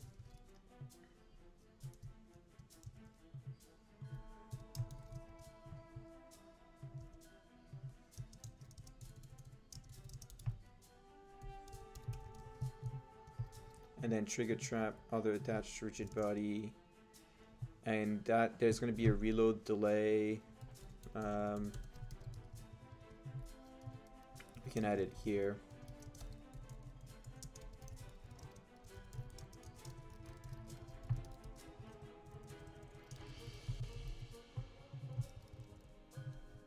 This is another way to add a delay onto the reload.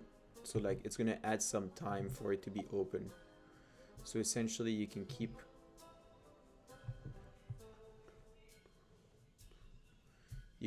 this to like 0.5 and you can add like 1.5 here, and then your spring trap, make this a trigger, and we are only going to care about the player, the limbs, no, not the limbs, the player, monsters, NPCs, probably not props.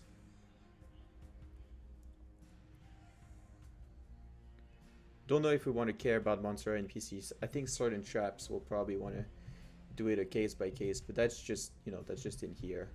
Yeah, since everything is based on layers, we'll just easy to fix.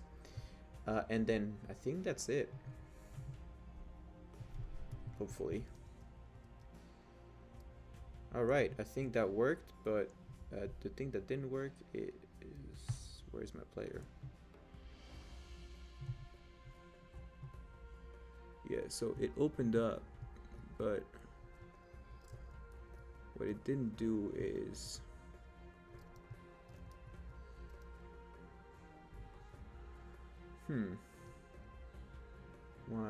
missing. You need to add a rigid body to the strap spring 3 game object, but the script is trying to access it. What am I using the rigid body for again? This thing. Launch body, just for the position. Oh, for the layer. But yeah, you need a rigid body.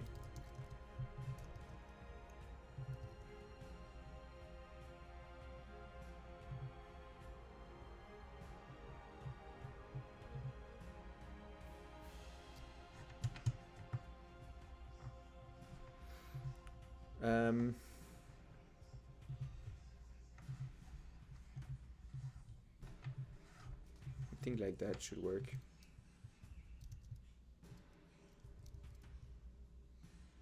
Zero.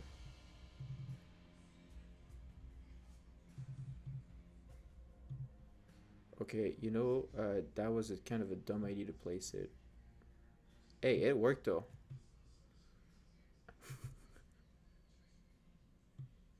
I'm gonna place it more over there, I think.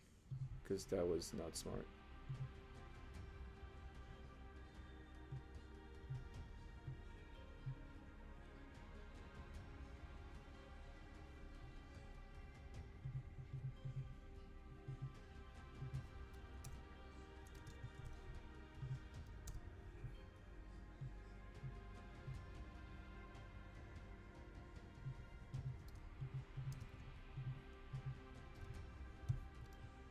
So now the question is, what does it do when it goes here? And why doesn't it kick me in the face? I think it's because it's too high.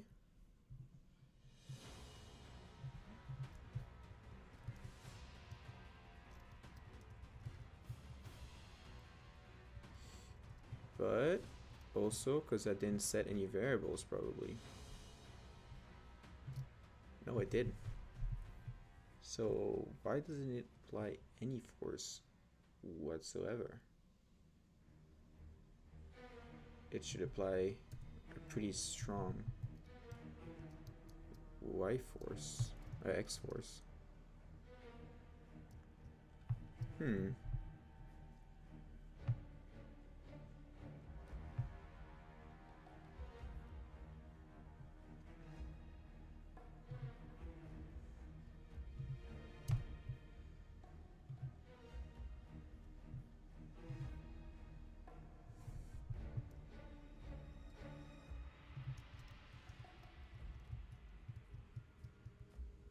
Okay, so I'm entering it. That's false. That's false. And the rigid body is the head.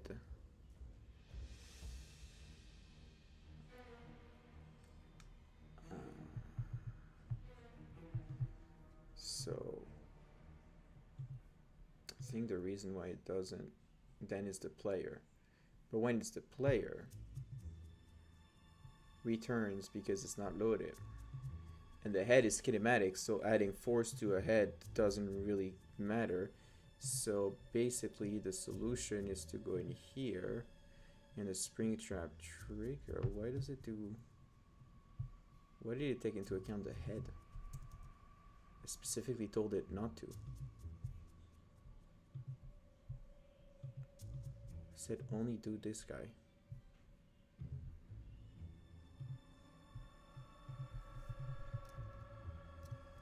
There we go, now it works.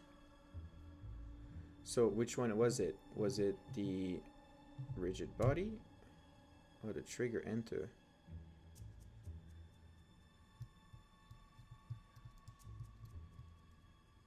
Huh, that's kind of weird. What is the rigid body?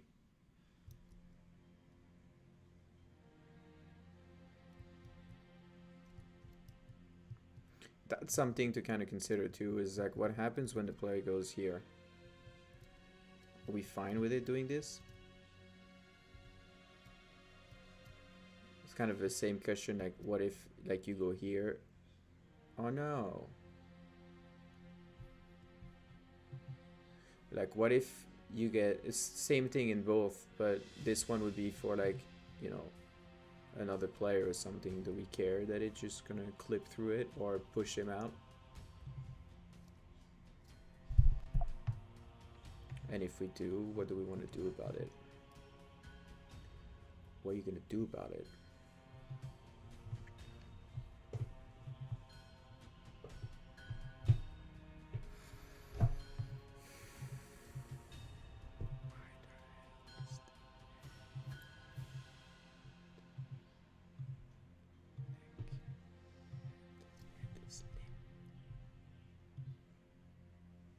Is the limb, so why is it going into the spring trap trigger on trigger enter? That rigid body.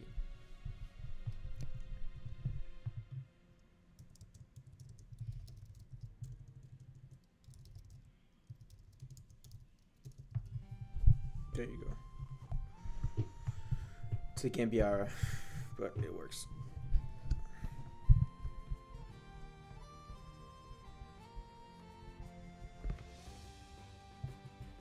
I actually don't know if it works. I'm gonna try it now.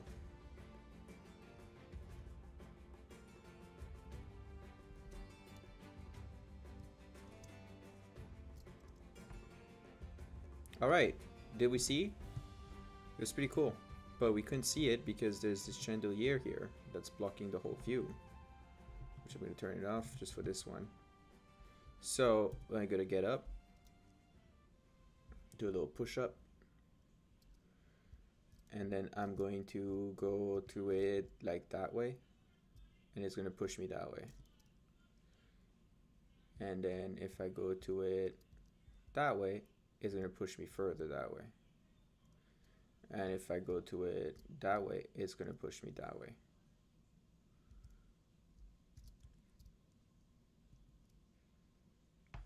All right, so we got traps working.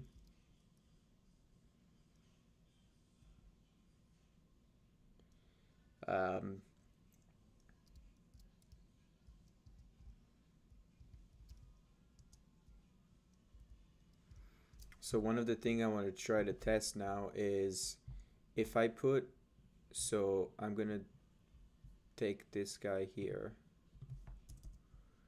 and I'm gonna make it a prefab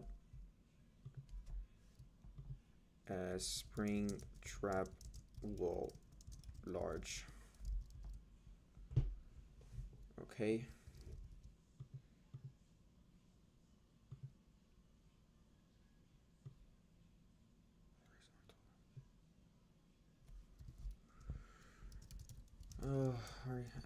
Hammer trap horizontal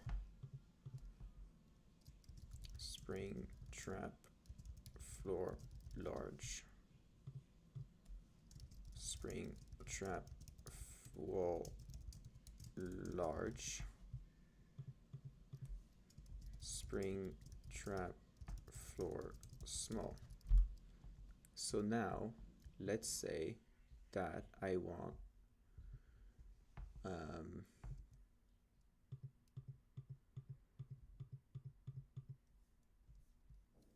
another wall one that's going to be -90. Nope, 90. It's going to be 90 degrees.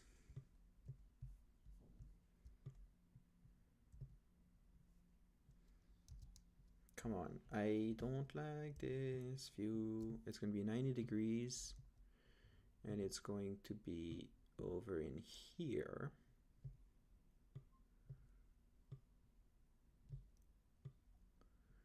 All right, kind of facing the landing spot of this guy. And then we're gonna do a good old switcheroo for it to face the other way, right?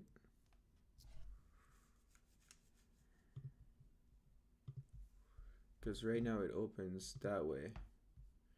And we really need it to face, oh no. We really need it to face this way for my test. So 90, 180, 90, and in here it's going to shoot us 1.5 into the z-axis and -1, -0.5 and 0.5 into the y. And I'm hoping it's gonna go boom, swing us to here, and then swing us out that way, and we're gonna end up somewhere in the hallway.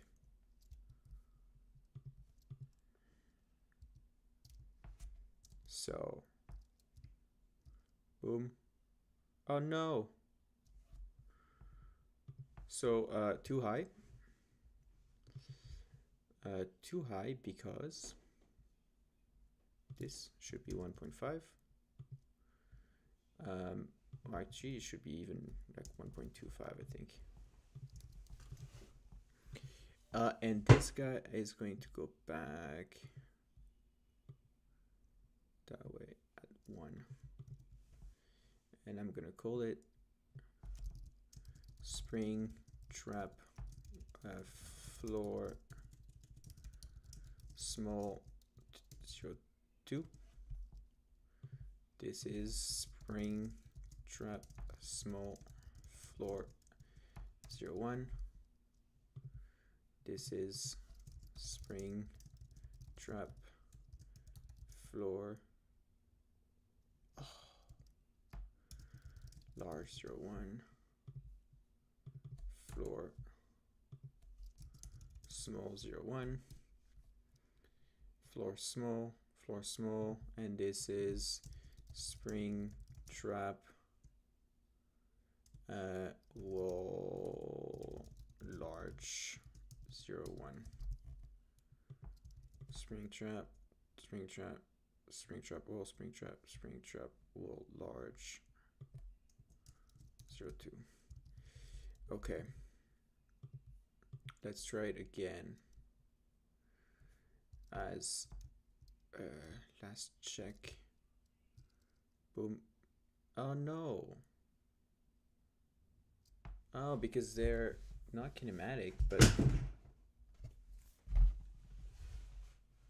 oh boy, something fell behind my desk and I don't want to check what it is.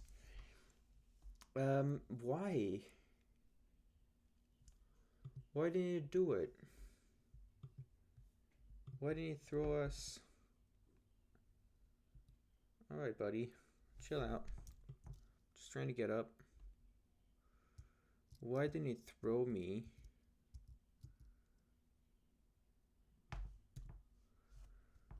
Well, I mean, first of all, please.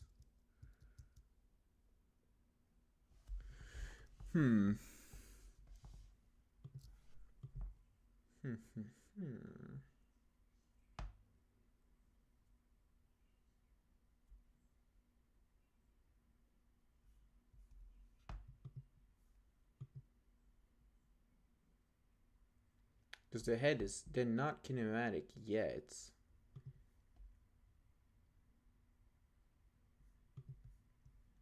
So I'm wondering.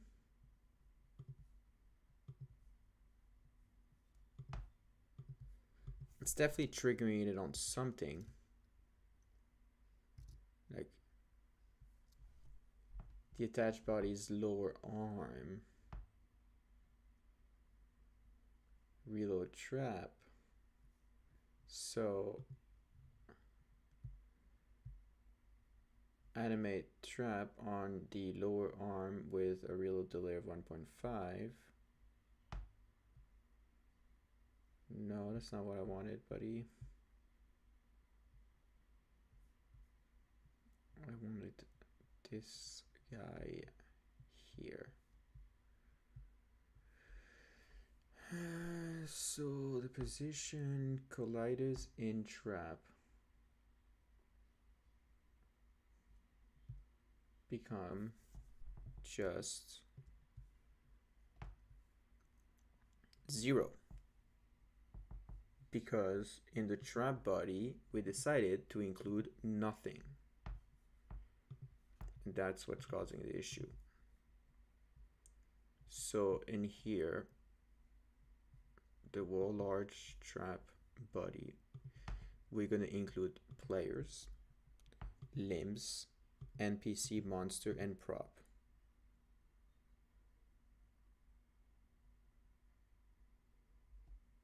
And I think that's it.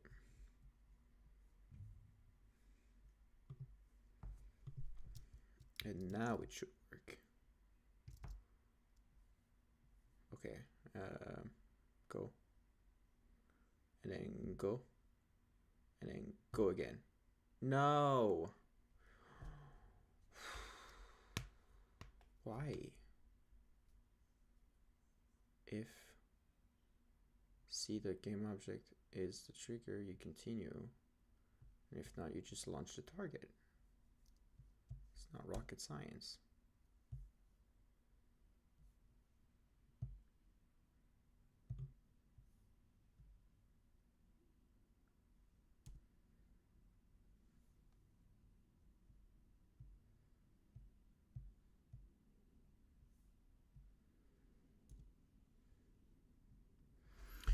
Oh, I think it's because of something like it's not shooting me high up enough there. Okay, can I please finally get up now that you punched me through the pots?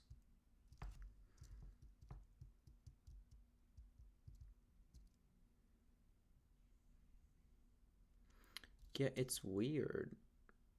Okay. It's not very nice, buddy.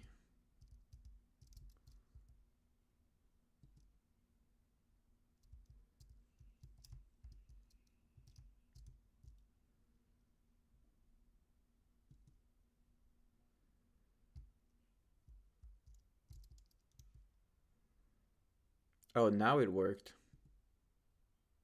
Oh, so that was just that, like, the radius of this thing needs to be bigger then.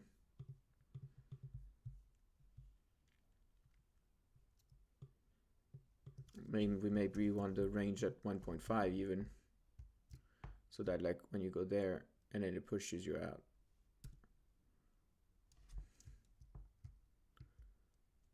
Boom, boom. It's a little wonky, but still also not exactly sure why it disappears when the rigid body is. Yeah, so that's just because the thing is a little high and then doesn't push you, so you just got to make sure if it goes a little lower and the range is like a 2, when you get up, if you go boom and then it pushes, I mean, it definitely pushed you, but I don't think it added forces to you. It didn't add this force, which it should have. And that's what I don't get, because the rigid body spring trap, because clear. So I think there's another issue. I take this, it's negative 73, 18, 4, 2. Okay. Give me 1 second. So it's just that, like, sometimes it doesn't catch you in the collider. And it's negative, so I think if you make the intensity more like negative 1, 1, 2, 20, like you're gonna feel that one, yeah, I bet. 1, negative 1, no, negative 1.5 and 0.5, yeah, whatever. And then 15, range is 2.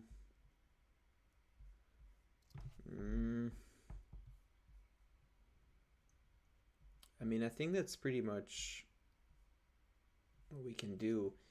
The other thing, though, is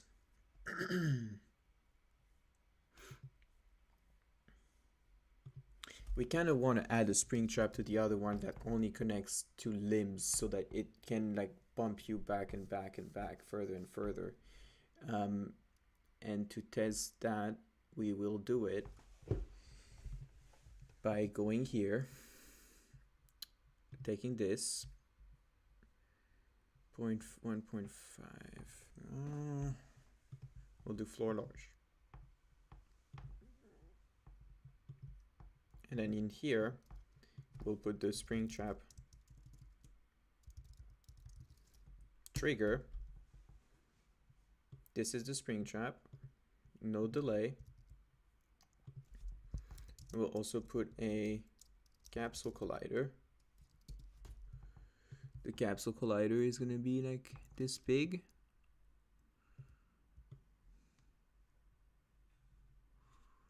Yeah. And it's going to include only limb, prop,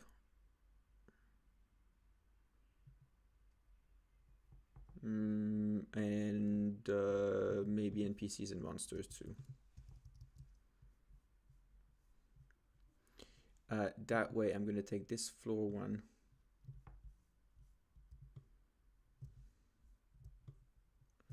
and I'm going to put it here, like here. What I'm hoping is it's going to shoot me, then shoot me, then shoot me, and then I'll be bashed into the butt at the end of the tests.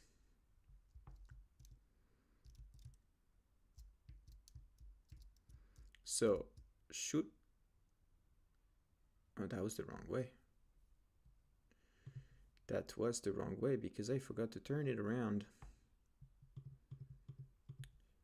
It's not 1.5, it's 1.5, and it is 90 here.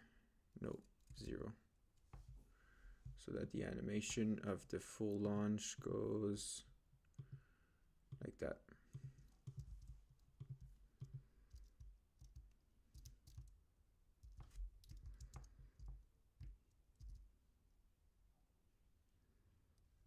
Oof, that must have hurt.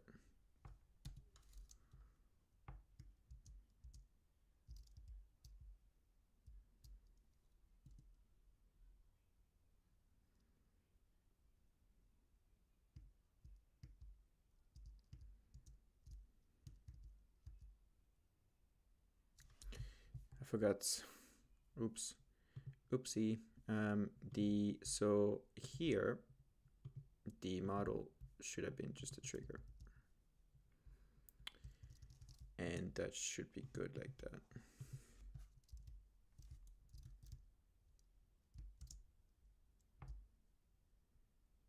All right, see, it still doesn't add it, and it drives me annoyed. It's starting to annoy me.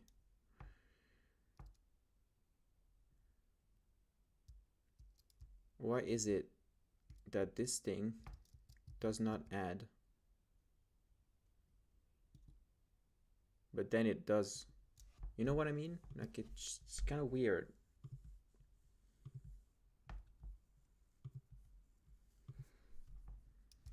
So we're gonna go up there. We're gonna trigger this, and then we're entering. Oh, just thank you. It never worked. Like here, it's triggering on the upper arm. So when I go inside, and then I do launch target, trigger on the upper arm, the target velocity,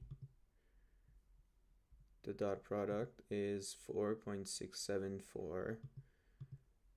Velocity of the target is now, oh, I did something weird here. Never actually using that.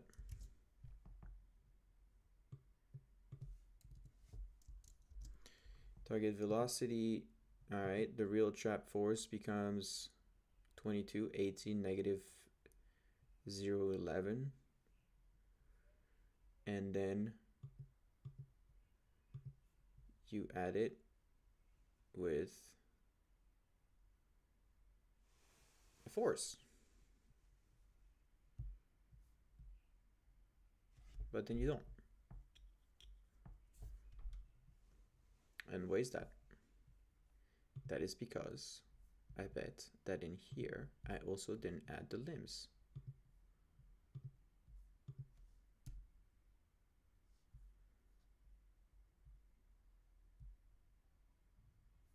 All right.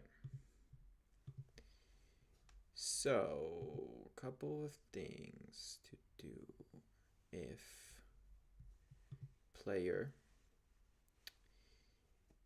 switch ragdoll, no, in the spring trap launch target, we are triggering the ragdoll here. Okay, component ragdoll trigger, ragdoll controller, target that add force. So if set lattice velocities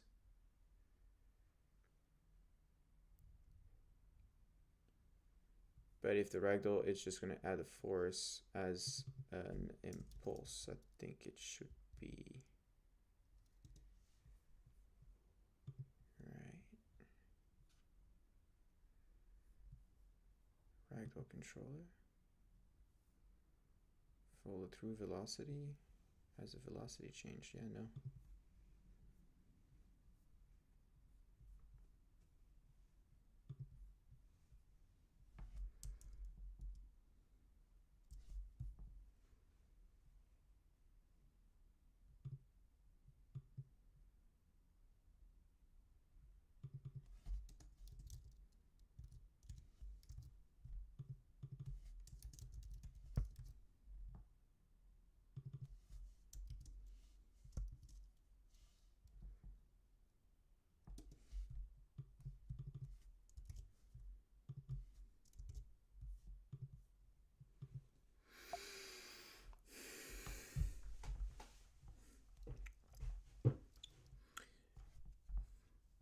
I think I'm gonna start going in circle now on this topic, so I'm probably gonna take a break and go have my dinner. Um, so I'm gonna stop it the stream here after we finish testing this thing here. Still doesn't. Oh, I wasn't anywhere in it here, but if we want to make it, oh, wow, that was painful to watch. If we want to make it so that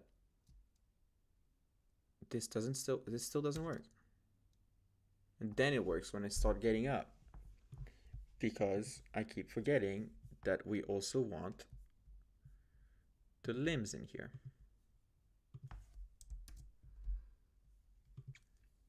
But we only want it if it is not currently kinematic.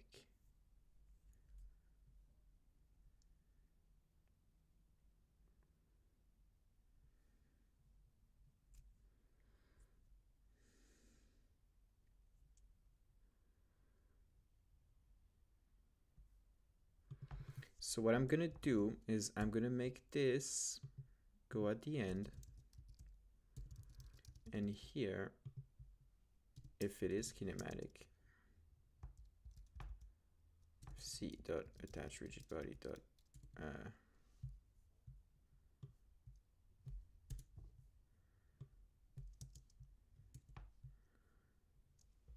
dot attach rigid body not equal no,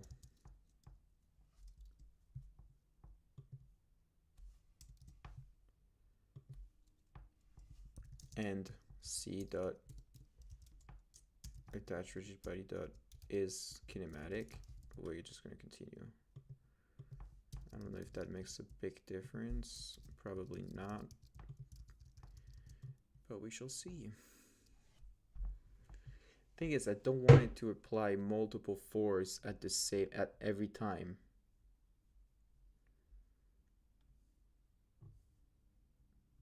So limb is on the floor here, and so I'm gonna just make it apply, and then in here, well, large, don't think we care, and then in here I'll also make it here.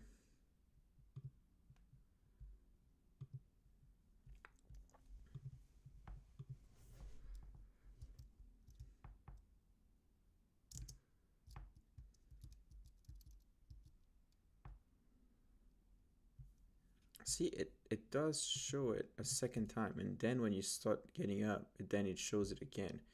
I don't get it. I really don't get why it's doing that.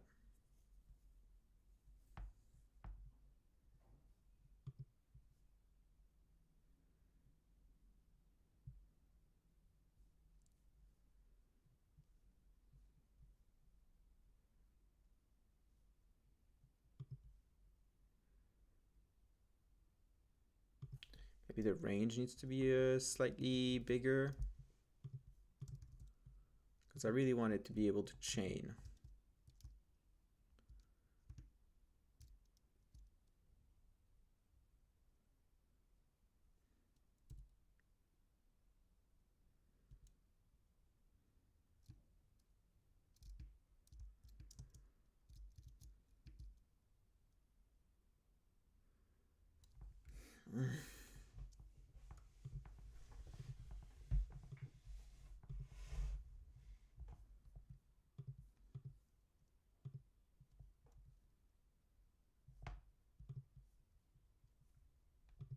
Why is it not just shooting people? Like,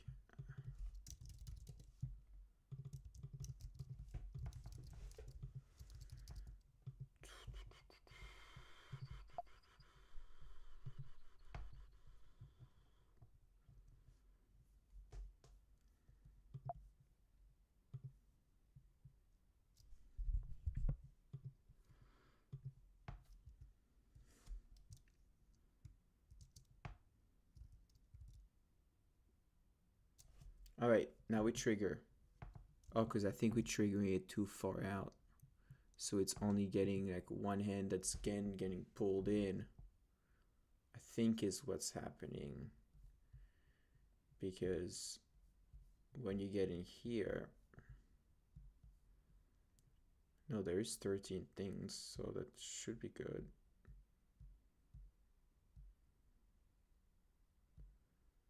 Head, launch head,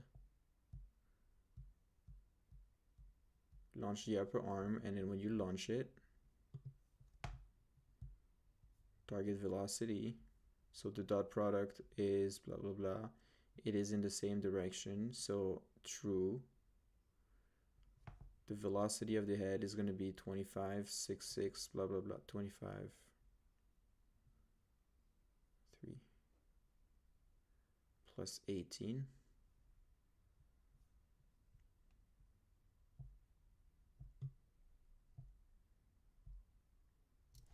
Target dot add force.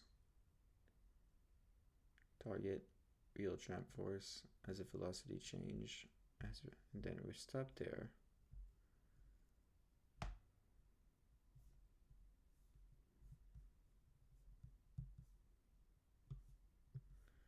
And when we get thrown,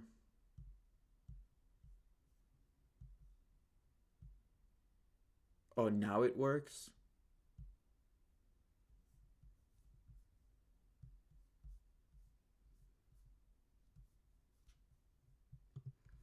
That's just the annoying stuff. It's not even fun when it works without changing anything. Besides, it's really annoying when it works when you step through the function, but it helps. Okay.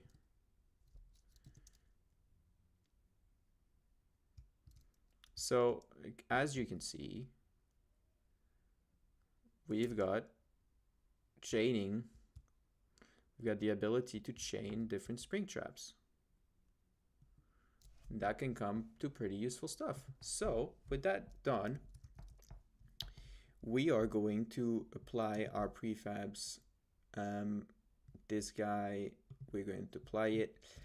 One thing that I want to do is, so this is the local space direction and not the world space direction. So when I change it, I think I want to multiply it by the rotation, the trap force direction.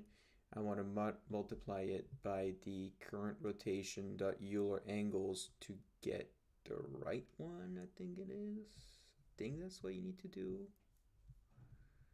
Like times transform density times transform dot rotation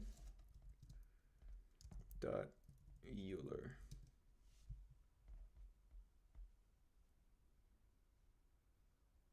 Transform, yeah, why is it not working? Cannot apply blah blah blah. Okay. Trap force times equal this. Why isn't it working? The Euler angle is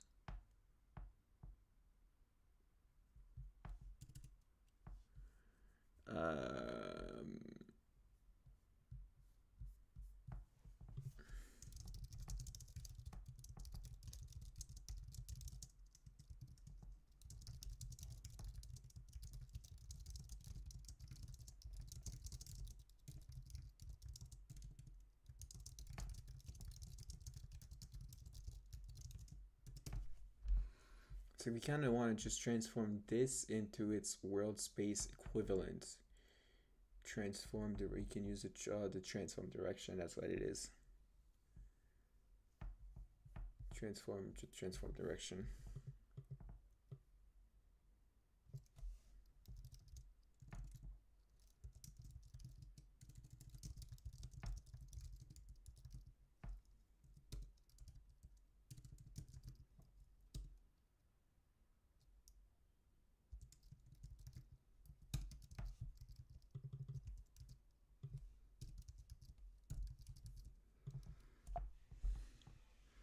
Which means this thing is technically supposed to shoot me more that way.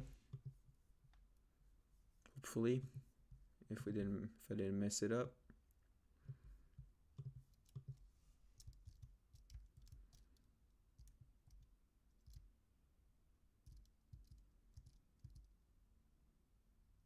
Oh, looks like I did mess it up. What does it do?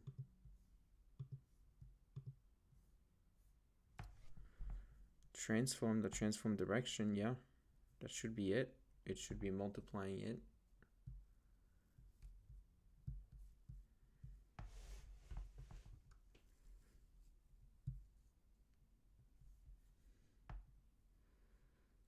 Negative 7.5, 7.5, 22.5, transform. Now it's what? Negative 7.5, negative 22.5, negative 7.5. What the hell?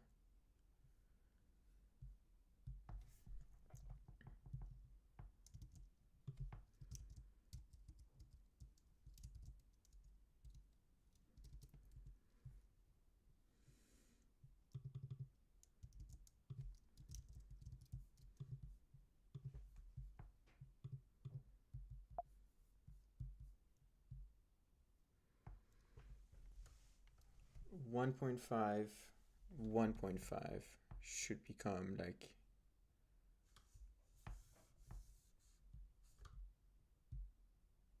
a different one. It shouldn't stay.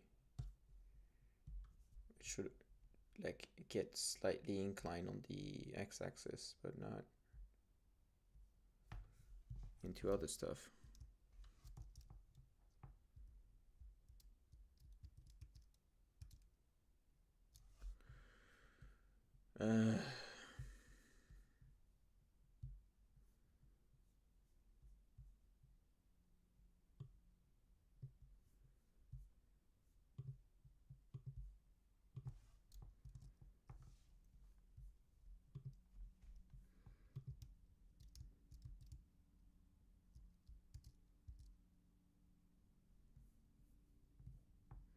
All right, and now that just doesn't work whatsoever. This transform direction thing. I never understand how to use it. The resulting world direction, that's just not how it works. So let's see what some other people have to say on it. Remember to attach the script to the, yeah.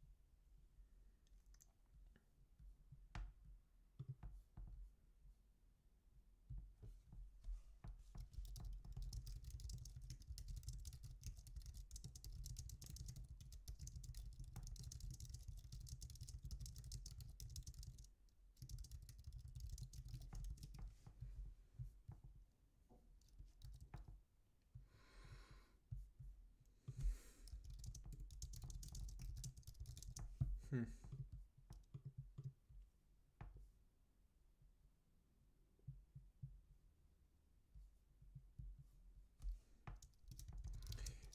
I don't really know why it's not working like that. I mean, I'll try to step through it, but 1.5 pointing that way should transform into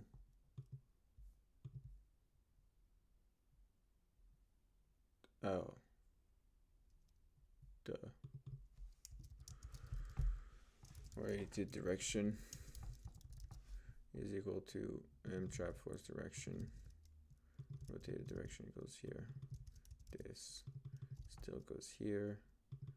Rotated. No. Rotated. Rotated. Stop it. That's why it wasn't working. The trap force is, it's just, yeah.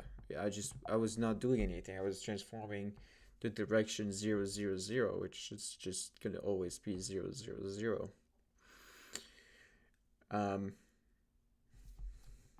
So kids, don't copy and paste. All right, and now it is working. All right, so now we don't have to worry so much about the inclination of everything, and it's going to be a little bit smoother to, come up with all that different stuff. Overrides, apply all, overrides. I'm going to apply all here too. The other thing that I want to do is take this, and also add a capsule collider. No, not a big one, just a small one like this of 0.5, 1,